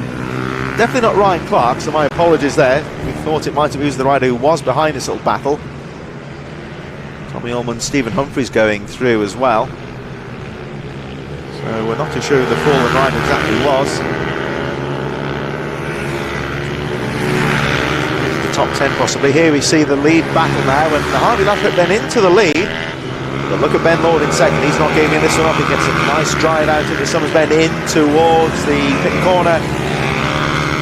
Let's look at the line that Lord takes. Staying on the back wheel here, the treble to Harvey Lathrop. Lathrop again looking very smooth as they make their way into the hairpin. Now, of course, they're having to hold position here because I think there's still an obstruction on the track. There is the fallen rider. That's different one. That's Mellor. Owen Mellor, I think. Owen Mellor, yeah, sorry. Looks like he's crashed out. I had a technical problem as well. Oh, that would be, that makes sense on the lap chart as well, because he has dropped down the field. So Owen Mellor pushing his bike away. That's a good sign, at least, that he's okay. And the race going on here with Lord having another look here. We've still got plenty of time to go in this race. Lathrop approaching some of the slower riders. This is a very close. There's not much battling going on here, but it's very, very tight, isn't it? Yeah, it's very close. I mean, they've already come up on back markers, but they're quite evenly matched. You can see that Ben's got advantages again in some areas, and Lathrope's pulling in other areas, but it shows how consistent they both are on almost identical bikes as well, so that they're very evenly matched. So it's going to come down to who's brave enough. We see Ben trying wide sweepers, or he's trying to turn off early to get on the throttle earlier, and Lathrope's already riding a bit defensively, so that's going to help Ben. Very aggressive into that corner, Lathrope. Very off the racing line there, and again he's cutting across the front of Lord. He knows he's there, and Harvey Lathrop, treble 2, your race leader. He's going for the defensive here. He is very aggressively guarding those lines. Which could be a move down into Sunny's bend. Sunny bend. Here we go. Let's have a look. No, he is. He's making that bike as wide as possible. Lathrop, the race leader. Ben Lord getting over the outside sweeps. Look at this battle of the third. Michael Med and Dylan Mellor in there as well. Mick Lord, Simon Wadsworth. The two leaders over the line with a tenth of a second between them. Here comes the scrap for third though. Michael Med, Dylan Mellor and Mick Lord, all very close indeed. Simon Wadsworth, Ryan Clark, Tommy Ullman, Stephen Humphries and Andrew Rayfield rounding out the field. As Dylan Mellor having a peek down the inside there. But Michael Med indeed had that great start, didn't he? And he's running very well in third place. Yeah, he's got a really relaxed start. I always say, but he's got a really relaxed start. It doesn't look like he's trying very hard at all. But he carries huge amounts of pace. As Ben's really putting Lathrope under some pressure at the front. So that battle at the front should be heading down very shortly towards the lovely overview of the whole race here as they see the two. There we are, back to the two leaders. You can see the gap there on that wide angle. The two leaders tangled. Lathrope crashed and Lord crashed as well. Immediately checking that Lathrope's okay. I think they just a racing incident, I think. Yeah, just a racing. Yeah, Lathrope just took the front and Ben had nowhere to go, and that's left Michael tagged the back wheel, didn't he? Yeah, just hit him, had nowhere to go. There's no run off there, it's just grass, so once you're out there you're in trouble, but it's meant that Dylan Mellor, who took advantage of that, who's gone past Med as well, so he's now gone into first position. So that battle, and sadly of course Harvey Lathrop and Ben Lord out of the race, but they both appear to be okay, but that means of course there's another rider down there. Right down. There's one of the riders a bit further down the field, so incident-packed second half of the race here, and that battle for third has all of a sudden turned into a battle for first as Dylan Mellor now leads the race. Michael Med will be determined. That they'll both have seen who went down in front of them here, so they know what's going on. They don't know. His back mark here, that's Marianne McCartney. So they've got to wait here, of course, for the green flag. They're under a clear circuit now. They both seem to have gotten through past the green flag and past the slow traffic. 1 lap to go. And here we go then, number 31, Dylan Mellor, your race leader, and Michael Med having one last look in. There are waved yellows on the track here, so Med has got to make the advantage count on the clean parts of the track. As Dylan Mellor makes his way through the back markers, still got Michael Med right on his rear wheel, the number of 777. And you can see by the stricken bikes here, where this is turning into a real race of attrition here. It is, yeah, and they're doing well to avoid it, and the back markers won't know these guards are coming through quite as fast as they are, so this could get really tight. You see Dylan Mellor, he was very aggressive to get the front wheel in there to let him know it was a lapper coming through. Oh, and he's made it count, because... Yeah, back markers stuffed Michael right up there. He's got nowhere to go, but it's not his fault, he's riding his own race. So Dylan Mellor with a decisive move there. Looks like he's done enough to take the checkered flag. Got to come around the final corner, over the line. And 31, Dylan Mellor takes the checkered flag. It's going to be Michael Med in second place by 0.6 of a second. Mick Lord in third. And of course that late shuffle up the field. That means of course that Simon Wadsworth should be coming through in fourth. There he goes, actually in fourth place. Ryan Clark in fifth position from Stephen Humphries, although it's really close around the final couple of corners. Ryan Clark then in fifth. Humphries, that was close, wasn't it? Humphries and Tommy Ullman, Andrew Rayfield, Steve Merrin and Ben Johnson, of course, the rider who had trouble earlier on today. He'll be rewarded, and there he goes, with 10th position in this one, I think. Oh, he's actually 9th on the final lap there, so good ride there from Ben Johnson. Steve Merrin and Nathan Gardner there, another rider who hit trouble earlier on today. He had a crash and he recovers to finish in 11th place. But the drama in that one, of course, the collision between the two leaders, Harvey Lathrop and Ben Lord, a very quick accident, and I think that was just a bit of a shame really, wasn't it, because they were both battling for position and it's one of these ones where they just touched wheels and both went down. Yeah, because they're so close to each other, Ben's trying to line up a pass. As you can see, the both bikes there stricken at the side of the track. Ben's trying to line up a pass, and Harvey's gone down, and Ben literally nowhere to go. And you can see how close the mud is to the track. Can't really got no margin for error on that corner, have you? Really, it's a deceptively fast part of the track as well. When you look at it, I think the riders do a great job of making that corner look less severe than it actually is. It's a full commitment left-hander, knee on the deck. Throw it in there. It's really grippy track actually. Rowrah is really grippy. I mean, we rode it last year wet, but this year. On some of these really camera angles, you can see the rubber actually in some of these. That's right. Some of these corners, nothing like what they call slippery mill. Of course, that's another story altogether. You might say for riders, but whole nother language, that one. Yeah, you can already see. I think we'll look later on going into that top corner. You can see there's a real racing line there with the rubber going down the track. It seemed that bike and rider are okay there for Harvey Lathrope and Ben Law, which is good to see. So hopefully no damage, and I'll be out later on. Yeah, they're just straighten up the bars and make sure everything's all in one piece, and then they'll be back out again for race 3. Yeah, so let's hope we have another great battle. Of course, we come to our final race of the second block in just a moment. It's the Brat Bikes Super Minis on the line. And of course, this is the pretty much an all-comers race. You can just do what you like with the bikes. There's some 112cc and 85 engines, that sort of thing. It's great to watch, isn't it? It's good. I think, of course, it's good to have a class where you can do what you want with the bikes in that effect as well. And it does seem quite popular this year.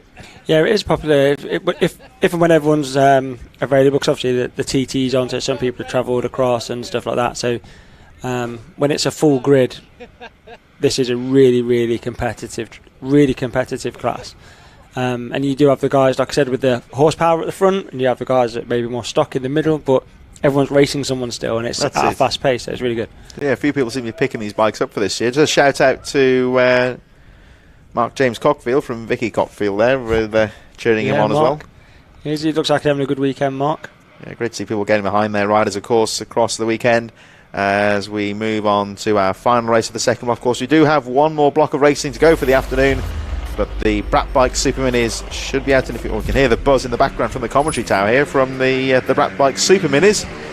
Underway now for their sighting lap, and they should be underway very shortly. I always think when you watch see the BSB, of course, you see people like Kyle Ride at the sharp end. I think they come here on their weekend off and have a go on the Super Minis, don't they? It's quite a just goes to show how much they're well into it, really.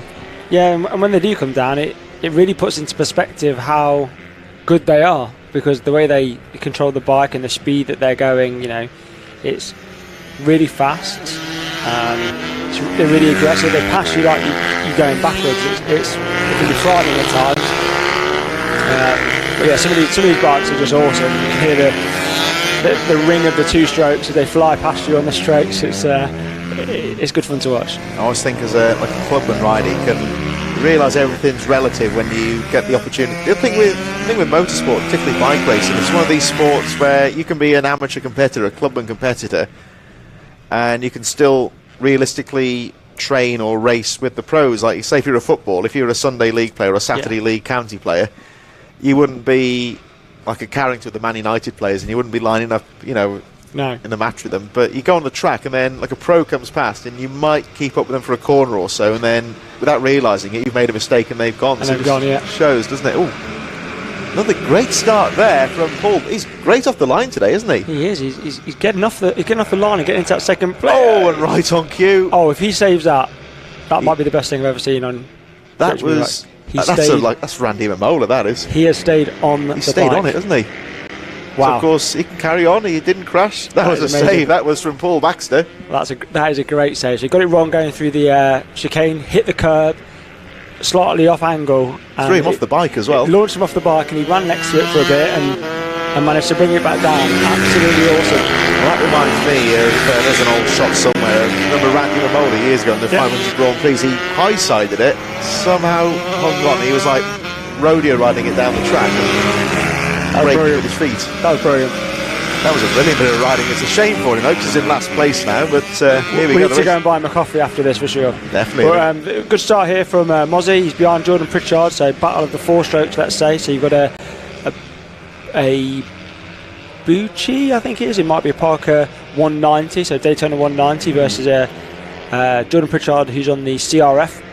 There he is, the Honda. That is a looks like a Daytona engine, is it? Yeah, the Daytona. I think it's a Daytona 190 engine that's on Joe's bike there, and obviously he's chasing the classic Honda CRF bike there that Jordan rides. So both 4 strokes, very different in the riding style though with the other bikes. I think, don't quote me, but I think the Daytona's only got 4 gears, whereas obviously Jordan's got used to 5. So the gears slightly different and engine braking will be different, but in parity on the track they're fairly close.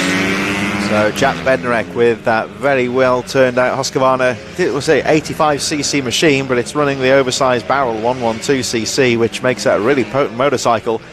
And Bednarek is using it to its full advantage. He has a quick glance just to check on he's not really too worried, but he's just keeping on what's going on behind him. He's just out there trying to break the record, which again, I didn't find out what that record was either. Again, he's going. It's good conditions for it today. It's fairly perfect. cool as well. 49.3 this time round. And again, he's very aggressive on that back straight. We'll look at him next time round maybe, but he's using all the track. He is. And when I spoke to him earlier, it's all about getting his front, his body weight over the front of his bike. You see his elbows out, trying to keep the front down because of the amount of power he's got. So it's good to watch how aggressive he is because he has to manhandle the bike. So those 85s, especially running that 112, that'll be fast, that will. And you've got to keep the front end down. We wanted to say hello, wasn't it? Here we go, the battle for third, 4-stroke battle for third place. Lawrence Wardle, who we forget to mention, he's doing very well, of course, in second place. Yeah, Lawrence, he was changing a few things up after the last race. He said that he felt that the track was a bit greasy, so he'd put a new tyre in to try and help him with some grip, because he was struggling a little bit to get the power down. So he seems to be going a lot better this time anyway, so he's having a good race, had a good weekend and a good season so far. Yeah, he started very strongly, of course, in the T-side. He's just dropping out of the camera shot there in second place, all on his own there, number 414 of Lawrence Wardle. And Jordan Pritchard still scrapping away there with Mostica. You can see, of course, when they come into especially on the Honda 150, of course, with the 4-stroke, the way the engine, you've got the engine braking as well. If we stay on with Pritchard, we're coming into the hairpin, you'll see just how much that front end's compressing under braking.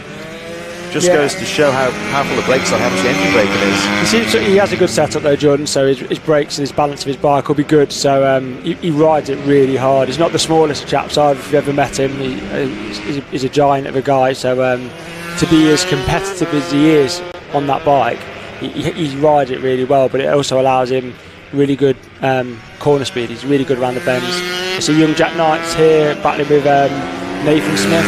I spoke to Jack earlier. He took the front, he didn't come together, he took the front, that's why he went down. He sprained his hurt his wrist a little bit, so hopefully he's had a bit of arm pump as well this weekend, so he's struggling on, so he's doing well. He's being chased by Nathan, as you can see. He's trying to get on terms with him, so we'll see how that one ends as we go through the race. Here we go, and so look out for the number 12, the machine of Nathan Smith, putting Jack Knight under some pressure. Smith having a look down the inside, I'll find a way through. So Jack Knight looking very strong and keeping Smith just behind him as they make their way round towards the final corner, just over halfway through this race. And looking at the rider who hit trouble in the first race, of course, number 56, Jake Smith, on that KTM 85, but whatever the problem was, he got it sorted for race number 2. Yeah, you got Jake and his brother. They're both racing. I think it's Louis Smith, isn't it? They've not been racing in the championship very long, so they're learning round by round. But both really, as you see, they're pretty quick, pretty consistent with each other. So really good riders, both on 2 strokes as well. Here comes the number 56 on the, of course, the orange of the KTM. Still in 6th position, Louis Smith in 5th, as we look at the number 414, another one of the KTMs with the black plastics. That is the distinctive colours of the second place man, Lawrence Wardle. There was the leader, that shows the big gap. He's already going up to the top of the circuit, cleared away from Lawrence Wardle, very neatly and smoothly through the hairpin. Even though it's a distant second place, this will do very well in terms of the championship. And Wardle there, using a similar line. Lots of the riders seem to go right into the straight, then cut across to the left of the track, so I presume that's to open the corner up a bit. Yeah, maybe that's where I'm going wrong. Yeah, they seem to do that and then touch the white paint on the left and then open that corner out and get on the throttle as early as possible. I suppose there is a very slight dogleg into that top corner, so they're just kind of like just opening up as much as they can. Really. Here we go, we'll see, here's the race leader, number 19, Jack Bednarek. And here we go in towards Idale's hairpin. Very aggressive on the brakes there, but keeps it nice and smooth. Here he goes, and you watch how aggressive he is now. He's bang, like a pinball machine, isn't he? That's right, yeah. using those apexes. You can see how his head is right off the bike. Elbows out, head over the front, head turned as quickly as he can get it round to look where he wants to go, and the bike follows. So he's obviously got his technique definitely grounded for this bike anyway, and you can see by his lap times, I'm not sure he's down to now, but he's absolutely flying. He's just set the fastest lap of the race actually, 48.5. So yeah, he's got a very aggressive, in a sense, riding style here with the elbows out, classic motocross style you might say, and really throwing the bike around quite comfortably. He is starting to catch up with one or two of the back markers. I think Nathan Smith's got past Jack Knight, and these might be the two riders they're catching up with now. That looks like Knight in front, the number 6.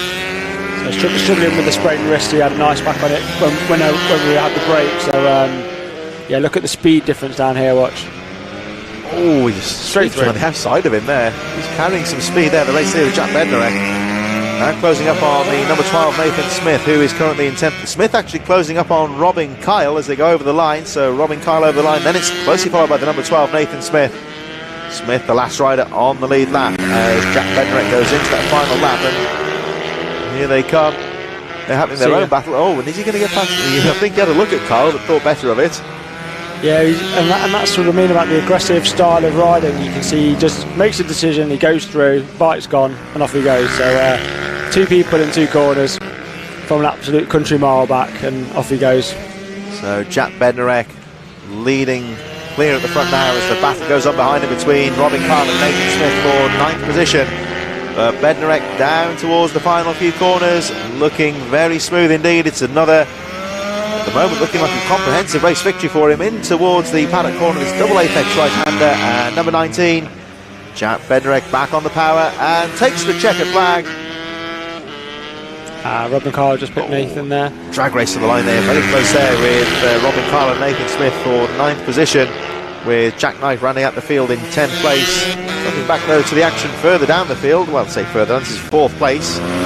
Lawrence Wardle is going through into 2nd place any moment now with Jordan Pritchard. There's Wardle in 2nd, there's Pritchard coming down the final corner in 3rd. Oh, this is going to be close. Pritchard 3rd, Mostica and Louis Smith as close as that with Jake Smith. And the incredible Paul Baxter, that really great save on the first lap. Here he comes. Give that man a round of applause.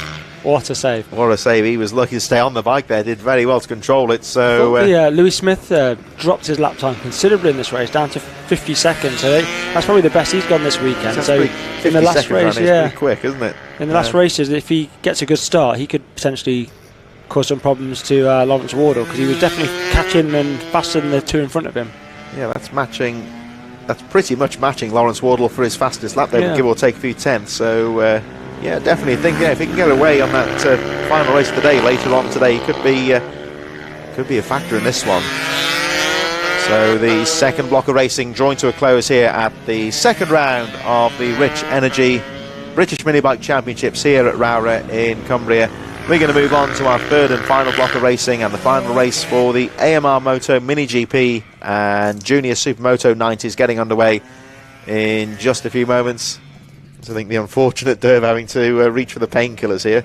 Hoping not that much of a nightmare, but it's not you, I promise. Unfortunately, Derv, of course, he's with us a bit more than we'd be accustomed seeing him, because the thing is, of course, he didn't even fall off the machine. He's got a damaged wrist, the tendons in the wrist have gone, and so you didn't even fall off the bike, did you?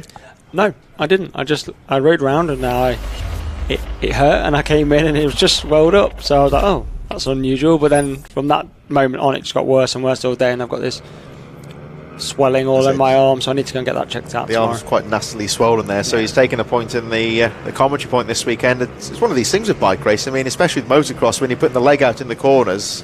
I remember my dad had a crash. He didn't fall off, but ripped his knee up. Cornering on a track, a very easily done thing. And yeah, it's funny with bikes. Some of the worst things happen when you didn't do anything. You don't do anything. I think the worst pain I've had was actually, like you said, tightening the bolt, and it went loose, and there was my knuckles wrapped against the bike. That's got to be the worst pain. Like that. That's just shuddering, that one. It's the worst pain ever for all motorbike fans out there.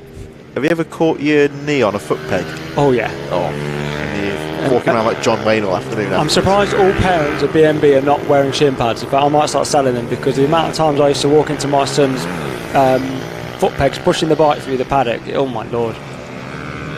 Yeah, that's a nasty little. You know It's about horrible. that, Yeah, don't it's you? horrible. Yeah.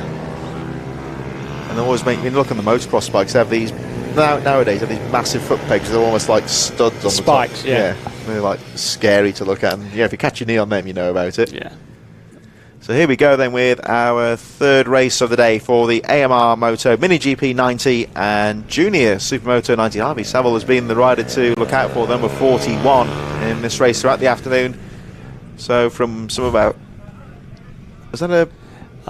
That's Davey Hamilton giving Brian Hamilton a smack on the helmet, say, go on son, give it some. And of course they're the ones that come all the way from Northern Ireland. Yeah.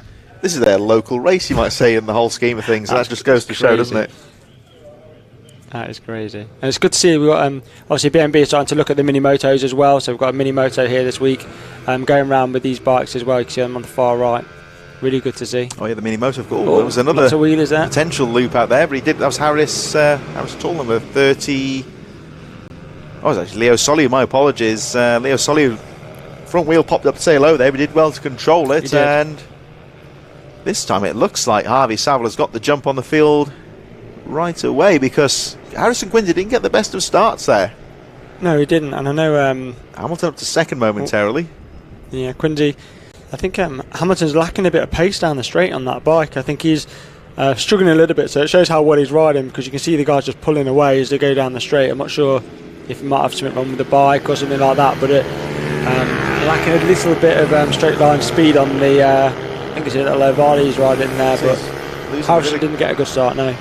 He's on the, and of course Hamilton, the first of the mini GP riders, of course, the front one's in front on the Supermoto style machine, so there he is in third, and he's riding out of his skin there to keep up with the second place Harrison Quincy.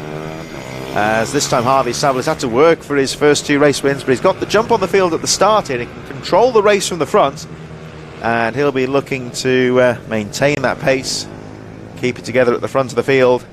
Oh no, that's trouble for Hamilton, who's gone down. So that was, I think, just on the lead up towards the McRae hairpin. There's another rider in trouble there as well. Harrison Quincy, I think. Quincy, was it? Maybe they've had to come in together or something. Possibly. So let's hope they're okay. Race goes on, of course, and Harvey Saville leading the way. So two of the main riders out of contention. Looks like we've lost Harrison Quincy and Jack Hamilton as the race goes on. Of course, that means, of course, Harvey Saville has the race all to himself. Now, we're just looking down the track to see if they've managed to clear the circuit. Let's hope they have. So both riders are okay, of course, as well, as they make their way back towards the final few corners. And Harvey Saville pretty much now in a race of his own. That should mean that Alfie Landemore, I think, would be second place. We'll have a look when they come back towards the line. There's the Leo Soliu in there, I think, as well, by the looks of things. Yeah, I think Leo's just come through both of the riders behind him on this lap, so that potentially could put him into third. I think he would be, or second now, of course. We lost Quincy as well. So, yeah, Leo Soliu actually up to second place. Joshua Herring, of course, with two of the main riders dropping out of contention. He goes up to third, so some of these riders who are further down the field could be on here for a strong result in the final race. So Leo Soliu is a distant second place, but second place he is. And looking to hold on to that one from Joshua Herring. Alfie Landemore, of course, now up to fourth position. Casey Bull, they're in a battle for fifth place now, of course. Casey Bull and Seth Hayward. Caden Herring a bit further back. And unfortunately, it looks like Harrison Quincy and Jack Hamilton both out of the race. But it appears that both riders, just saw one or two of them walking around there, so it appears they're okay. That's the important thing, of course. Yeah, it looks like the bike's been cleared, so the riders are okay, so they're back on now. But what a great result this will be. Like I said, Josh Herring, fairly new to the championship this year, going really, really well. Little Alfie, I was telling you about earlier, learning spinning laps at Red Lodge quite a lot, and Stratton Circuit, really trying to learn his craft. His tiny little kid trying to get his knee down everywhere. Really good to see them both going really, really, really well. So yeah, it's good to see. So as you just have a snotty nose, that's fine. Sorry about that. Try not to sneeze there. Yeah, okay. There we go. I think I've got it. But really good, and it's good to see also that there's a kid in the bib as well. I think it's Charlie. Charlie Garner. I think. Yeah, Charlie Garner going round. That's him there, isn't it? With the novice really bib picked up his pace this weekend. Again, fairly new. Got a and this is what we see now. Look at Garner. He's holding that line, and Saville just taking his time to get through. Now that's very important there, because the I'm sure Garner would have heard the faster rider coming through, and it's a bit nerve-wracking, you might say, but he just kept his cool there, just stayed on the racing line, and yeah, the faster rider's faster, he's going to find a way through. Yeah, absolutely. We just want him to keep focused on what he's doing, don't worry about what's coming from behind, and let the guys behind worry about overtaking him safely. That's the important thing. So yeah, he did a really good job there, and he's a little off pace, but it's early days for him, so hopefully over the next few rounds he'll get closer and closer as he gets the experience, and hopefully BNB will try and do as much as we can as well to support him in that progress, to get him a bit of extra track time where we can to help bring him along a little bit of coaching maybe from someone. He is out of the race, of course. Did have a shout out that apparently Jack Hamilton's bike isn't going right. He's down on power, so he is. You could see him ragging that bike in the early stages, couldn't you? So he was working hard. Yeah, like I said, Jack's again another really good rider on the little Avali. Doesn't matter who he's racing, he'll race really hard.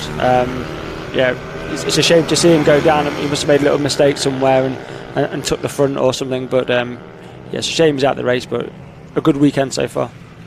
And it's been a great weekend for Harvey Saville in this race class, looking for a clean sweep of wins and keeping it nice and smooth at the front of the field. He has got a runaway lead at the front. He's lapping very close to his fastest lap of the race now. Of course, he's lapping under 1 minute, the race leader Harvey Saville. The temptation, of course, when you're leading by such a big margin is to try and slow down and keep it safe, but sometimes you just as well really to maintain the pace. As we look at the mini moto there, number 15 of Seth Hayward, of course, is in 6th position. This year, of course, we've seen the return of the mini motos, and he's running that bike very well. Yeah, he's riding really well. It's the first time I've seen much of the mini moto stuff, and he's really smooth rider as well. Really smooth, really safe. He goes pretty fast on that tiny little bike. He's maintaining that pace out there as we go back to Harvey Saville, looking very smooth at the front of the field. I'm wondering, actually, looking at the results there. Seth Hayward, I'm sure. Oh, it's Casey Bull, I think, leading the junior supermotos, I believe, of the mini GPs. We'll have to wait and see. I think he might be up there for possibly a class win. We shall wait and see once the race draws to a close. No doubt, of course, who's leading the race, and Harvey Saville leading, and second place Leo Sully, who hasn't even come through past the finish line yet. So there he goes, 12 seconds adrift. Not that far ahead of Joshua Herring, though, so a bit of a scrap on for second place, but Harvey Saville in a race of his own at the front there. We should see the second place there. I think that was just coming out of the shot there of Leo Sully and Joshua Herring, and that really gave that wide angle, gave you a distance of just give you a view of what a gap Harvey Saville has at the front of the field here. And it shows how well he's riding as well, because again, lap times are consistent, he's hitting all his spots, he's not having any moments. I don't say anything else, I feel like I'm commentator cursing people, but he's riding really, really well. So and he obviously wears black and yellow as well, which is really cool. That's a familiar one, of course, to a certain somebody here. And one thing I would say is, again, he's actually set the fastest lap of the race there, 59.5. One of these things with the race is sometimes say you've got such a big gap at the front, slow down, but if it's coming to you and you're running well, it's like you don't want to break that rhythm, really. Yeah, just ride. I think the minute you start overthinking is when you start making mistakes. I know some people will say that when they're up at the front and it's becoming easy, the minute they start to relax, they break their concentration. That's when the mistakes come. Like you say, isn't it? And you don't want to do that. But watching young Leo here, I think about a year ago he couldn't even change gear. He's coming through the ranks a bit here, isn't he? He was a very green rider about a year ago towards the back of the field. But it just goes to show they're picking up the pace here and getting the experience. But he went away in the off season. I saw him at Fat Cat, Stretton, and other circuits, and they were working on gear changes and going up and down the gearbox, etc., etc. So that work where you change from being semi-automatic engine to gears, it sometimes put them back first before they then come back forward, and they go even faster then because they've got the gears. They can use the benefit of the gearing. So yeah, really good to see. He has had the luck on his side here, Leo Sully, with two of the main rivals crashing out. But second place is still second place in a race, no matter what the circumstances. And if he gets that home in second, it'll be a nice little boost for him as well. Yeah, he was telling me how many trophies he'd won yesterday. I think he was up to about 12 or 13. I was like, wow, you've got more than me already. Well done. So he's really, really confident young lad. So it's good to see that the extra work that he's been doing is now starting to pay off, and hopefully he's in line for more trophies, which is good. I would say perhaps with Quincy and Hamilton out of the race, that might actually put him on the podium for this one. I think we'll have to wait and see, of course. But hopefully, fingers crossed. He keep going now. Just keep going, keep it upright. Joshua Herring, of course, another very young, very inexperienced rider, doing well here, and he's up to third position now with Alfie Landemore still in fourth. Casey Bull running very strongly in fifth, just going over the line actually. Casey Bull on the 27 with Seth Hayward, and the one lap board goes out to Harvey Saville, who is 101.3 that time around, perhaps just dropping a bit there because he goes past some of the slow riders, taking his time to get round. And he's got a huge lead though, so he doesn't need to do anything. Doesn't need to do anything silly. He just needs to keep it upright, bring it home now, and then yeah, winner. Well, let's have a look now as he starts to close up on Seth Hayward and Casey Bull. These riders battling for fifth position. There they are further down the track now. Of course, I think he'll just do what comes naturally here, just take his time, and you know, if the gap presents itself, just go through. Yeah, it's a really good ride from him, really. To be fair, if you look, he stayed really consistent. He set the fastest lap of the race as well, which is what you'd hope from the guy who's taking the win. And look at him there, he's looking really far down the track, because that's a hallmark of a strong rider. You're looking way down the track as to what's going on in front of you. Yeah, exactly. And I think he's just going to take it easy here and let these other two go, as the 41 of Harvey Saville over the line and takes a clean sweep of wins. I tell you, he looked slow on that lap, but he lapped under a minute still. So when riding smoothly, I suppose. Yeah, well, I would say pressure's off, but you know, they're so young, you don't know, do you? But I think he's done a great result, and here is this Leo. That's Leo, I think they're in second place. So a great result there for the number 36 of Leo Solio in second position. Joshua Herring in third. Those riders still lapping very well, just over 1 minute. And this looks like it's going to be Alpha Landemore in fourth place. Landemore then in fourth. Then there's quite a gap there between them and Seth Hayward and Casey Bull. That was, I think, Charlie Garner over the line there. 2 laps down, but, you know, lapping quite well and gets some points on the board. And his lap times, I think, have improved by about 3 seconds from this morning. So, as a newbie, and he's still improving his lap times, which is what you want to see, right? You want to see them still progressing and moving forward. So, the fact that he's doing that in race conditions is really good. So, that sets him in a really strong position for the next time they're back out on circuit. I think Seth Hayward and Casey Bull, they weren't lapped, were they? So I think they pulled in early. That's a bit of a strange one there. I think they didn't. I think they must. It's one of these things. You see this in adult racing. So when the checkered flag goes out with the 2 riders just in front of the leader. Yeah, I'm not sure. Well, that's one who got to race to the flag. They'll learn that lesson, I think. Yeah. But they're both riders. We'll leave that one to the steward, shall we? Yeah, I think we'll have to leave that one. So Seth Hayward and Casey Bull, it seems, accidentally going off the track 1 lap early, as the machine of Charlie Garner makes his way back to the pits. Yeah, it's a strange one, but yeah, like I said, the stewards will pick that up and they'll sort that out. I'm sure they're only young, so hopefully they'll. If it was a mistake, I've seen it before last year at Clay Pigeon. Someone finished, thought they'd won the race, and it was the lap before, and the race carried on for another lap. So. That's happening. To be fair, that thing when you don't race to the flag, that's happened in pro ranks, to be fair, wasn't it? It was, I forget, was it Moto 3 or something? One of the riders was punching the air and, hang on a minute. And off they went past him, yeah. So, it's all looking good here for the next race of the day getting underway shortly. The OMG Racing Mini GP 190 and the Bucci 190 Cup. You're saying that, of course, 3 seconds a lap. There's a lot of riders would pay a lot of money, to do that, wouldn't they? 3 seconds lap improvements over the weekend.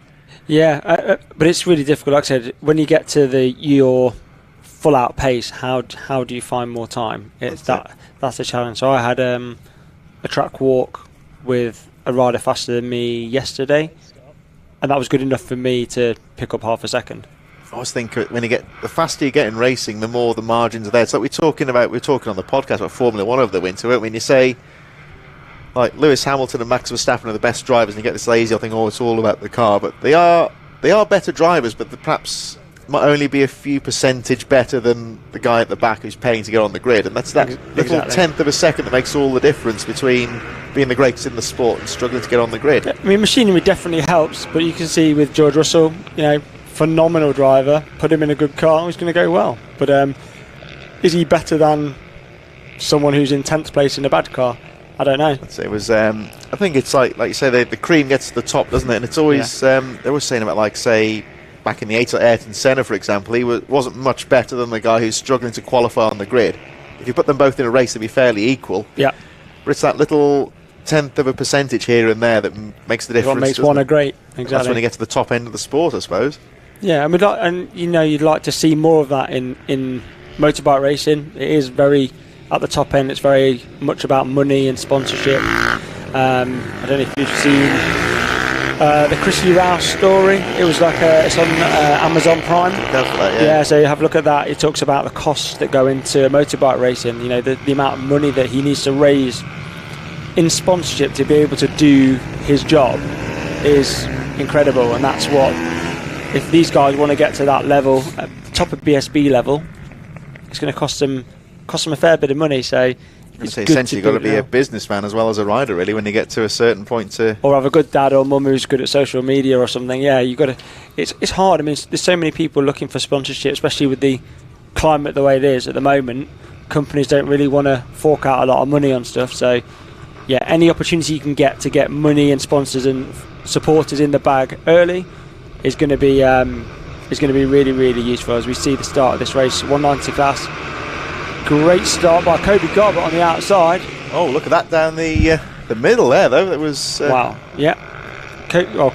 Kobe's come from, I think, 4th position, and he got into 2nd. I think Kobe Perry had a unusually slow start. He might be just setting himself a bit of a challenge this race, because he's won the others by quite a margin so far. So really good. Really good start. A great getaway there from, I think it was Scott Mead, wasn't it? Came down the middle. Yeah. And so one of the things with this staggered grid here at Rowrah, it's a bit more open than it used to be. If you're on the 2nd row and you anticipate those lights well, it's got a clear run there, and that's what Mead did. Clear run straight through the middle. It'll be interesting to see now. This is the first time Kobe Perry has not been at the front of a race since we started this weekend. He's been in a class of his own, and he's now got someone to battle with. So will he look to push past as fast as possible, or will he look to battle with him? Oh, no. I think that might be the answer. Oh, we nearly had the answer to the question there, didn't we? He's starting to show his claws a bit here. Yeah. He's really, like I said, he's a really good young rider, very confident. He really rides that Bucci well. So he's on the Bucci 190 versus a lot of the guys in this class that are on the Avalis. So it'd be good to see what he's got, really. See him challenge a little bit, because that's what we want to see. That's how he's going to grow his racecraft. Scott Mead, he knows he's there, and he's parking the bike exactly where it needs to be, as he still leads the race. Kobe Perry visibly looks faster here, but of course catching up is one thing, getting past is another, and if the riders are fairly evenly matched, it means that Kobe Perry in 2nd, for the first time this weekend, you might say, he's going to have to work here, because he's had both the opening races his own way. Now for the first time he's got a rival, and nice move there out to the corner from Kobe Perry. He got the bike turned really early, and he was on the throttle really early, so he just gave him enough drive to drive him to the chicane, and like I said, he'd done it by the start-finish line, so really, really good racing. That was a fantastic move there from Kobe Perry to take the lead, because these bikes are so evenly matched in terms of power. Sometimes outbraking isn't going to work, so you've got to try and work and get... The only way I can describe it is like, when you're watching Mario Kart and you got that little boost thing that you drive over. It's almost like that when you get the line right. It's like... Yeah, maybe Kobe Perry knows something that we don't. Maybe there's mushrooms or stars down there or something that he's driving over. But yeah, these engines are all 190, like Daytona engines, for example. So it's only the chassis that are really different, and some of the setup details that are different. So in theory, yeah, very evenly matched. Got to get that line choice. I mean, that was a lovely pass. They've just got to get the line out of the corner bang on right, and when it works like that, it's fantastic to watch. Yeah, he seemed to get it turned earlier in the corner just so he could get the drive out, and like I said, within 20 yards he was almost side by side, so really, really good one to be aware of for his next race that works, or for next round that works for him. So Kobe Perry now leading by 1.4 seconds from Scott Mead, who's still looking strong in 2nd place after that great jump on the field at the start. He's anticipated the start perfectly. Andrew Thompson still in 3rd on the number 19 from Ian Wareham. Kobe Garbutt in 5th. That's the rider we're looking at the back there, having a look down the inside of Wareham, who shuts the door quite firmly. Got that line covered quite nicely. Simon Bogg up to 6th place. The rider I think was a non-starter earlier on today, but he's running in the top 10 quite strongly.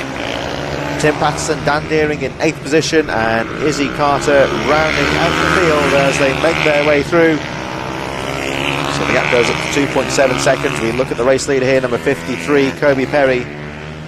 Still looking quite strong, and so he's had to work hard for this race so far. He's had all his own way in the first 2 races, but with a nice move into the lead, looking very strong with half a race still to go. Yeah, he's back on his metronomic pace at the front, hitting all his lines and pulling away lap by lap. Good race for Ian Wareham, probably his best of this weekend so far. Seems to have got off well. He's got young Kobe Garbutt behind him, chasing him down, so that'll be an interesting battle as they go through. Tim Patterson, who crashed out in the last race down the main straight, had quite a big smash, and he's struggling to get the bike started off the line at the moment. He's obviously back into 6th place, so he's fast. He's a fast rider, so will he be able to get on the back of Kobe Garbutt? I'm not sure. It'll be interesting to see if he can catch them back up. Looking at the moment at Scott Mead on the 911, of course, the early race lead. He's had a good weekend so far, running very strongly at the front of the field, and only rider so far has had to challenge with Kobe Perry, the runaway winner of this class so far. Notice Scott Mead is I think he is perfectly aware that he's up against some very young riders here, so he seemed very aware of where he was on the track and where the other riders were, and being a very hard but fair racer. Yeah, it's always interesting when the class is a mix, so you've got adults and children together, because he doesn't technically have to battle them, but he is a racer as well, so he'll battle them fair but firm, because if they're going to race in this class, you've got to be able to handle that, otherwise you're in the wrong class really. So as you see here, you've got a junior versus an adult, Ian Wareham and Tim Patterson, who's now come all the way from the back, I think. So Patterson's catching him up here actually, on the back. So Tim's fast. The Tim's really fast. So he's just had a bit of bad luck this weekend. So he keeps having to come from the back, which is quite frustrating for him, I'm sure. But yeah, really good. I'm sure that Tim Patterson will be quite keen to get past Kobe Garbutt here quite quickly if he can. Garbutt makes a little bit of a mistake in the hairpin there, I think. But he turned it well actually. I thought he was a mistake. He just seemed to look like the front end washed out on him there. He turned it and got the throttle on as early as possible and just blasted past Ian Wareham, who obviously just looked over his shoulder and saw him come in and thought, oh, there we go. But that's not his battle. His battle is behind, which is Tim. Yeah, and he's coming really strong after, like I said, a bit of disappointment in the last round. Tim Patterson looking strong here coming down into the summer. Oh, lovely move there from the number 13 into Sonny Bent. And Tim Patterson up to, that'll be 6th position, I believe. Well, here they come over the line. Kobe Perry leading by 8.7 seconds. Scott Mead. Andrew Thompson still in 3rd. So Kobe Garbutt's up to 4th place now, and 2nd place of the youth riders. And we've got Tim Patterson sneaking past Ian Wareham. And Patterson starting to put the pressure on Kobe Garbutt here. Very trendy looking bike, that kind of Nardo grey kind of paint scheme. Really nice grey finish to that bike. I have ridden that bike actually. It's actually a really nice bike. I rode it last year once. It was a really fast bike. It's my first bike I rode, which was the 190. Really quick bike. But Kobe, he's another young lad that stepped up from riding much slower bikes onto this 190, and he seemed just to be at home on it. It's really raised his game, and to be not sure what he is in class at the minute. He's 3rd, maybe 2nd in class. 2nd now, isn't he? Yeah, 2nd in class. That's awesome. So that's really awesome. He got some nice lines out of the hairpins. He seems very quick out of those corners, getting it dialed out of the corners quite nicely as Kobe Perry leads the race and actually just nipping under the 50-second marker in that final race of the day so far. Leading Scott Mead by 10.5 seconds when you consider not that long ago they're battling for the lead. I think Tim Patterson may have a problem because he's dropping down. He's still running, but Ian Wareham's back past him, and he must have dropped about 2 seconds off the back. So I don't know whether he's just going to try and bring the bike home, or he's got brake issues or something. But he's definitely struggling on this lap. Tim Patterson actually 56 seconds last time around, so he didn't seem to drop a bit of pace as we look again. Andrew Thompson. Over the line, Thompson there in 3rd. Dan Deering and Izzy Carter running at the back of the field with Simon Bogg in 7th position. But Tim Patterson appears hitting some trouble as we go towards the last lap of the race, so that might allow the following riders to maybe grab a position on the final lap as we look at the number 19 of Andrew Thompson on his own in 3rd place, but looking very strong and lapping very consistency as Kobe Perry makes his way back down towards the final few corners. Scott Mead still there in 2nd place, but Kobe Perry has worked really hard indeed. There was Scott Mead momentarily coming through the summer bend for the final time. Andrew Thompson in 3rd as Kobe Perry goes over the line and takes the checkered flag. It was so fast we didn't even see it. Yeah, he was flying there at the end, wasn't he? So Scott Mead in 2nd place as we look at the number 19 of Andrew Thompson heading towards the final corner. And over the line he goes in third place. So Andrew Thompson in third. And we should be seeing Kobe. There he is, Kobe Garbett, with a very strong fourth position, pulling away at the end there from Ian Wareham. Brings it home in fifth. And, well, where is Tim Patson? Let's find out. It's just been overtaken by Simon Bogg.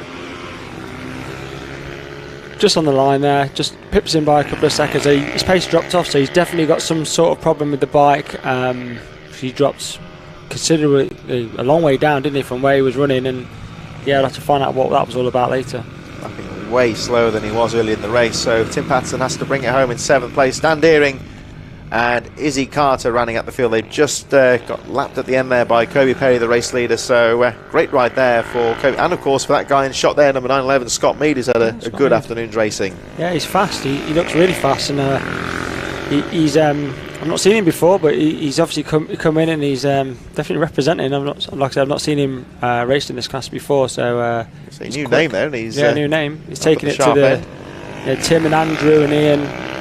They've got there's a new contender in town, and they've got to compete with him. So that's a name to look out for. Then Scott Mead on the number 911, very strong second place, first of the senior riders. Of course, we're going to move on to the Ovali machines, the 110 Cup coming up in just a few moments. Riders are in the waiting zone and will be underway very shortly. So third race of the day for the Ovalis. The 110's getting underway down in the waiting zone again. Not quite so many numbers as usual here, but what we have got is some very strong riders. Yeah, you'd normally get all the top competitors the most round, depending on the distance that needs to be travelled. Like I said, this is quite far for everybody. So if you live on the south coast, this is a good 8, 9, 10 hours. So it's a long way to come, but that doesn't take away from what you're seeing. You know, you've got, again, as they roll out, some of the best young riders that there are. Competing at a really high level. It's really good to see.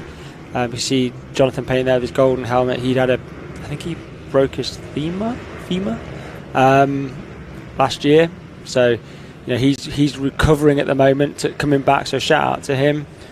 Young Daniel Stevenson, the little brother of Reece Stevenson, who's now in the BSB. He's riding. He's not been riding much, but he's back now riding there. All in black helmet.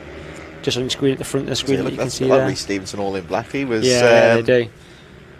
Yeah, he's making a name for himself nowadays. Reece Stevenson, he is. He's a bit like Harvey Lashman. He's one of these riders who could find a gap anywhere and aggressive. Doesn't know anything apart from flat out in that sense. And well, he took another level, didn't he, Reece Stevenson? He had some pretty nasty tumbles, but I think he was made of elastic or something. He all seemed to get back up again. Yeah, he had a few big tumbles at B&B, and he's had a couple of tumbles at BSB as well. But you know, the kids now push the limits as much as that they can, and sometimes they don't know the line until they're over it. So, yeah, really good rider to come through British Minibikes. Currently riding Rocket Racing at British Superbikes in the British Talent Cup with some of the other lads that have come through this paddock as well. The Dan Goodmans, Holly McCabe's, Zach Weston. He did the first couple of rounds as well. So quite a few lads that have gone on to that level and are now pushing forward. It's really good to see. I'd say we're looking at some of these names, they are starting to get picked up and move up the ladder, so to speak. One of the things, of course, is great, it's not just about these top names, but of course the guys towards the back of the field, they, with the greatest respect, not going to have the talent to become a professional, but still they can have a really enjoyable hobby and get the great experience of racing motorcycles. Absolutely, but at this level as well, you know, the kid at the back today might not be the kid at the back next year, because all of a sudden they, as you can see by Hudson, for example, Hudson's come right through the ranks and has been really competitive. That's a long hold, that is. Oh, that's tricky start for the riders. They all get away safely, and this time looks like Wallace Doherty's got the jump on the field ahead of Travis Shaw.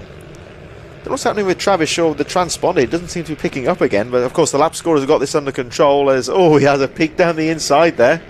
Yeah, it was close. Yeah, I'm not sure. He always seems to miss his first lap off. I'm not sure what that's about, and then it puts him down the grid a little bit. But as you can see on the screen, he's been right there with Doherty race after race after race. Takes very different lines. These two are racing really hard, and it's really close racing, which is good. What happened to Doherty there? Seems to run wide. Still on the track, yes he is. He's in second place just, but it looks like possibly Hudson Cooper's going to battle back there. Yeah, I think he hit a false neutral or something. It could have been. It could have been a gear issue. It could have been just missed his braking points. His foot might have slipped off the peg. It could be anything, but when it happens, it all happens really quick, and then you have to get the bike stopped in a straight line and get it turned and off. So he's done well actually not to lose. That's a very fast part of the track as well. And he almost went off the circuit there. So a shame there for Wallace Doherty. We can see his pace. Look, he's already pulled on Hudson. He's already back on chasing Travis. So he's up there now. I think Travis Shaw now leading the race quite comfortably in these early stages. Wallace Doherty recovering then in second place. Hudson Cooper in third. Jack Hamilton just a bit further behind in fourth. So we're talking about Jack Hamilton with the bike trouble there, but he's running very strongly in fourth place. Yeah, seems to be back. Yeah, so good little rider. So yeah, he's consistent. He's always up for a good scrap on the bike. Like I said, lacking a bit of pace this weekend from the bike, which I think Soren's confirmed. He's having a few bike issues, so yeah, he's keeping his head down there, and he's still got some good riders behind. Yeah, he's leading that pack there. Charlie Cunningham, yeah, Daniel Stevenson, and Parker Jazari in there as well. That's right. That's another rider coming through the ranks with Parker Jazari, of course. He's picking up some pace here and starting to do battle in the midfield as Daniel Stevenson starting just to pressurise Charlie Cunningham here, and they're all staying behind Jack Hamilton at the moment, who's doing enough to keep them behind him and keep them at arm's length, you might say, at the moment. So they make their way to Idales once again. Cesari, oh, very deep into the corner. That was a brave move there. Great move. You just saw him let the brake off, and in he went. So hopefully. Yeah, but look at this. It's Daniel Stevenson straight back at him out of the corner. Of course, Cesari compromised himself there by braking so late into the hairpin. I think Stevenson saw that one coming. Yeah, and it's good that that Stevenson, he didn't just sit there and go, I've been overtaken, so I'll sit behind. He's gone straight back past as quickly as he can. Got the throttle earlier than his counterpart and managed to pull him back down the straight. So really good mixture of the different styles of racing there, but really good, brave move. It's good that they're willing to take the move. This is allowing, of course, Charlie Cunningham to pull away slightly in fifth place and close back up on Jack Hamilton. But here we go again. Parker Jazari, number 933, with that Dayglow helmet. Very easy to make out on the track. This is where he was strong last time, so let's see what he can do going back into Idales. Now, it looks like Daniel Stevenson is wise to it this time. Cesari having a look, but again, he has to fall into position there. Absolutely. So, bit too far back that time. I love the Red Bull, I think it's a Red Bull livery he's got on that bike as well, which is like really cool. Inspired. Yeah, there he is. It is. Yeah, the Red Bull, it looks like a Red Bull anyway from here. So, yeah, really cool, and that bright fluorescent yellow really makes him stand out, which is cool. Again, trying to fight back on Daniel Stevenson, Wallace Doherty and Travis Shaw away at the front of the field, and Travis Shaw fastest lap of the race, although Wallace Doherty 54, they're both pretty much even on pace at the moment, and this great battle for what will be fourth place now. Of course, Jack Hamilton on the number 28 still in fourth place. We've got Charlie Cunningham, Daniel Stevenson and Parker Jazari still battling away. Oh, he just seemed to lose the front wheel a bit there, Cesari. I think he just clipped the inside curb, sent it in wide, and when you clip it and you're on lean as well, the kind of wheels leave the ground, and it just has a moment, but he doesn't seem bothered by it. He did well to keep his cool there, because that would be a frightening moment, you would say. So you just got to keep a cool head and just keep it on the track, which he has done. So he's lost a bit of ground there, of course, to Daniel Stevenson. Finley Hanna, Harvey Stavel, Jonathan Payne a little bit further behind, as we again look at the number 11 of Daniel Stevenson. Trying to close up now on Charlie Cunningham, who is keeping the pressure on Jack Hamilton. Still looking very smooth with what we've been told is a underperforming machine here, so he's potentially be coming under some pressure now from Charlie Cunningham. But Hamilton doing all he can. He's got some nice lines coming out of the corners here. The number 28 of Jack Hamilton, who is, there we go, right on cue. The lap chart's being updated and shows him correctly in fourth place as Cunningham has a look down the inside, but no, it looks like Jack Hamilton got the line covered, but runs a bit wide here. He's going to be defensive into the hairpin, I think, because Charlie Cunningham looking strong, but Jack Hamilton didn't he recover well after coming out to the hairpin. He did. He keeps running wide though on the exit, which will compromise his pace down the straight, so he wants to try and avoid that if he can. So you can see Charlie Cunningham has closed up a little bit. He's running very, very, very wide lines there, so you can see that's bringing the pack back to him, so to speak. So we'll have to see what he's like out of this corner. Here he comes again then, Jack Hamilton. Actually better. Yeah, he's just seemed a bit ragged coming out of the corners there, maybe, I don't know, but again, he's very deep into the hairpins there, but it recovers well, so Jack Hamilton having to be a bit defensive here from Charlie Cunningham and Daniel Stevenson. Travis Shaw still leading the race, but very closely followed by Wallace Doherty. as Cunningham has a look down the inside. And again, Hamilton taking that very deep line into the hairpin. Back marker here, is it Jonathan Payne? Yep, stayed out of the way. Good riding, really good riding. I think that's just the line that Hamilton's taken. It just seemed very deep into the hairpin. It seems to be working for him. Yeah, if it's working, don't fix it, don't change it, just keep it going. But he's taking obviously these wide sweepers now. If he is slightly under power as well, that's going to be the fastest way to get around the corner. There's no point stopping and turning and firing it out because you're going to lose too much pace. I mean, I'm speculating here. I wonder if it's something. If that bike is down on power, whether he's looking to try and almost like straight line the track as much as he can to try and compromise. Perhaps it's the pickup that's poor on the bike. I don't know. Yeah, I'm not sure, but he's riding really well. I mean, to say if he has got a problem, and they're all. I mean, all the kids are riding amazing anyway, as you can see. But if he's got a problem and he's riding through it, which is good to see. Also, a good shout out as well to, all of them. Like Finley Hanna, really young lad. Again, been working at Stretton and some of these little smaller circuits. Really coming on, really improving week by week. So good shout out to him as well. Really good riding today, and Jonathan as well, who's back from injury. Good to see him doing laps today as well. Also, Wallace Doherty, your new race leader, though, number 88 on that previous lap. He's been running very strong in these closing stages of the race, and the number 88 of Wallace Doherty on that very distinctive Ducati replica machine has now taken the lead. Travis Shaw only half a second behind though as we head towards the closing stage of the race there. Hudson Cooper, of course, all on his own in third place. There is the number 217.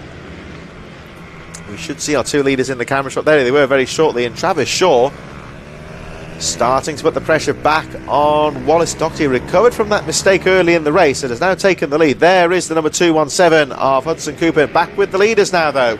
Travis Shaw back into the lead though from Wallace Doherty. 1.5 laps to go, and we could be in for quite a fight at the end of this race. Shaw guards those lines. Doherty again, he loves that sweep into the corner and retakes the lead. I'd say we've got to be brave, dude. That's going through the chicane into the sunny bend, and Doherty's done that before this afternoon, hasn't he? He's been very aggressive into that corner. That's it. It's that move just looks brilliant. The fact that he just goes in really aggressive and swings it around the outside, sets up the pass for the corner on the left-hander. It's a move that's working for him. He seems to take some really wide lines in some areas here. Again, another guy who's using all the track, sweeping around.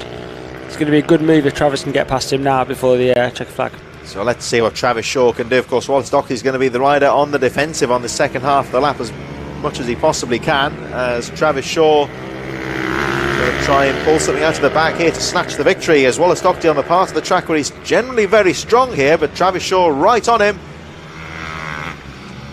but not quite got the line to get the repeat of what Doherty did here. So one more corner to go. You see Travis Shaw drifting wide onto the entry of the corner, looking to try and get back his way after the final corner.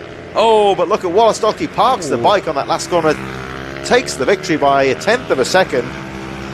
It's going to be Hudson Cooper in third place on his own on the 217. Nice strong third place for him. Cooper over the line, and we should be seeing Jack Hamilton any moment now. So Cooper in third. Oh, we lost Jack. I thought it was Hamilton there, but it seemed to have lost him on the last lap there. Charlie Cunningham then in fourth place. Daniel Stevenson. Parker Jazari there, he went in sixth position. And looking for Jack Hamilton.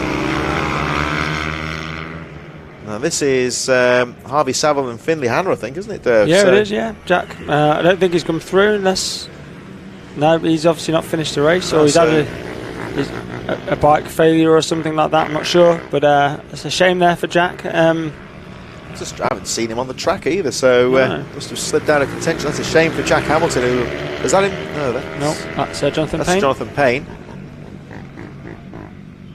So no sign, it appears, of...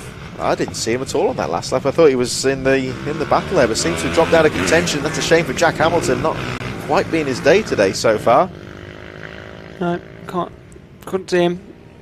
There's no yellow flags flying either, so I'm guessing he may have pulled in. Maybe the problem. Unless he's maybe pulled in to save the engine. I don't know, but we can only speculate, I suppose, from here. But it was a great race there between Wallace Doherty and Travis Shaw. And did you notice there, coming out of the last corner, that Shaw went very wide into the hairpin to try and cut back and take the undercut from Doherty, but he almost parked the bike, Doherty, didn't he? Yeah, I think Doherty slightly when he's ahead with the lap to go, he goes very defensive, looking over his shoulder a lot, and I think that's actually costing him time. I think if he just focused on looking forward and racing, I think he'd actually pull away.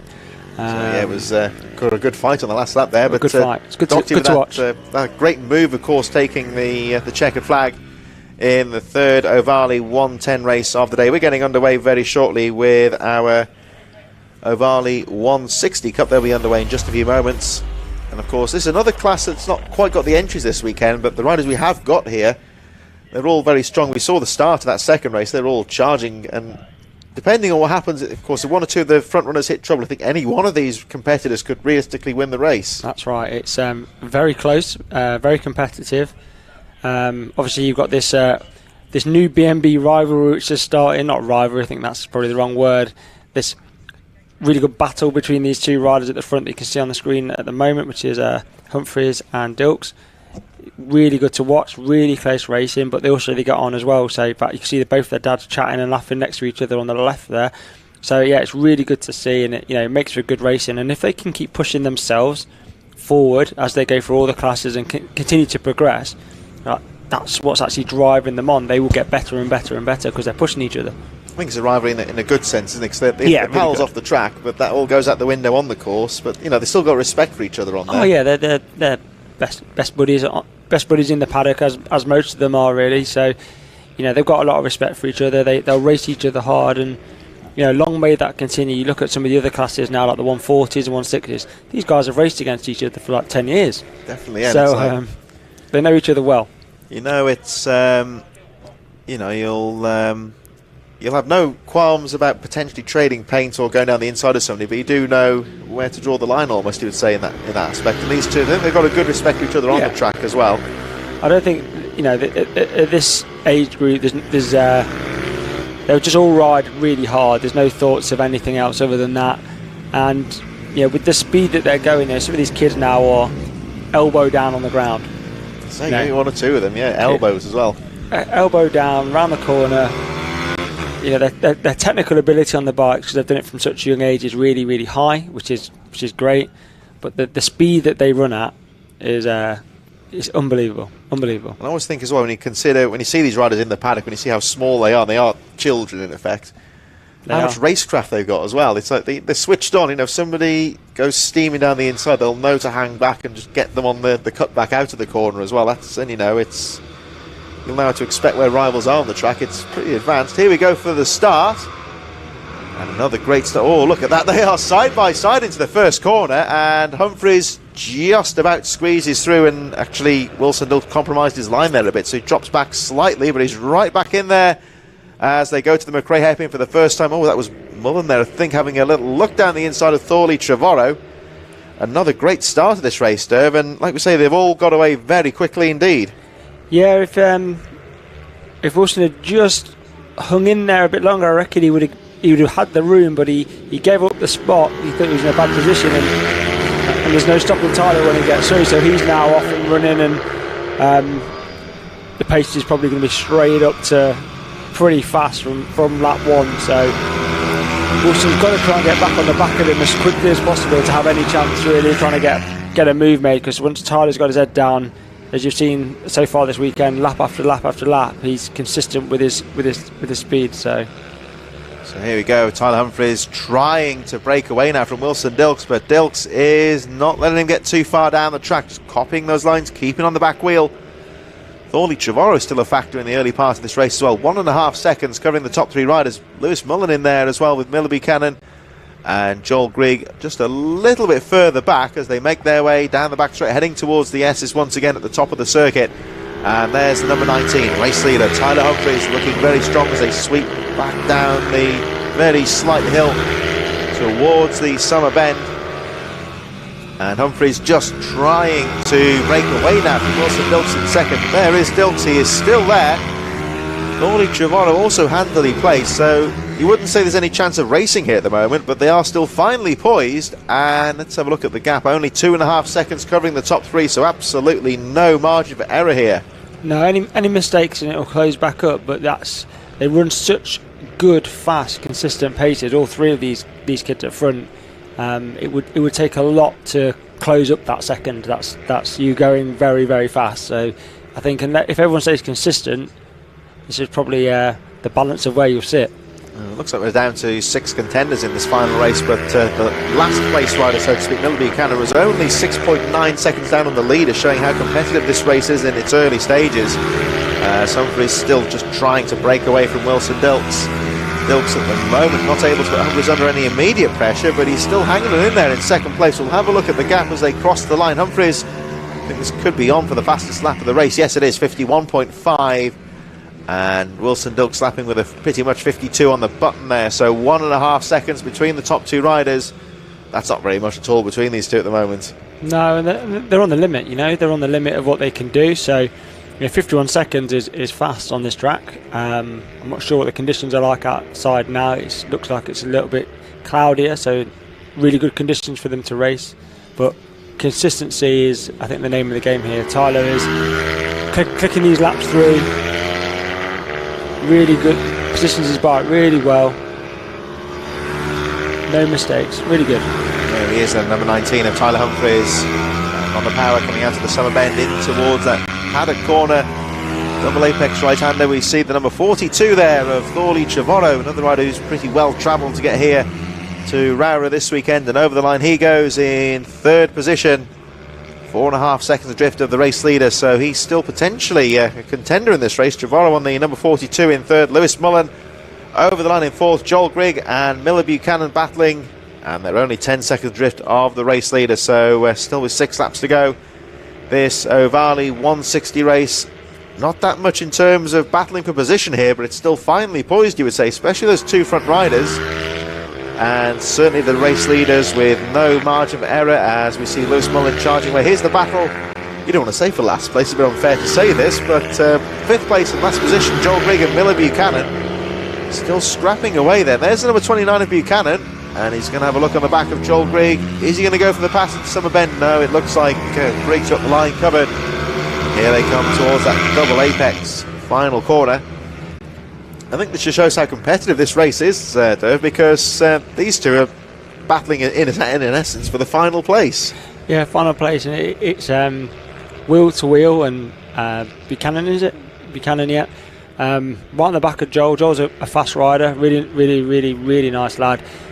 Really good rider as well. He's really committed to the sport and pushing on really well. So all of these guys, they're lapping within about a second of each other. I'd say the slowest lap time, so to speak, at the moment is 53.1 from Miller Buchanan, which is less than 2 seconds off the race leader's pace. So it is a competitive race out there. Yeah, very competitive, and he's also chasing as well, which is going to help him because that will automatically drag him on in pace. If Joel pushes on in pace, Buchanan will push on in pace as well. So he can be learning. He's learning as well as riding, which is really good.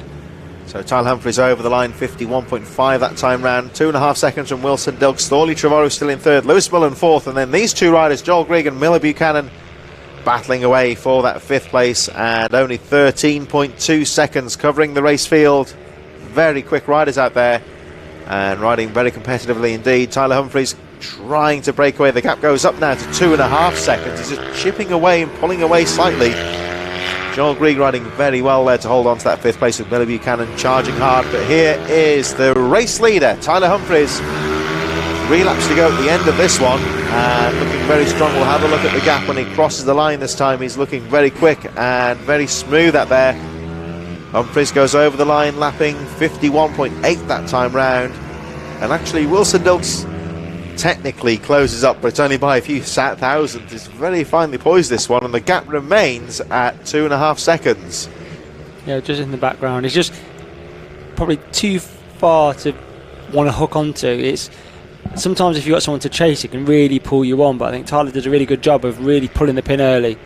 And then he's just a bit out of sight, a bit too far to really chase onto. But Wilson won't give up. He's really, you can see he's really working hard. His body movement, the way he moves the bike, he's still being aggressive, trying to get on the back. Only takes a small mistake and he can be back in there. It's that funny kind of gap here. It's not close enough to get a boost and think, I'm catching this guy up, or I can go for a pass, and it's not far enough to be over the hill and out of sight. Exactly. It's just got to keep in there now, isn't he? 2 laps to go from Wilson Dilks. The gap goes up to 3 seconds, but that's nothing at all. Really fairly evenly matched on pace. Make no mistake, these two guys at the front, they're both going flat out at the moment. They're very close to their fastest laps there. I think Wilson Dilks just losing a few tenths there. That's all it is. Yeah, it's to be backwards and forwards on the lap times. That's because they're pretty much at the limit of what they're going to be able to do here. So just again, all day consistently on the money with the lap times, which means they're hitting.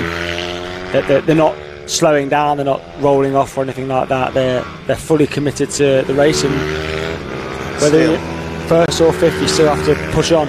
It's still only 15 seconds covering the entire field here. It's still very competitive. And Joel Grigg just pulling away now slightly from Miller Buchanan as the last lap board goes out. There is Grigg number 3. And still looking very strong indeed as he makes his way up towards that final double apex paddock then. Lewis Mullen looking strong in 4th from Thorley Trevorrow. As here is Tyler Humphries now on the last lap. Let's have a look as he takes it nice and smoothly through that Iredale's hairpin and back on the power down the back straight. Wilson Dilks not too far behind in second place. The gap was 3.2 seconds last time round, so at the moment Tyler Humphries has got this one wrapped up, but again half a lap to go, so he's got to keep it steady. Yeah, keep it steady, bring it home through this part of the track, which is a brilliant part of the track. The left-hander coming up to paddock bend, just bring it around nice and smooth. Take that checkered flag. There he goes. So checkered flag for Tyler Humphries. Chased to the line by Wilson Dilks. The gap just a shade over 3.5 seconds there over the line. So Wilson Dilks continuing his great day in second place as well. Thorley Trevorrow in 3rd, just ahead of Lewis Mullen. And then it's Joel Grigg. Miller Buchanan, I think, just dropping a little bit on that final lap, but he's still hanging it in there. And I'll tell you what, that was a 21 seconds covering the entire pack. There's not much racing going on there, but they were all very competitive indeed. Yeah, very evenly matched. So once the break started and they spanned out a little bit, it was good to see that they're all consistently hitting the numbers. And so yeah, no unfortunately, one really dropped away in that one either, because you saw Buchanan at the back of the field, and you don't want to say he's last place. Doesn't sound very nice to say that, but no.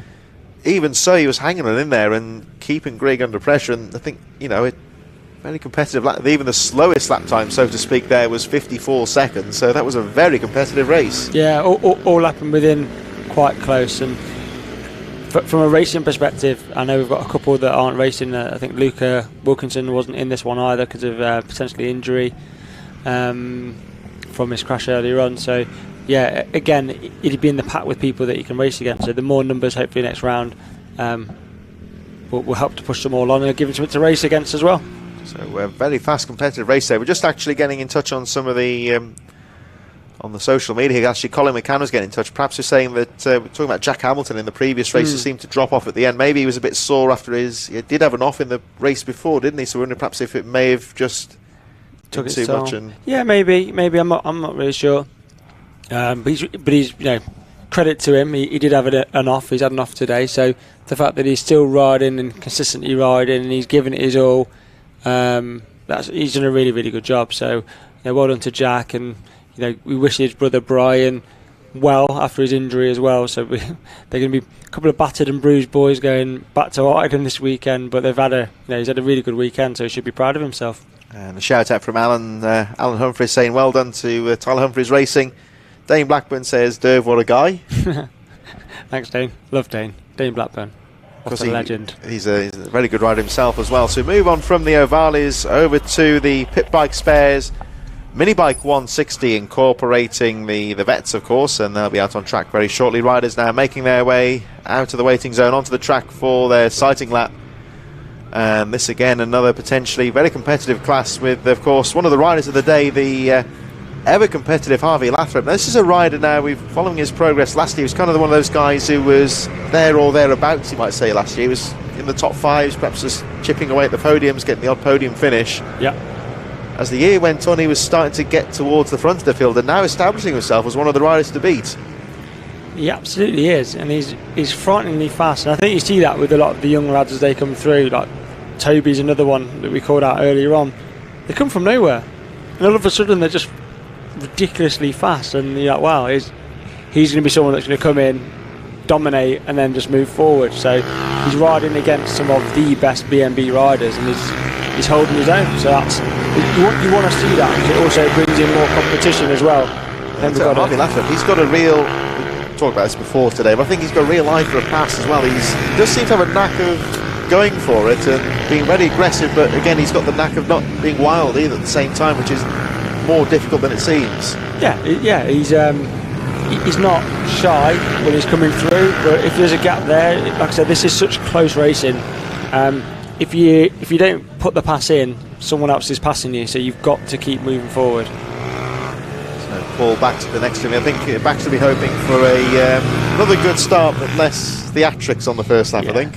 Yeah, a nice steady start. Yeah, that's never going to happen with this lot. It's all systems go here, and that's why it's such close racing. And we seem to have got. I think Jack Bednarak jumped in for a race on this one as well, by the looks of things, on the leathers, right in the back of the screen. Look. At the back of the field, wasn't it? So it'll be interesting to see. Toby just stalled his bike there. He just took his hand off the clutch and stalled it. So hopefully get that started. Looks like he has, doesn't it? Yep. Yeah, he is. So hopefully he'll be looking for a good race today. Of course, very important that the riders are ready to go before the. Was there a stalled bike? I think they've missed it. Luckily, I think the riders. Well done. Yeah, some good communication there from the riders to the start. There was a rider lost the engine, so I think will they have to send them out again? Do you think? No. They just get the bikes going now. And they're okay for the restart. Here we go then. So about to get underway with the Pit Bike Spares Minibike 160. Oh, jump left for Michael May, just looped it slightly, but away they go. And a good start from Daniel Pearson. Oh, some bar banging through the chicane on the first lap, where everyone seems to get through okay. Pearson leads. And Baxter having a look down the inside. He keeps both feet on the foot pegs this time and gets away nicely with, I think that's Lathrop in third just behind him. Yeah, Lathrop's got some work to do this time, so we'll see how he does come in from the back. Really good start from Dan Pearson. Got straight to the front. I think he's still at the front. I can't say. Yeah, still at the front. So he's managed to. Lathrop to second. I think I have that camera shot straight to the top corner out of nowhere again. So Lathrop into second place. Now he's going to try and have a look at Daniel Pearson, but Pearson's going to know he's there and try and make that 77 as wide as possible. A fast, frantic first lap here. There's lots of action throughout the field here. Yeah, lots of just in for position. I saw a couple of people getting quite close there. Ryan Clark again out the seat coming into that bottom right hander there. So that was that's going to push him back a little bit. So yeah, good start. Lots of battling. Aggressive as Lathrop is on the brakes there. You can see the back end almost fishtailing about, and he's made it work. So Harvey Lathrop takes the lead, and again very deep on the brakes. You saw the back end of that bike; he just almost like losing the back wheel off the ground there. So Harvey Lathrop with another good move there and retakes the lead. Now can he hold on, or will Daniel Pearson be able to fight back? So Lathrop up to the front early on, leading the race from the front here, trying to break away from the number 77 Daniel Pearson into second place. We've got Paul Baxter, Michael Head right in there, and then sort of leaving out at the start of it there, but he covered well. I couldn't even hear that, it was so loud. What was that? Michael Med there, the treble 7. Yeah, started well again. He always seems to be in the top 4 or 5. Joe Mosticker behind him as well. So the seasoned veterans of the game, let's say. So they ride smooth, but gone a bit wide there. And Joe's had a look up the inside. Just doesn't seem to have the pace to get alongside him. You can see him trying to hustle the bike along, but won't go anywhere. And watch out here for Dean Benderek, number 69, setting the fastest lap of the race, 53.9, starting to bring the challenge up to the likes of James Moster and Michael Med. I think we've lost, unfortunately, Toby Skate at the back of the field. Nothing's come through yet. Number 134 seems to have dropped out of contention.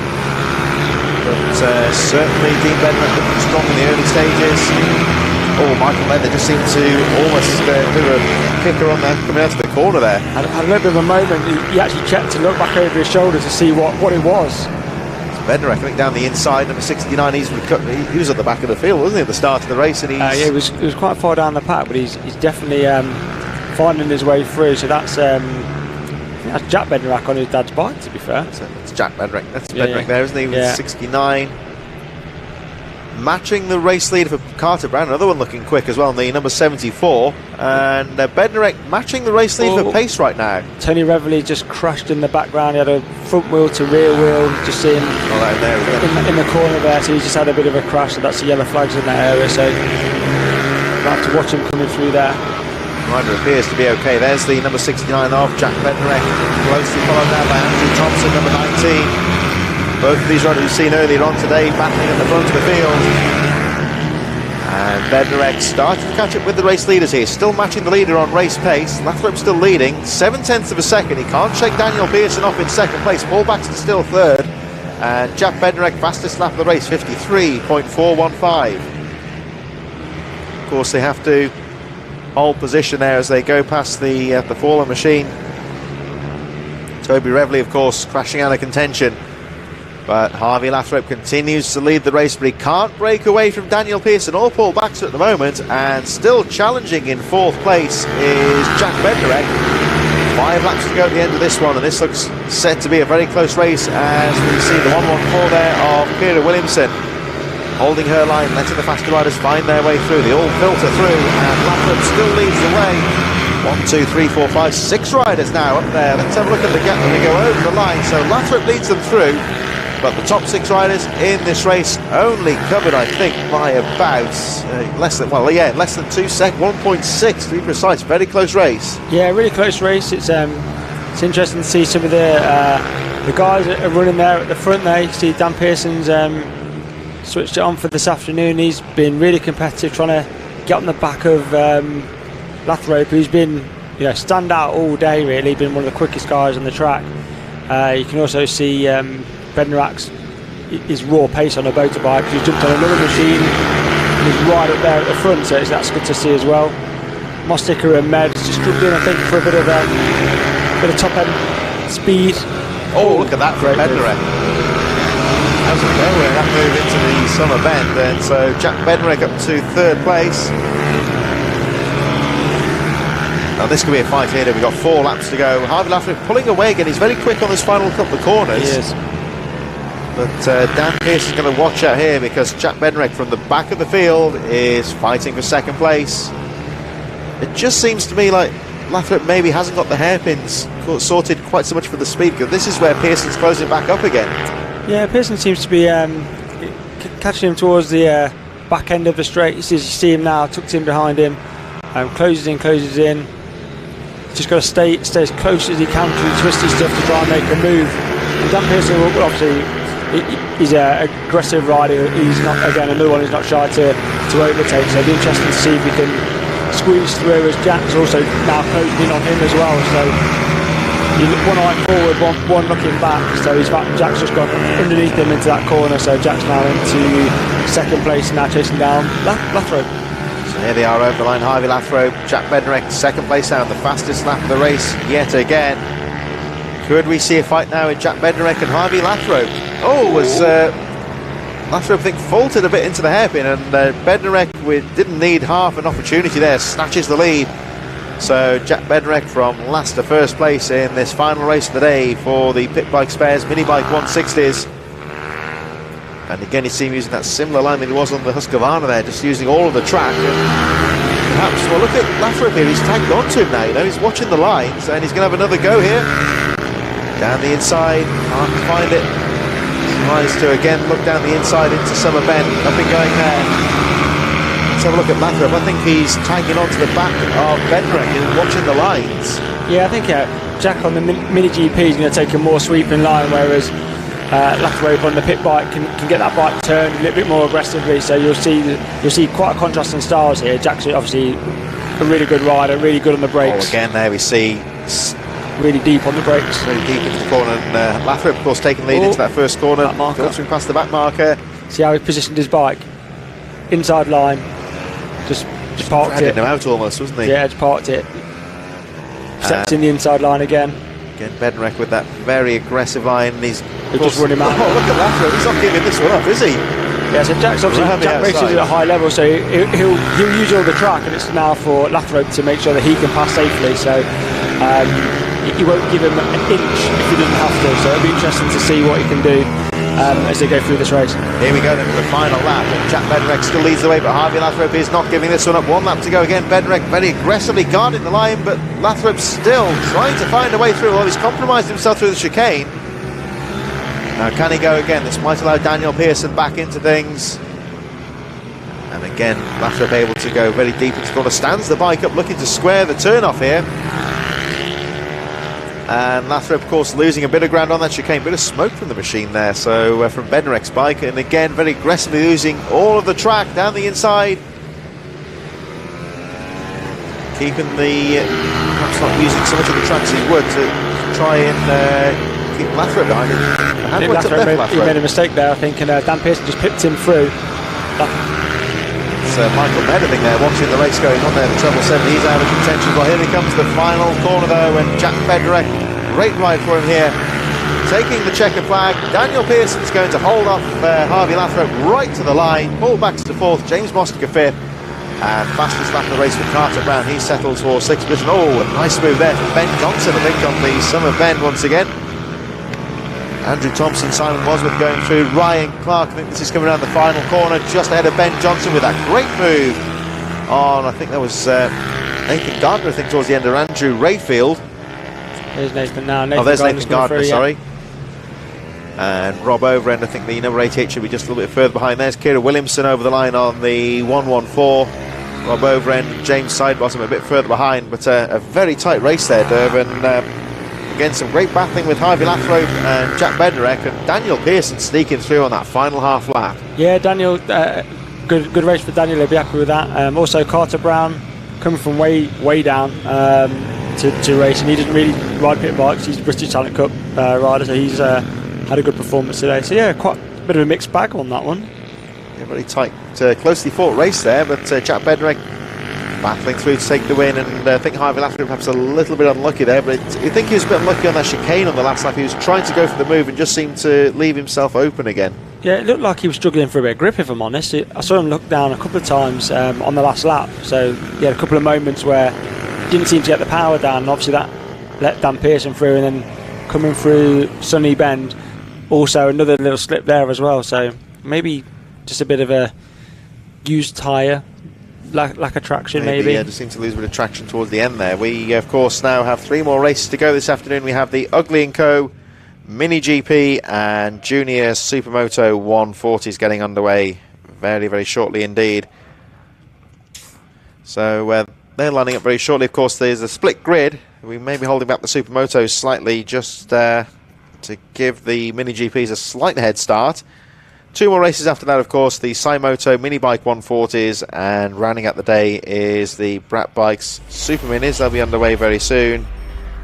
So here we go, Mini GP 140s and Junior Supermotos. Had their incidents, of course, in the previous race. Let's hope for a cleaner race. And we did notice, of course, they did in the restart just hold the Supermotos back just for a few seconds. Yeah, they look like they just held them back a little bit just to give that a little bit more room to go off. Although that obviously wasn't the reason for the incident. It was purely because obviously somebody, I think we call it looping out, front wheel bike did a backflip and took the rider off. So yeah, they've just decided to give it a small hold, maybe not quite as long as the first race, just a little hold, just to get the first lot away and then make sure the second lot can get away clean with no incidents. So here we go then, the Ugly & Co.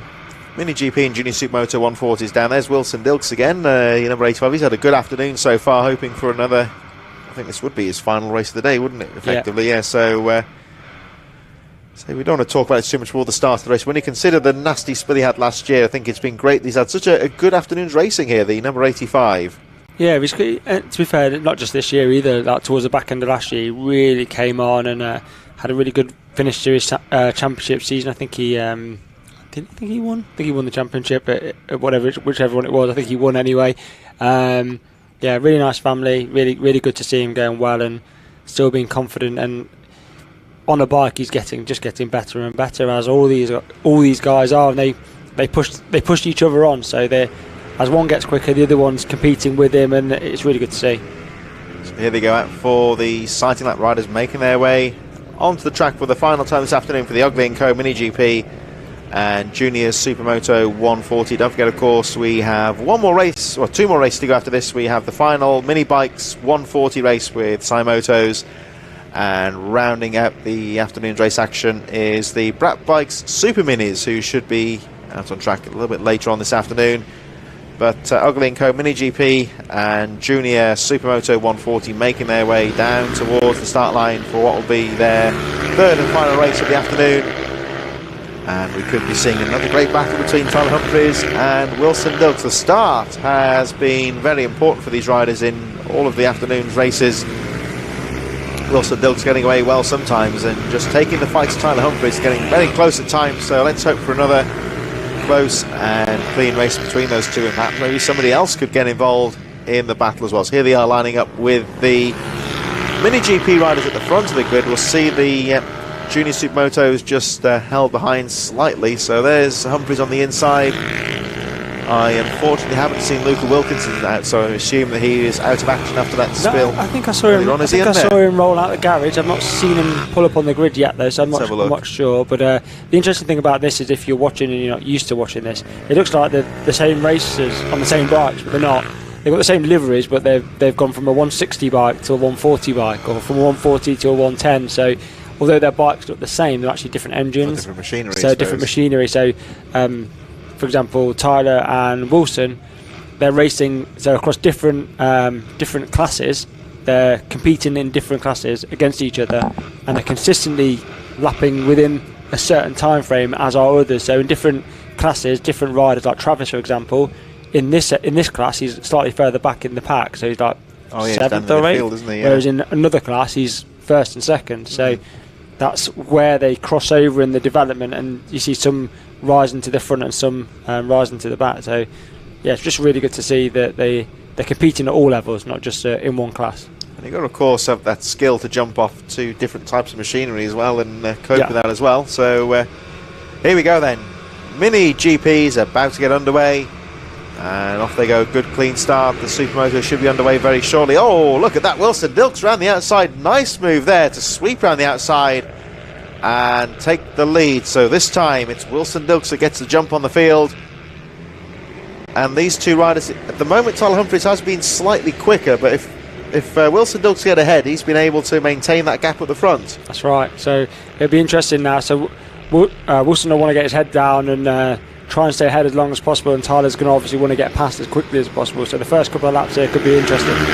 It's going to be good to watch here, because I would say Tyler Humphries has been faster, but that has been marginal really. So Wilson Dilks, he has proved this afternoon already, but if he can get ahead, he's got enough to hold on and take the checkered flag. It's their final race of the day for these two, and they'll be looking to have one last fight for the checkered flag, as Dilks again, very aggressively out of the corner, cuts across the front of Tyler Humphries. And Humphries is not perturbed by that one bit as they make their way down towards the McRae hairpin on the second lap. Dilks guarding that inside line, making that machine as wide as possible as Tyler Humphries tries to break on the inside, square the turn off, but Dilks has got the line covered. And Wilson Dilks again through that right-handed hairpin. Through Ironman's down the back straight he goes, heading towards the S's, and Tyler Humphries right on his tail. In second place, we've got Thordy Tremolo in third, Wallace Doherty in fourth, Lily Buchanan, Hudson Cooper in sixth, Travis Shaw seventh, Daniel Stevenson a bit further with Ethan Dunning, Parker Jazari in 10th. Rookie champion, I think, the last of the pack there, with Joel Grigg leading the junior Supermotos, George Bowes, Joshua Herring, Arthur Woods and Tyler Swift. Over the line they go once again, and Wilson Dilks holding on to that lead, but coming under a lot of pressure from Tyler Humphries, right on his tail in second place. Here they come up towards the top corner again. Wilson Dilks guarding that hairpin into McRae's. Oh, look at this though, with a good comeback there from Tyler Humphries. And again, they are fighting very close at the front here, Derv. Yeah, through that left-hand hairpin, they take a very different line. Tyler turns it really tight, whereas Wilson takes a real sweeper, so it's a very different line. And you see Lewis Mullen. He's got through to third now, hasn't he? It doesn't look like his transponders picking up or working, so for whatever reason he's not coming up on the live time. And so Lewis Mullen's actually in the race in third. I'm not sure why that transponder's not working. Wilson Dilks on the track. Maybe must just have missed the loop sometimes. I think the lap scores, of course, will get that one back in very shortly. It's showing on the timing charts here as Tyler Humphries as the race leader. Oh, and he is the race leader now, because that was an opportunistic move. Let's see if Dilks can fight back. They are side by side in timers, but of course Humphries has got the line. And I tell you what there, I think Tyler Humphries saw half an opportunity. I think they were closing up on, I think it was Tyler Swift, I think. Yeah, and they saw the back marker and he thought, right, now's my chance, and he shot it up the inside, and really Wilson had nowhere to go, so it was a really difficult position for him. So they got through, the back marker got through as well, which was awesome, so that's good. But now you can see this is a race at the front of the pit bike, so this is Joel Grieg and Bowes. There's George Bowes. George Bowes, yeah. Behind him, and Joshua Henning in there as well, possibly. Yeah, I think he's just a little bit behind, but Josh had a really brilliant weekend. He's picked up his first podiums this weekend, so he'll be absolutely loving life this week. Like I said at the start of the race here, is Joel Grieg, of course, on a very different bike this time. He's been riding on the more Mini GP style machine, now back on the Supermoto and coming under some pressure. Oh, nice sweep out to the final corner there from George Bowes. Both these lads will ride a Mini GP as well, but they both opted to jump on the more pit bike Supermoto style this weekend for one of their classes. So you can see that they're really adaptable in the way they ride, and they're both really competitive. Different riding style, you would say, on these bikes as well. Yeah, completely, yeah. Like you say, I think a more upright style, you would say, and George Bowes doing well to keep Joel Grieg behind him. He's made the move stick. Halfway through this race, Tyler Humphries still leading from Thorley to Row. We're just watching this battle at the moment. On the edge of the top 10, leading with the pit bikes, of course, is George Bowes, 67. Back at the front of the pack itself, we've got Tyler Humphries, and still he can't shake off Wilson Dilks. No, this was much closer in this race, and it's good also to see that if you look a bit further down the pack in 5th place, is it Buchanan? Oh, Miller Buchanan, yeah, he's up to so fifth from one class where he's trying to catch up, this class he's at the front of the pack, racing against Doherty and Travis, and again, slightly different bikes, slightly different engines, and he's really competitive up there. So it's really good to see that across the different classes you can see he's going to be a competitive rider as he moves forward. Yeah, he's running very strongly, of course, in that 5th place. Remember, of course, he was at the 5th place at the back of the field, so to speak, early in Varley's, as he squeezed through past, I think that might have been Josh Herring, I think. Yeah. But Tyler Humphries, I think that brief moment past the back mark there, just the advantage that Tyler Humphries needs just to pull away slightly, and in small letters from Wilson Dilks. And it's opportunistic, I think it's the word I'm looking for, very opportunistic, and he got through. I think somebody's just come off in front, I'm not sure who that is, but I was a stricken rider on the side of the track. George Bowes is down. George Bowes, yeah, George Bowes is down, I think on Sunny Bend. Yeah, going towards the sunny corner there. So over the sunny bend they go. Red flag has been out. I think there might have been 2 riders in that one as well, but sadly the red flag has been out. Tyler Humphries, I think, has seen that now, so slows down. Wilson Dilks behind him, and so sadly the red flag. 3 laps to go, so I don't know what's going to happen here. I think they'd call that with 3 to go. Yeah. They won't do a restart for less than 2 laps. So it looks likely that'll be called, won't it? So it appears an incident on the approach to Sunny Bend has brought out the red flag. We believe it's George Bowes, the rider, caught up in that one, and get confirmation, of course, later. But the riders making their way back around the lap, and sadly, of course, the red flag coming out. So that means that fairly likely that Tyler Humphries will be declared the winner of that race. Wilson Dilks in second as they make their way. Of course, the race has been halted. That is George Bowes there, I think, looking at the leathers with the white helmet, I believe. Yep, I think it was. I could see the bike. It looked like his bike. I've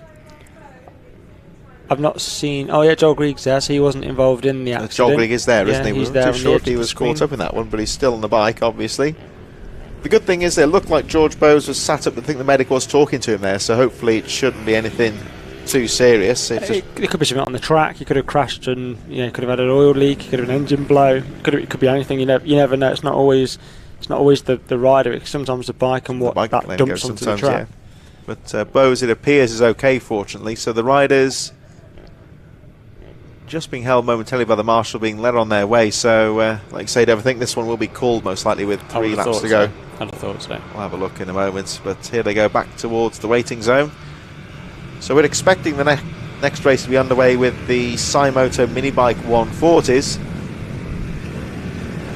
The race, sadly, for the Ogling Co Mini GP and Junior Supermoto 140 being brought to the red flag. I think there's George Bosley helped into the medical vehicle, that little like golf mule thing. Little golf buggy, yeah. Helps. Been watching the gentleman. I think I'm not sure if he owns a track or he runs a track. Malcolm. We've seen him a couple of times. Yeah, he pops in to say hello. Zipping round on that all weekend.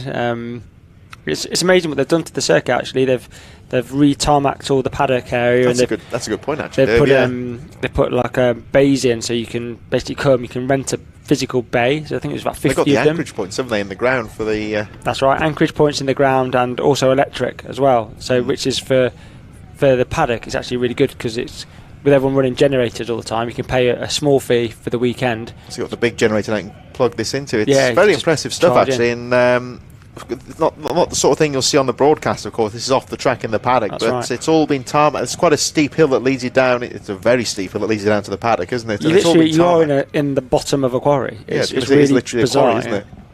So it's what's it say on the details on the. There's a good article in the clubhouse here about the Kelton Head limestone quarry. As you can see for yourself when you look at these overviews, it is a former quarry, isn't it? Yeah, it's a beautiful area if you ever come up this way. You can see thank you, cameraman. You can see all the mountains in the background. It's in the middle of nowhere, but like you drop into the circuit and then you've got all the tarmac area all set out, and it just makes life for people coming here so much easier because you've got you can set up, you can hook down, you've got electric you can plug in, so you don't need to worry about a generator buzzing next to you all weekend or anything like that, and you just makes it so much better, and the whole paddock's quieter because there's not as many generators. That's the point. Yeah, they all get to the single point there, and exactly.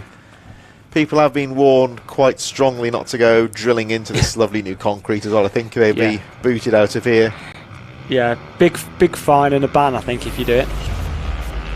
I think you'd be booted out of Cumbria pretty quickly if you did that, wouldn't you? So I think everyone's been, of course, nice. People always do abide by the rules, which is good to see, and respecting this lovely venue. And it's, like I said, the sort of unseen thing to see away from the broadcast, but for the riders and the people in the paddock, it's all very impressive when you rock up here. Right, it's an amazing place. It has its own weather ecosystem. So last year it rained, it snowed, it was 40 degrees of sunshine, then it snowed again. So fortunately, touch wood, this weekend, it's pretty much been sunny all the time. When the sun drops behind the cloud in the evening, the temperature drops through the floor. It's been really cold, but it's been a really good atmosphere in the paddock. Lots of the families have been getting together and had a big meal last night, and it was it's what it's all about. But you come here, like I said, it's quite an isolated environment. Just perfect for racing. I don't know what it is, but this part of the Lake District reminds me a bit of like North Wales when you get towards. I mean, the backdrops here is very snow-donny-esque with all the mountain ranges everywhere, and it is. But the weather can just turn on a sixpence as well. You got boiling hot weather one minute, cold the next, chucking down rain 5 minutes later. Well, on Friday, it sprinkled with rain about 6 times, and everyone thought, oh no, and it just stops. So no one's had to do any mad tyre changes, but obviously because everyone knows what it's like here, we've bought every set of tyres you've got because you just don't know what you're going to get. So it's been, this afternoon especially, it's been quite cool as well on the track side. And would you say that translates into setup at the bike in a particular way? I wouldn't say too much, maybe on the old two strokes for the technical guys, but I think generally for these pit bikes, they'll all have SSs on, they'll all have tyre warmers on, and they'll just be out there giving it their best. What do you say I don't know, with the jetting perhaps, it's fairly high altitude here, but I don't think it's going to be enough to make that much of a difference. They've got the dyno here though, so if anyone's having problems they can help you with some race runs and the jetting of the bike as well. So is it Michael Med? It's like Michael Med with the start there for the Minibike 140s. Good jump on the field, he did get away well there. This is our penultimate race of the day then, the Cymoto Minibike 140s. Looks like Mick Lord in second. Now, of course, Lord's in fourth. Oh, he is, yeah. That's Simon Wadsworth there up to second place. My apologies. Yeah, he's got I think I got thrown by the green leathers there, I think. He's gone very aggressive as well. That was a nice move there from Wadsworth to take the lead. Number 5. Now, of course, with Harvey Lathrow and Ben Lord coming together, they'll be starting at the back of the field for this race. That adds another dimension as well. Yeah, that's right. So someone might have a chance to pick up some silverware here, but not usually got this opportunity. Be interesting with Simon's bike. I think he runs drop-down bars, so he turns his bars upside down, so the they're in more of a, I suppose, a mini GP style where they go split back, downwards. aren't they? Yeah, you've got that which is one unusual there. to see. So it gives a lot of people arm pump from what I've been told. But you know, he could definitely tell me I'm wrong if I am, for sure. But yeah, a very different style. So it's good to see him pushing at the front. Yeah, no. For example, I ride when I've ridden the Yamahas in the past in the motocross. You got the standard bar is very low and it almost feels swept back, and I can't ride it for 2 laps without my arms like pumping up. I need it upright like that. It's the same when you transition from a pit bike to a mini GP as well. You just find you're in such a different position that it can be quite awkward to get used to. Yeah, it's Wadsworth got the jump on the field here on the first lap, and he's just, I think what he's doing here is just trying to put a couple of good steady laps in to try and break away now from the rest of the field. Wadsworth lapping with a 56.4 last time round. Let's have a look at the lap time as he goes over the line. Simon Wadsworth, number 5, your race leader, and lapping 54.1, so again goes a little bit quicker again. But I tell you what, watch out, because Harvey Lathrop and Ben Lord are both racing through the field here. Harvey Lathrop with the fastest lap of the race, 53.7. There he was, just at the top of your camera. So we've got 8 laps to go. On the top of your screen, you should see Lathrop. There he goes into the hairpin, and not too far behind him is Ben Lord as well. So the 2 front runners are scything through the pack here, and they could be up with the leaders very shortly. Yeah, they're already on the back of this bunch, so obviously these guys are battling quite hard here, which is allowing Simon Wadsworth to get away. It'll be interesting to see who wins the battle between Mick Lord and Ryan Clark, so they know that they're very good friends, so maybe the loser buys dinner. They're back in this little group of 4. That's it, back of this 4. There's Lathrop in there as well. So I think here for Simon Wadsworth, number 5, your race leader, he's really got to put in a couple of really fast laps here and try and break away from the rest of the field, because we've got Lathrop charging hard just behind him. Look at this, 1, 2, 3, 4, top 8 riders, pretty much covered by less than 5 seconds. There's not much in this one at all. There's not, and if Simon can continue to pull, because I think if Lathrop and Lord get back to them, they're going to be hard to stop. And it looks to me like Wadsworth, he did have a gap there, but he's just starting to be advanced on now by the closing pack. We've got the number 30, we've got Michael Med, Ben Lord, it looks like Owen Mellor's on the charge as well. Now, Dylan Mellor, of course, I don't think he's shown that on lap charts either. He's in there in 2nd place, of course. That's right, yeah. And he is catching up on the race leader, so I think maybe just the transponders dropped a lap for the number 31, but as you can see for yourself, he is in 2nd place. Look how close they are as they go screaming over the line. Lathrop again, fastest lap of the race as he charges through, but he is still in 6th place. Oh, it's a nice move there from Mellor down the inside. Look how aggressive he was covering the corner out there as well, as Wadsworth tries to fight back. Yeah, it went really deep, and just as long as you can get the bike stopped next to you, then they can't turn under you. So really good position of the bike. Yeah, good rider. He's a really good rider. Both of the brothers are good rider. Again, 2 brothers pushing each other on, making them competitive. Owen Mellor in about 6th place, scrapping with Harvey Lathrop and Ben Lord at the moment, but Dylan Mellor leading the way. Then he's at the bottom of your screen on the timing chart, but leading the race. Of course, the transponders and the operator pick that one up as the race goes on and put him back in his rightful place. But race leader then is the number 31, Simon Wadsworth, just behind in 2nd place. We've got Michael Med, Mick Lord, Ryan Clark, Harvey Lathrop again moving up. He's into, I think, 6th place now. It's like either Mellor or Lathrop's drops. Lathrop's dropped, I think. We'll have a look when the camera pans out in a moment. Yeah, I think it's Harvey Lathrop's just dropped a few places, and looks like Ben Lord may have got past him there. Yeah, Ben Lord, something must have happened between Mellor and Lathrop there. That's like Ben Lord really. One of them dropped off the back, so I'm not sure if that was the. I think Mellor may have dropped. Mellor dropped a couple of places down to 10th, so maybe they've had a coming together there and lost a few places.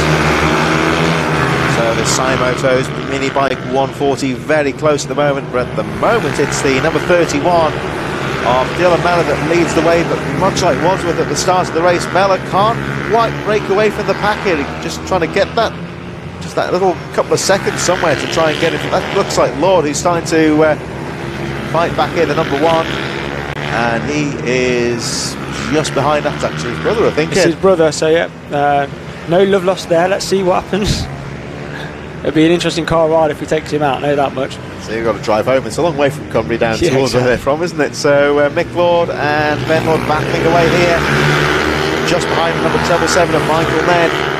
And Simon Wadsworth, of course, number 5, the early race leader, still there in second. As now race leader 31, Dylan Mellon, trying to break away now, being advantaged here because the second through to 5th place starting to battle. Oh, as Med has a look down the inside. Michael Med, 777. Oh, look at Ben Lord down the inside there as Owen Miller and Harvey Lathrop just a little bit further behind as they go flying over the line. So 31, Dylan Mellor, still the race leader. Oh, and then it's tight. Look how close they are. And Michael Mellor had to back out of that one quite quickly, not to trip over the wheel of Simon Wadsworth. And this is allowing both of the Lord riders into this one as well. Yeah, it's actually, I think that's helped Ben out, to be honest with you, because he's now just gone around the outside of Med, I believe. He's made a stick as well, yeah. Yeah, he lost all momentum through this section, so it was a late move and he just lost it. He just lost a bit of momentum, so that's allowed Ben through. So potentially Ben, from wherever he started, could be on for a winner if he can dispatch Simon quick enough. Now he's got to get past Wadsworth very quickly here to try and get with Dylan Mellor, who is doing a great job of leading this race. As Lord, oh, nice move there from Lord to cut to the inside. Can he make it stick? No, because Simon Wadsworth sweeps around the outside and holds on to the lead. Lord down the inside into the McRae hairpin, but no, Wadsworth again very aggressively cutting across there, I think, to guard into that second place. And this is all working out very well so far for the race leader, number 31, Dylan Mellor. Yeah, he's had a great race. So I think he won the last one, didn't he? So yeah, it's 2 wins this weekend, which should be on for overall. Then if he can hold on to this first place, he's done really well this weekend. So he'll be hoping that Simon can hold Ben Lord up as long as possible to see how fast Ben is coming out this side of the circuit. Yeah, he's round the outside. That was a good move there. He got the front wheel in there. Ben Lord, very aggressive but firmly getting the wheel down the inside and then forcing his way through to second place. I'm sure if there's a back marker just ahead, is there? Could potentially be one. Yeah, there is. Is that Michael Med? No, that's not Michael Med. For the other Med? There's 2 of them. Robert Med, I think. Robert Med, yeah. I think the last rider into the last lap of the race already. So I think he's seen them coming though. But it's a bad part of the track to be on here. He's keep it. Oh, he's done well there, to be fair. Did good riding there. Everyone filtering through. And now, oh, look at this. So you wouldn't have thought Ben Lord would be challenging for the victory here, but he's really pulled it out to the back as well. Oh yeah, like you say, 2 more in front. So let's see what happens. This is where Lord, of course, made the move last time round. Oh, Dylan Mellor's got the line covered. Here they come down towards the summer bend for the final time. This is going to be a very important part of the race here, as still Harvey Lathrop charging away. Mellor's still leading, but Lord down the inside into the final corner. Tries to make some space for himself. Dylan Mellor could get bumped here though. Oh, as they go screaming over the line. And that will be Dylan Mellor, I think, just ahead. He just pipped it. Ben Lord. Hopefully they're still the checkered flag. It still look like they're racing, to be honest. I think they were so busy there, they may be still racing, I think. Have a look. So your lap charts say that Ben Lord is the winner. I think that was the number 31 of Dylan Mellor. Of course, they need to update the timing charts. Of course, that'll be done in due course. Wadsworth in 3rd, Michael Med 4th, Harvey Lathrop 5th, Mick Lord in 6th. That was went through a lot quicker than it said to say their names. I think there was a very fast-paced end to the race, and in fact 1 point less than, I think, 2 seconds covering the top 6 riders at the end there. So once again, of course, Derv, the Minibikes, very close racing, very good racing as well. So it's and competitive right down the field. So this class always throws up really good racing, and yeah, they did race on another lap. I think they carried on, and I think they were so. Oh no, that was Dylan Mellor. Oh yeah. I'm not sure. That was it's Wadsworth there. So yeah, they've gone through for another lap. In effect, I think those front guys. So I think they saw the flag. I thought they were still racing. It was. I think was it Liam Booth or Tommy Champion ahead of them on the track. I think at the end, and I think they were so preoccupied about getting space for themselves and getting past the slower rider that they missed it. Yeah, they did miss the checkered flag, didn't they? So. Yeah, that was definitely Wadsworth that went through again. Of course, the transponders will close down the race, won't they? So it's not as if it'll mess up the results or anything. But yeah, a little bit of a disjointed end to the race, you might say there. But of course, nothing damaged and everyone's okay. Yeah, they kept it up. I just thought when they went through the chicane, I thought it looks like they're still racing. So they didn't back off there, did No, they? they didn't back off at all.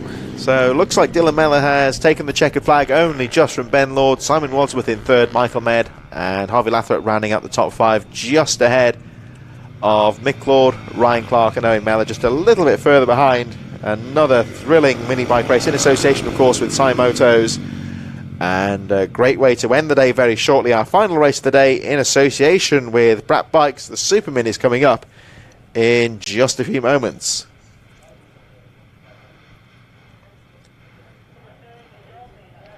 So this, of course, the second round of the Rich Energy British Minibikes Championship will be underway in just over a month's time on the pretty much on the Suffolk border with Red Lodge, Suffolk Cambridgeshire border, and compared to this Rowrah circuit, which is technical in places, but it's got some very fast bits as well. I would say Red Lodge is about the most technical, slowest track on the calendar. It'll be a different challenge for the riders.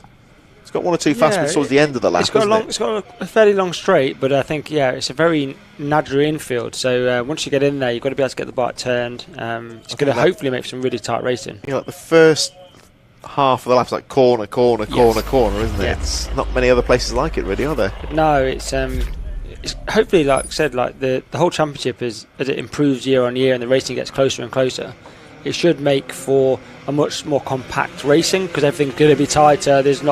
You're not going to have such an advantage from corner to corner due to power. It's going to be about technical ability, so hopefully that helps.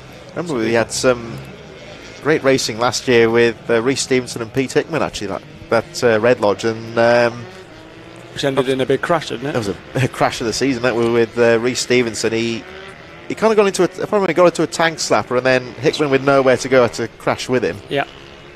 Hickman's, of course, first thing was to get up and check that the young Rhys was okay. But my image of that day was Rhys Stevenson walking around, and his arm was absolutely scraped away on the side of it. It was probably one of the worst places he could crash, and it was horrendous. And there was also another crash with Lewis Mullen had a big crash there as well. And his dad Adrian, as he jumped the tyre wall, clipped his ankle on the tyre wall, went face first, and was actually more injured than his son that he went to help. So we remind him of that on a regular basis.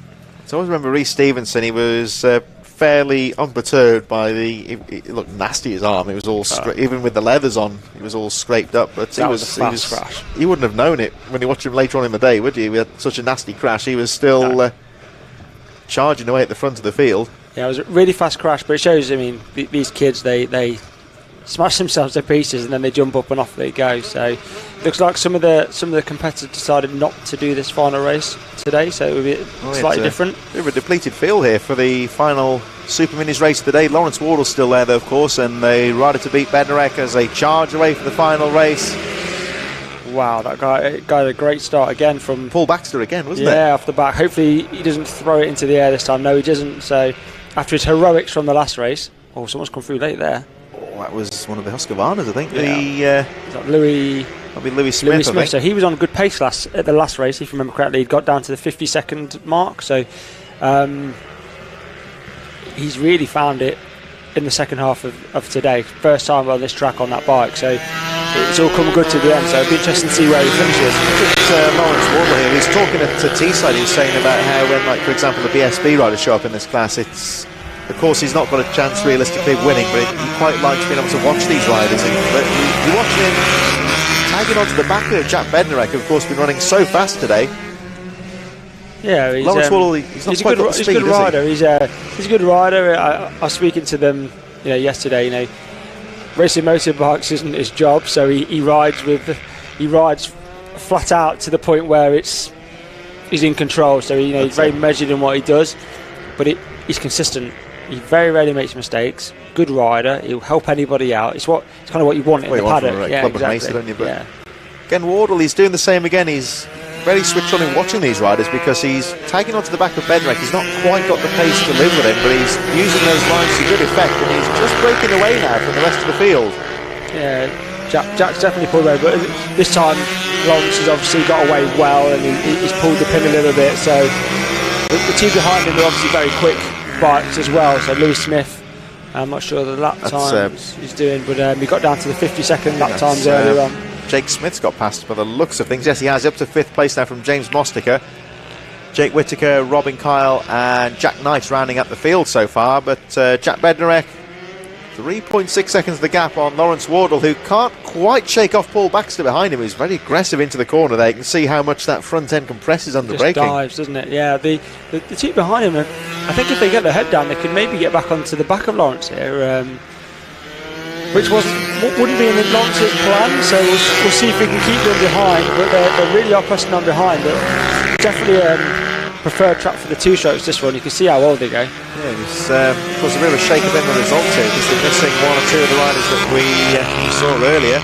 Yeah, Jordan Pritchard's not here. I think Nathan Smith. Nathan Smith decided he didn't want to do it as well. Oh, Whittaker's still riding, wasn't he? The 1-2-1 Jake Whittaker. I think that's about it, to be fair, because there's only a handful in that second race. A couple of guys maybe had to leave early. It's like I said, it's a long way back, and obviously got families and stuff, so sometimes you just have to leave early. You do see it in the last race sometimes. Yeah, sometimes, yeah. So, and it's fun, right? So guys come to have fun, and sometimes quick while your head sort of thing. You might exactly. say. You just enough's enough, and off you go. But doesn't take anything away from Jack Bednarek here. Amazing pace all weekend.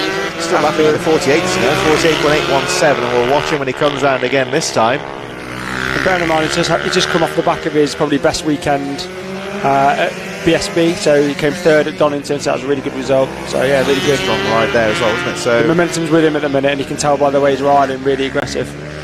48.3. It's always great to see like a pro level rider up against the club, and then they're not night and day quicker, are they? But it's just these fine margins here and there. It's just enough. You'd say perhaps Lawrence Wardle in 2nd place, you class him as a really strong clubman level rider, perhaps. Yeah, he's one of the best, one of the best of the rest for sure.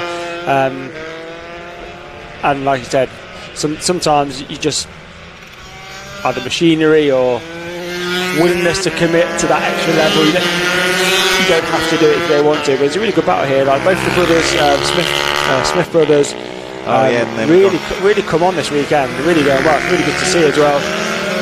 Seems to fit. Perhaps they're coming on as the races go on as well. Yeah, they have. Especially the weekend.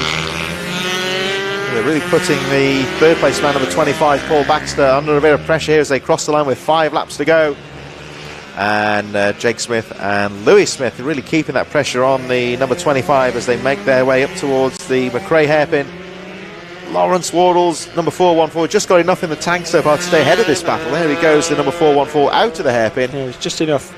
I actually think the Smith brothers are actually a bit quicker than the guy in front, but getting past is going to be really hard when they're so evenly matched. That's the thing, it's the old saying in racing, it's like catching up with somebody is one thing, getting past them being another, so it doesn't matter if they're a faster rider. If the guy in front's got the lines covered and it's switched on to where they are, it's going to be a whole different ballgame. It's going to be a lunge, it's going to be something drastic, and you don't really want to do that in the last race on a race weekend unless you have to. We'll see what happens as they make their way round towards the final few corners. Oh, very close there. Nice little move from Lewis Smith out to the final corner, trying to cut under Paul Baxter, but not quite there. Jack Bednarek, of course, the runaway leader, lapping 48.164. This is getting very close to the old 48 second barrier. Then he goes down the back of the circuit all on his own. He's absolutely flying. It's good to see the guys all bang down 2 gears to go into that left hairpin. Probably the same when they go around the right. So all almost matching each other. Corner for corner here, this is close, and it's so close that you'll want to make a move, but it just a bit far away. It's so risky. Just from a racer's point of view, it's very close indeed. As you see, it's on the back there, the 56 of Jake Smith. A little bit further behind, James Mostiger still in 6th position, Jake Whittaker in 7th, Robin Kyle and Jack Knight's rounding out the field. So we've got 9 riders left in this final race, but plenty of action at the front here as again we just see Lewis Smith try to have a look down the inside there, but not quite close enough to make a move. Yeah, it's tight to go through in the chicane. It's going to be a risky move as he touches the grass there from Paul, but still ahead, and he's holding on for this 3rd place spot. He's just shading it there. Here we come down the back straight once again, and again you see Paul Baxter, the fast starting Paul Baxter we should say, has got that line covered. Of course he had the trouble in that race when he got spat off the machine, but he's had some very quick reactions, and he's gone out the gate very well indeed. He's got the line well in every single race. He's doing well to hold this actually, and I think I think Louis with 2 laps to go, or maybe 2 laps to go now. He seems faster at this side of the circuit, and then he seems to fall back on the other side of the circuit. So he seems quick through here, down to his left-hander, 1-2, down 2 gears, places right up in the brake and gets it turned. Checking his brother's not going to stitch him up on the outside on the way back out. Very close and technical, this, isn't it? Because the thing for the rider in the middle here, of course, Louis Smith on the white Husqvarna, is he can't. Well, actually, no, they've dropped. They've dropped Jake Smith, haven't they, a little bit. But just before then, of course, Louis Smith, he couldn't be too over aggressive into the corner because then he'd lose out, wouldn't he? Ultimately, definitely. If you lose to a teammate in motorsport, that's bad. But if you lose to your brother, surely that's got to be worse.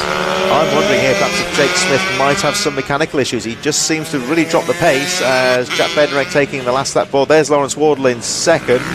He's still going, Let's have a look. There goes Paul Baxter in third. Louis Smith and Jake Smith with a 53-second lap time there. So he has dropped a bit of pace there, the number 56. He just seemed to have lost it a bit there. So I wonder if Jake Smith maybe's got an issue. Meanwhile, Jack Bednarek, perfect day for him today. He's been lapping consistently in the 48 seconds all weekend. And one more corner to go. Last race win of the day goes to the number 19 of Jack Bednarek. Looks like he's gone ahead of Robin Kyle at the end there, who finishes Robin Kyle's got lapped, in 8th position. And Jack Knight in 9th place, Lawrence Wardle in second. Still a great battle for 3rd position as Paul Baxter guards that line. Wardle then over the line in 2nd place. Oh, as one last go here for Louis Smith, but Paul Baxter holds on to 3rd place, and should be hopefully Jake Smith has.